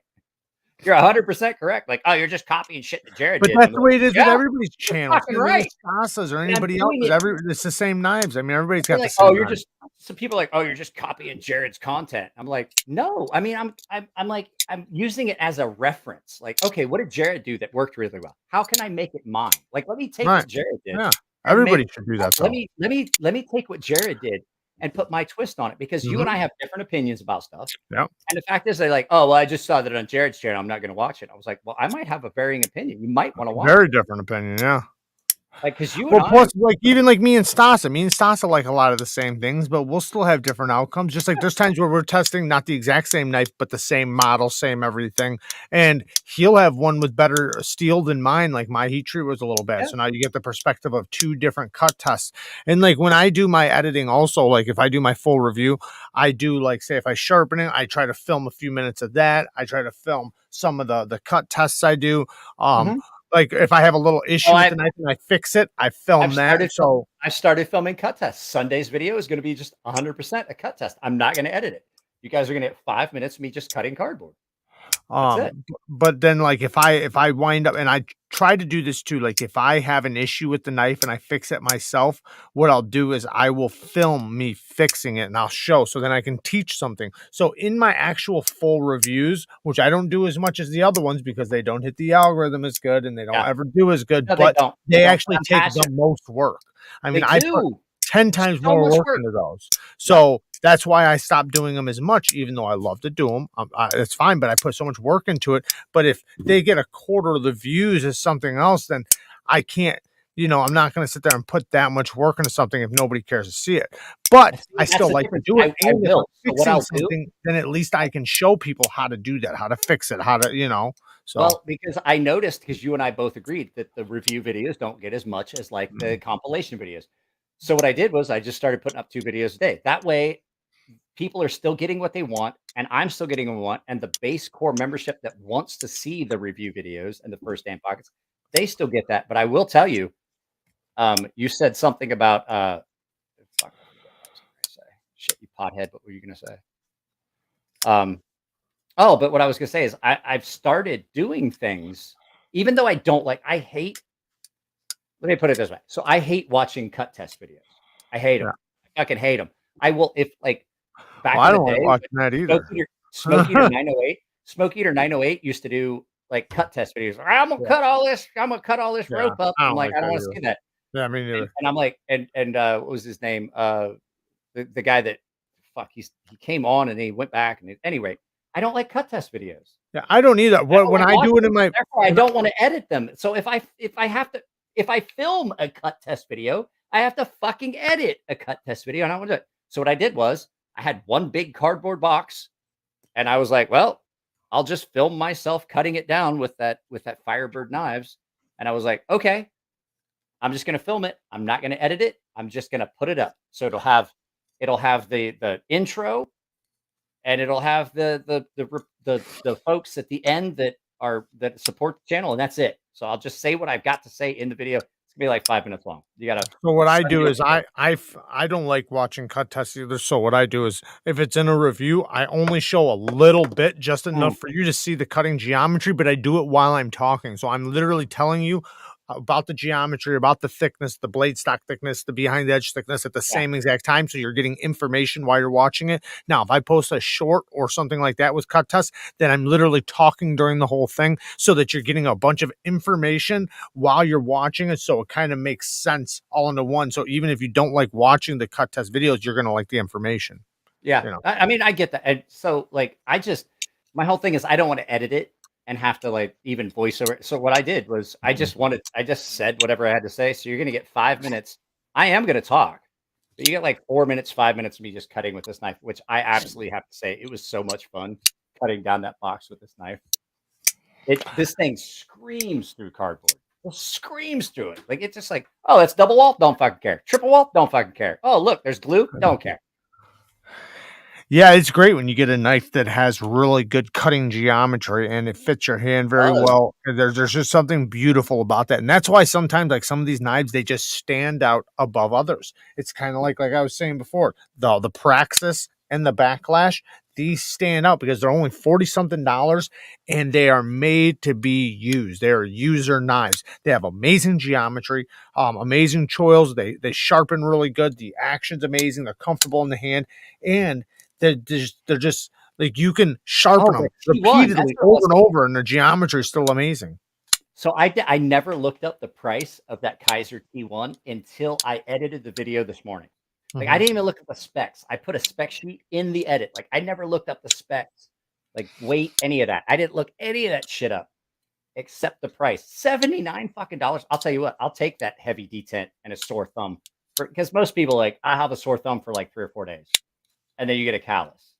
All right. Like, I was like, fucking $79 for that. Such a good knife. It's a really fucking good one. It's gorgeous. That black micarta is fucking gorgeous. Yeah. Oh yeah, and it's good quality. American micarta too. That's USA made micarta. Mind Asher Knives. I'm pretty sure I'm gonna have to block you from the channel because you. I love the Slish Bowie, especially the CTS XHP one. My XHP is so good. So once again, we have to put Jared back in timeout because he likes the Swiss Bowie. And I imagine he probably also likes mint chocolate chip ice cream. So I believe that he may be as dumb as you can be and live alone, and probably needs a state-assigned guardian and not allowed to have a stove. And the mint mixed with the chocolate chip, it's fucking delicious. So mind Asher Knives, I'm just kidding. You're welcome to have your opinion, even if it's wrong. The Asher That Swish buoy it's just garbage. Man, the I've told, CTS XHP is so good. Like I do have to admit that the great, man. XHP that I Oh. saw, last batch of XHP, like, okay, I hate to give Spyderco props because I personally think that Sal's son is trying to ruin that company. I think their But- heat treat is like on point, though. But They're it doing the hasn't best been job. that way. It has. But I- maybe not okay. in the past, but in the past 2 to 3 I years, had like I even had a Spyderco and XHP, and it was fucking hot trash. And I gave it to my brother-in-law because, well, I mean, he's okay. they've So I been gave the him a most fairly decent- consistent across the board through all the HRC tests. They've been the most consistent across the board These through days. all the I test mean, I don't know what it was like when that original native came out. But yeah, I will can't tell speak on the older stuff, but I just mean in the I past have to couple admit, years. Wow. I'm trying to say that you are correct now because the last time I saw Spyderco's XHP, I was like, this is what XHP is supposed to be like. But do you know who was getting it right before they were and has always gotten their heat treat right? And I've never seen a fucked up shitty heat treat from Cold Steel. I've never Oh, seen Cold Steel does a pretty good job too. I've seen That's why I was shit grinds. surprised I've with the seen shit Demco. designs. I've seen everything else that you can fuck up on a knife from Cold Steel, but not heat treat. Their heat treat is always on fucking point every time. Do you know what else though? Like with the Spydercos, the one good thing, and you got to give them credit for this. No other company is doing this. They are doing, I don't even know how many different steels, but in a crazy amount of steels, and all of their heat treats, they're all running them at optimal ranges. Yeah, So say the that, K390, they're running it at a high HRC. They're doing it at the optimal range that you want for a pocket knife. Crazy. Because other companies are doing only one steel and aren't even doing it at optimal range. Okay, That's the only fucking steel you do. I have to let the voice inside my head out because he's got something he wants to say. Go ahead. So, I'm not saying at all that Spyderco is doing a bad thing. I do think that Spyderco is offering less for more, but the fact is that they are offering their consumers an option that you can't get at other companies. I agree. It's not so much the Spyderco issue. It is somewhat that issue. But the big issue I have is Spyderco fanboys are fucking hot trash. I'm going to buy every version of this knife in every steel in 6 different fucking colors. They're as bad as comic book collectors. I'm gonna have 3 different versions of this comic book in different chromatic covers, and I'm going to own them all. That's fucking stupid. Buy one knife, like it, pick the steel you want, and go get a different knife. No one needs 8 different fucking Spyderco Enduras in different colors and different steels. Oh wow. Okay, I feel like I had a seizure or something there for a second. Some but yeah, people that's like that though. Like I don't like all that I can't either. argue that. The second you say anything about Spyderco, boy, these guys want to jump. I was like, look, let me let you in on something. Eric Glesher does not give a fuck about you. Don't white knight for a company. It's no different than these cam girls and the Twitter fucking Twitch fucking hot tub streamers. Guess what? Those chicks and those companies do not give a fuck about you. Of course not. You don't need to go and try to take someone's channel down because they talked about a knife you don't like. Okay, so this goes back, and I'm drunk enough I can actually talk about it. So about 4 years ago, actually it's been probably longer now, about 5 years ago, I talked bad about a knife. And I wound up with someone that I had to file a police report with and also get NCIS involved. I talked about a knife, and this person started sending me pictures of my house, going on and saying they were going to rape my daughter in live feeds. They said they were going to do all kinds of horrible, horrible things because I talked bad about a knife from a company. Those companies don't fucking give a shit about you. You know what they give a fuck about? The fact that you're still buying their shit. Money, yeah. Money. They give a fuck about money. And if you're going to white knight for those companies, like I was like, all But I I could want a picture this guy- company to want money though. I'd rather a company want money than I fucking do. know. I mean, I Yeah. get it. Every company wants to make money. But I want the thing I have a problem with is when a company wants money too much. Benchmade and Spyderco in like I just want them to get back to where they were making knives that were as good. I will pay the price that they're asking if the knife was as good as it was 10 years ago. You see what I'm saying? Like you if you can continue to provide the same quality, I understand prices increase. I bought beef, I bought gas, I bought oil. I know that the prices of things increase. But if you're going to provide me with a price increase, don't diminish the quality of the product. The products that are coming from Benchmade and Spyderco are nowhere fucking near as nice as they were 10 years ago. I remember a time when if you got a Benchmade, when it was Pacific Cutlery, if you were lucky enough in the military to get a Benchmade, you had the fucking cream of the crop. And I'm not going to lie, they were the best fucking knives on the market for a while. Spyderco, the original Enduro with the stainless steel handles, those were the best fucking military knives you were ever going to get. If I still had my Spyderco Enduro with the stainless steel scales to compare it to a Spyderco today, hands down, fucking night and day. See, I don't really have any problems with them though. So all the Spydercos and Benchmades that I've had for the most part, have been really good. But have you had? Did you get a Spyderco 20 years ago? Have you got a 20-year-old Spyderco to compare? I've gotten a lot of 20-year-old Benchmades, but no, not Spydercos. Compare your 20-year-old Benchmade to a fucking today Benchmade. I'm gonna tell you right now, if you really look at it, hands down, that old Benchmade was about as good as it was gonna get. They are great. Unless you got one that was all beat up and fucked up and shit, like something that I owned. You maybe got mine on eBay. My old one that I'm like, I'm gonna use it as a pry bar. Let me see if I can get this screw out with it. See how tough it really is. Let me see what it's gonna do. Oh shit, I broke it. Fuck, Yeah, I don't know. I'll sell this to somebody. I used to be a lot more critical over Spyderco than I am now. I still don't, I don't get into all the things they do, but I know a lot of people do, but I do like and I love that they do so many different steels so well. And 4 out of all the companies, I can confidently say they're doing the best heat treats out of any other company, the most consistent. I will admit that now they had a period. No, yeah. They were not. But I think, and I say this in videos, people are like, oh, you're so critical. I think it comes, and I've said this before, it comes from a place of someone that these were truly beloved companies to me. Yeah. Like I would never have parted with a Well, that's what I said about Hinder, why it made me so upset what's going on with him, because I fucking actually love his fucking knives. I've never owned one. So, but like I said, so I've been married for 20 years.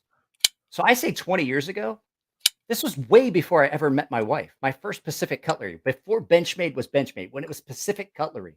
Yeah. I had a knife. I had a knife that was issued to me. And I swear to God, it was one of the best knives I've ever owned. And to see a company that I truly love, Spyderco, I had one of the first Spyderco Police, and it got stolen. I had one of the first editions, the first production run of the Spyderco Police. I got it when I was still in high school. I graduated 30 years ago. To look at that knife compared to what they're putting out now, it's the difference between a custom and a knife that you bought out of a 25-cent machine that you rolled the thing and it came out in one of those eggs. It is that much different. And it just, it makes me really sad that some of these companies have allowed themselves to drop to the point, but then yet try to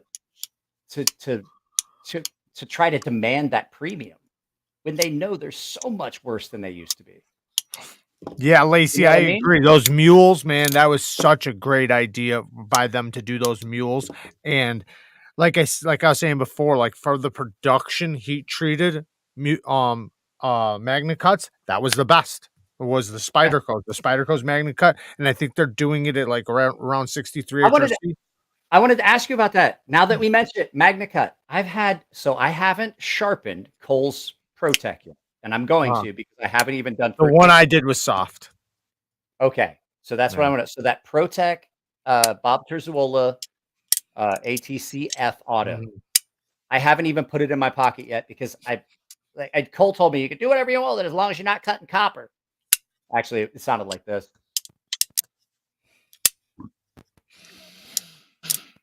Do whatever you want with it. Just don't cut copper wire or anything, you know. You can cut whatever you want.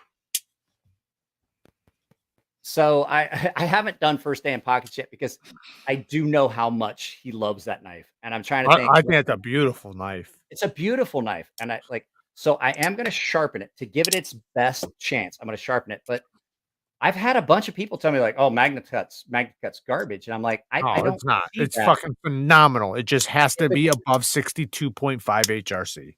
But So like I've sharpened. running it at. I honestly think I don't specifically know, but just sharpening it, I'm guessing between 60, 61. That's what I'm guessing. If it's 62, maybe, but I don't think you can get. That designed it. Let me ask you a question. If the person that designed it said it should be run like 63 to 64, why would you do it any different? I don't know. I just know like that. Even like BGM's when I did his right. That was soft, and I contacted him. Told him like, listen, I'm just letting you know I sharpened your stuff. It did feel incredibly soft compared because I had already done really good heat treated some, so I already knew how it felt. And I said it did not. Well, that's why I asked because I haven't done anything with it yet. And he's upped it now. Now his stuff's up. He completely changed it. Now he's doing a higher HRC. Now with ProTech, I'm guessing that it's like even like at a low angle, I could just feel like it wasn't getting that bite you want. It felt a little slicker, all that stuff. Not saying it was bad. It was still very sharp. Don't get me wrong, very, very sharp still. You know how it goes. You know, it's still very, very sharp. So like I'm not like compared. The whole like everybody's talking about like fucking everybody's talking about the Magna Cut like it's fucking John Holmes in the porn industry. Like that's that big dick shit there. It is when you get past 63 HRC. That's what I'm shit. saying. It is okay. So have you ever got to feel the edge on one of my? I'll make this comparison: production 20 CV versus custom heat treat 20 right, CV. Yeah, it's right. Exactly. I'm not like so. I asked Weed Knife Company if they could run the same heat treat, and I told them the heat treat profile I used for my custom knives, and they're like, "What's the HRC?" And I was about 64, 65. They're like, "We can't grind that." Right. And I'm like, why? They're like, it'll burn it up. Like our grinders, like you're grinding it by hand. You're doing a specific. Right. So the difference in the heat treat, even that little bit between 61 to 62, 64 to 67, which is about where my 20 CV was coming out, you know, because you have some differences between quench, but at the minimum, I was getting 64 out of it. It's night and day. It's like two different steels. And that's why I was just curious. So yeah, 100%. And like I said, like out of all of them that I've tried, it seems as if 63, I could say 62.5, you know, probably 62.5 and up, but just to be safe, I'd say 63 plus. If you can hit 63, you are going to feel some of the most incredible steel. Like it literally is like that mule. Fucking shit, man. Nice. I mean, like, dude, I gotta check one out then. Yeah, dude. I want to have a comparison. I want to have a comparison. This is 64.5. And again, man, it just, and also like, dude, I sat there and cut up some cardboard and I was just going to go until it stopped. Right. Yeah. I want to give it up, man. Like it was still cutting paper and you would have anything else. Dude, would have just been just tearing paper. Let me lay this out for you. So I have made 3 knives for my buddy Tino in S125V, and all of them came out well over 67 HRC. That's crazy. I've only ever had to like I made him a sea snake, like his sea snake. Yeah, I've made 3. That sucked to grind, man. Dude, the reason it cost him almost $1,000 for that knife is because I had about $400 in belts, not counting the fact I had to get all the handle material, all the time involved. It literally so when you put S125 or S125V on a grinder belt, an 80 grit belt, their first pass to knock the corner off, that's a belt. And those Yeah. belts cost about $4 each. It cost me, so at any rate, it took me days. I have only ever had to sharpen his sea snake one time. After temper, like this is the knife, when you grind it, you could score glass. Like you could take it and cut a line around the top of a beer bottle. Wow. But Yeah. the Yeah. fact What is is- it? and I'm like- 66.7 is when you can start cutting glass. This shit was probably about 68. Yeah. And so like I gave him this knife and I'm like, just let me know when it gets dull and I'll sharpen it. He's like, you don't think I can sharpen it myself? I was like, no, I don't think you can. Because it took forever for me to get it sharp. I asked him, he brought it to me. He's like, yeah, I think it needs sharpened. And I felt it. I was like, it's not that bad. So it took me about 3 hours to get it sharp. Yeah. Because it was dull. And it wasn't real dull. And I gave it back to him. I was like, so you must not use it all often. He goes, bro, I cut shit with that every day. He's like, I cut down cardboard at the house. This is my cardboard cut down knife. I was like, what? He goes, Wow. anytime we have cardboard, he's like, I fill that blue recycle bin, like that 60-gallon recycle bin. He's like, I spill that fucking thing every week. He's like, and I'm out there with this knife cutting it. He's like, this is the first time it ever got dull. And I was like, good God, that is ridiculous. That is one of those forever sharp knives. So I've made that's why I think it's hilarious when I get some of the people, when I do some of my shorts that don't know anything about knives, but they think they do. They think they have a clue. Like they think they have somewhat of an idea, right? So like they just think metal, materials. The materials are worth like $5. And it's like, you don't fucking, like what you just said to me, like in the comments, proves to me you have no idea what you're talking about, about anything. And you're coming in here and you're judging a knife that's $400 and you don't even know why it's a $400 knife, what steel it's made out of, what kind of steel is, what's an optimal range of heat treatment, what is that, or anything else. I have a modern worth $5. I have to go piss and I'll be right back, but I have a modern pop culture allegory for that for you. All right. So you keep them entertained. After that, I'm going to take off because it's after 1 here. I'll be right back. Go ahead. What's up, guys? So, but yeah, some of the comments, man, and I know they're just regular people that don't know knives, and they see some of my shorts, so they just jump in and they just say whatever's on their mind, and I love it because hey, give me the comment, fuck it, I don't care, but. And sometimes I'm trolling them. Like the other day I took my Shirogor off because I got 1 million comments on this $1,000 knife I sharpened.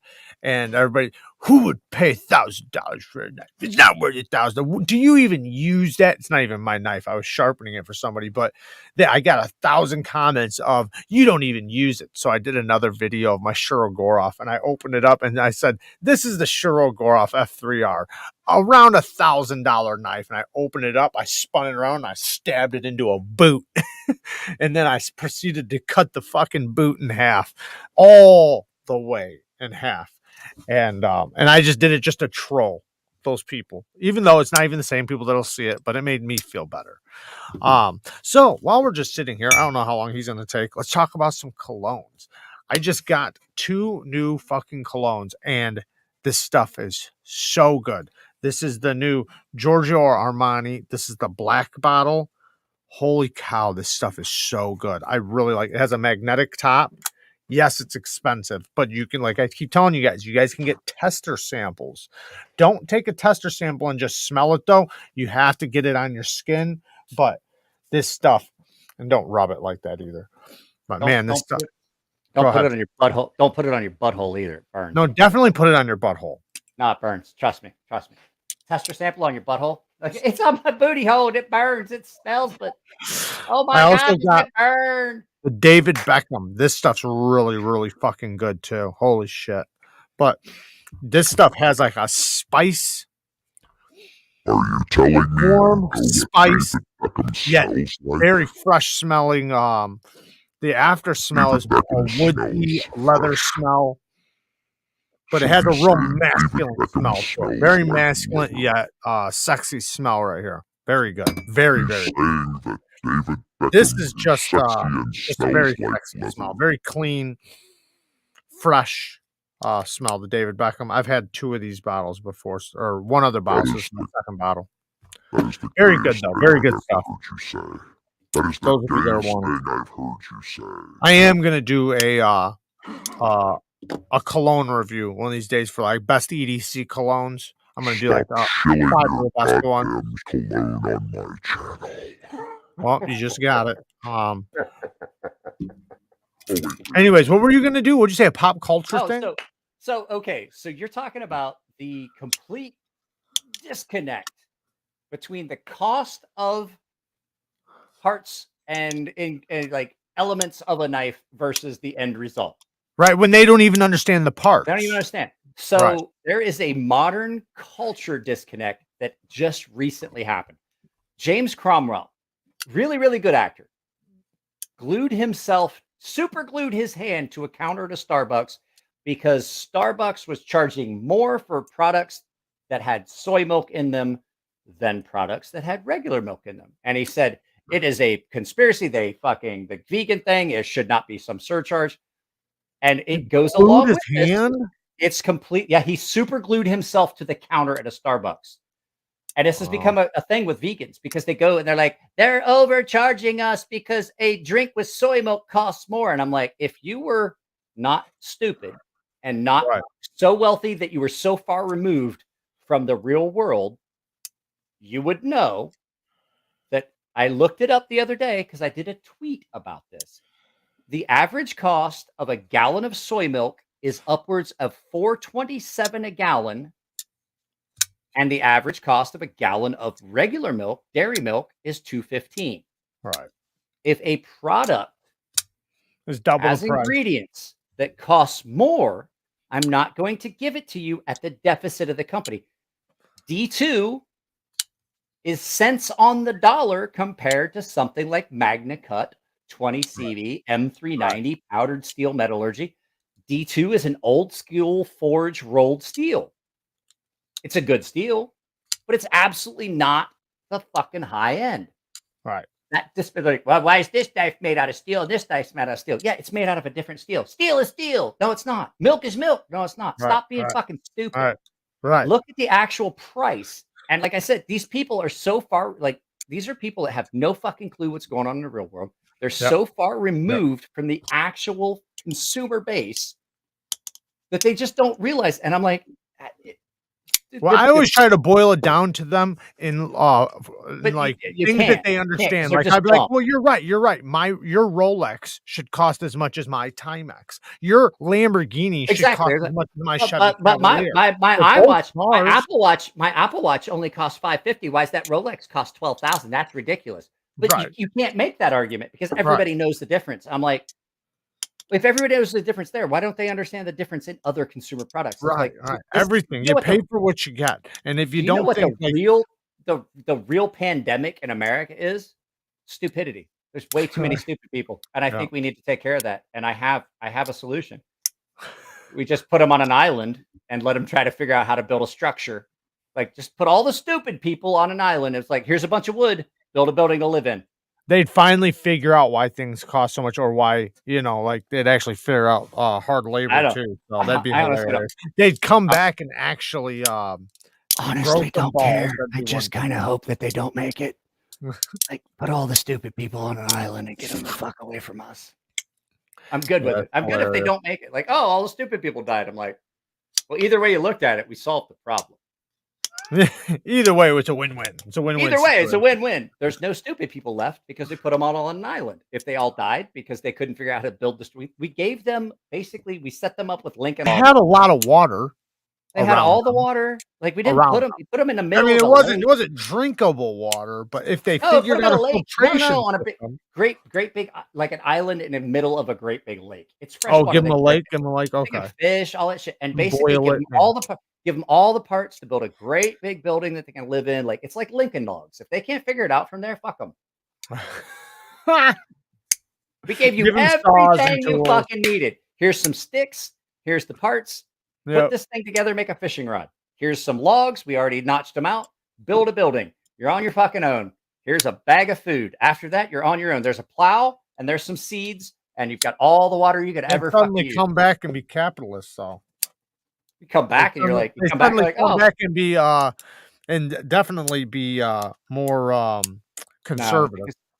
No, because Sure. they'd all be dead because they'd be sitting there in a big circle with a big sign The like, "What living ones, happened?" the ones No that one lived. no The ones one that did it lived. for us. The ones that lived. Yeah. Well, hey, it's been 4 hours, so I know. It's past. probably It's end almost this. 1:30 here. I'm Is it gonna past take your off, bedtime? brother. I do All right. appreciate everybody hanging out with No, us. no, I had a thank great you. time. No, This I was had a great fun. time. I always have a great time. Did you Tomorrow announce we got a anywhere, live or on did we my wind up channel. with What's that? there's no live on my channel. I'm doing sharpening tomorrow.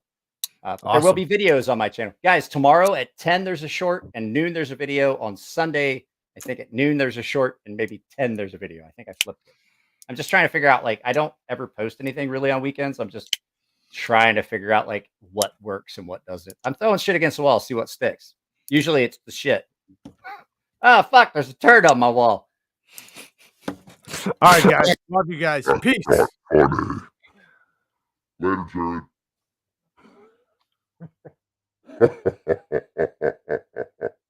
Well, guys. Now you've got me, and that's all you have. That's disturbing. So, yeah, I'm gonna have to end this, guys. I will definitely let you know. I just told my wife there's a good chance I'm going to the emergency room tomorrow.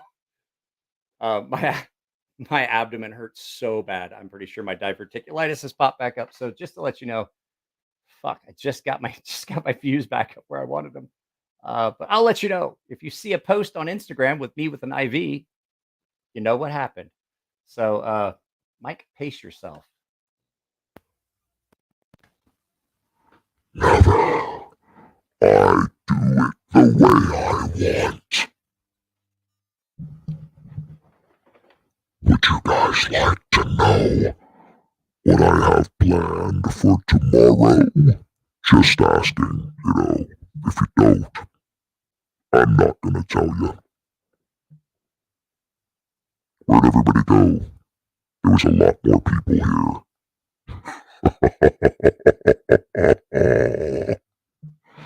Ruben, you have got to get on the Gilded server if you want to get anything that you may win, because that's where I announce the winners. Guys, this has been a lot of fun, but I'm due back in hell. So,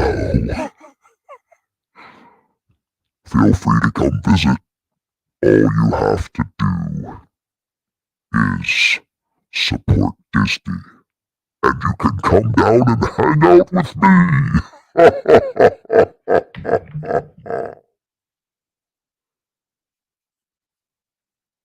I'm basically saying that Disney is Satan.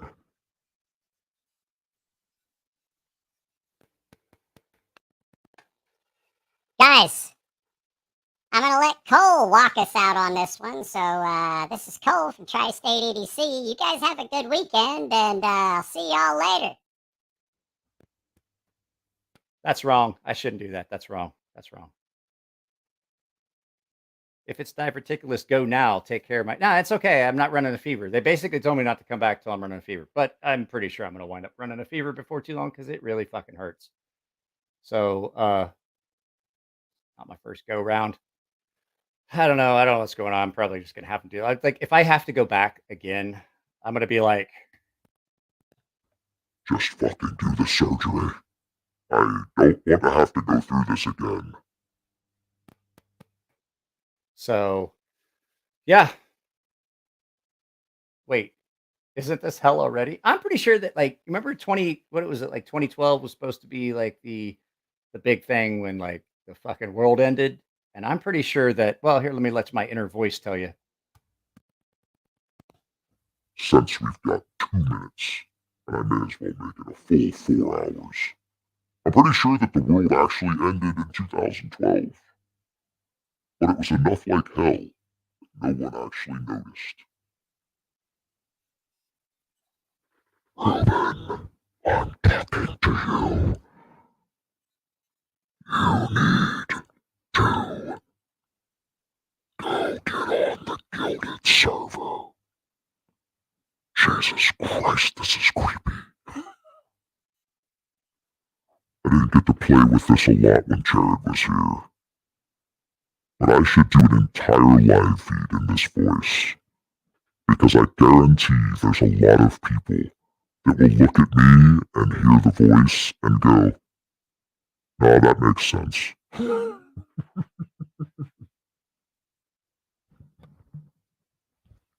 I have to ask, how weird does this voice sound? Ruben, if you don't do it, I'm coming to your house. And you don't want that. And you know it. This is... My God, that sounds bad. Such a horrible voice.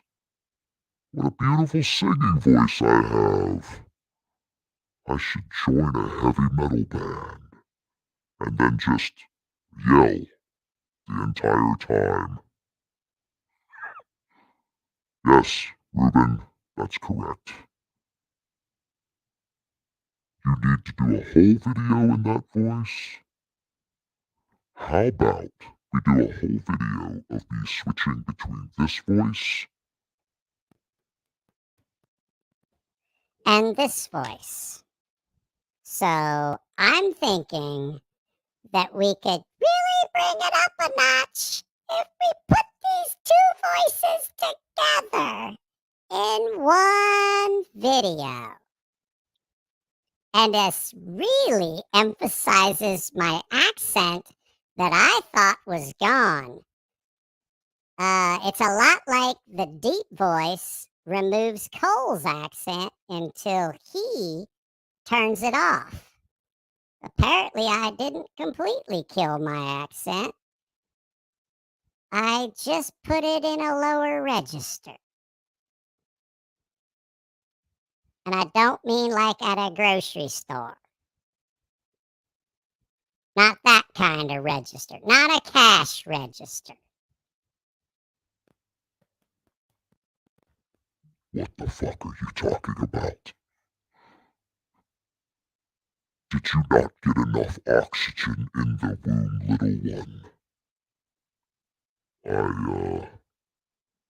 I feel conflicted about talking to you like this. Because that's such a cute voice you have.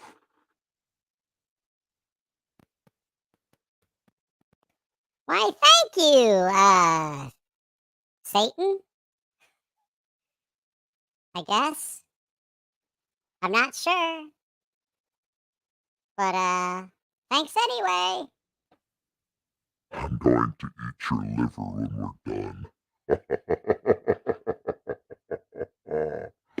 Liver is tasty. So, guys, I'm gonna end this. I will see you all Monday for a live feed. Tomorrow there's a video and a short. On Sunday there's going to be a short video and a short. So, yeah, this week, 7 days. If I can keep it up, you'll get it every week. I just don't like necessarily putting stuff up on Sunday because I don't know if you could tell by my voice, but I'm really religious. I don't think these two things match. Pretty sure that's the wrong voice for that statement. But the truth is, I don't think we should do much on social media on Sundays, so I believe that I won't work on Sunday, but I may put stuff up for your entertainment on Sunday. Because, unlike other people, I'm trying to make money on YouTube. Let me whisper it, because it's kind of a secret. You guys like the new microphone? Oh, look. There's a hookup happening in the chat. Allow me to show you what's happening. Lacey He's trying to hook up with Kyle. This is not Tinder. Knock it off. Allow me to bring this to your attention. Again, for all 27 of you, there's a hookup trying to happen. And I'm going to do my best to make it not happen. Well, I don't know. I like both of them. Hopefully you can be happy together. Guys, I love you all. Keep it clean in the comments. Have fun. Watch the videos. I have a bunch of videos that are up. The video that went up today, I am somewhat pleased with, but it didn't get the views I wanted, so go watch it like 6 times. So, if you're gonna go to bed, put your device on autoplay and let it play my videos until you wake up the next morning. Guys, I'm out. I love you all. All joking aside, that was a lot of fun. And Thank you for being my friend when I needed one. you guys want to disco it out?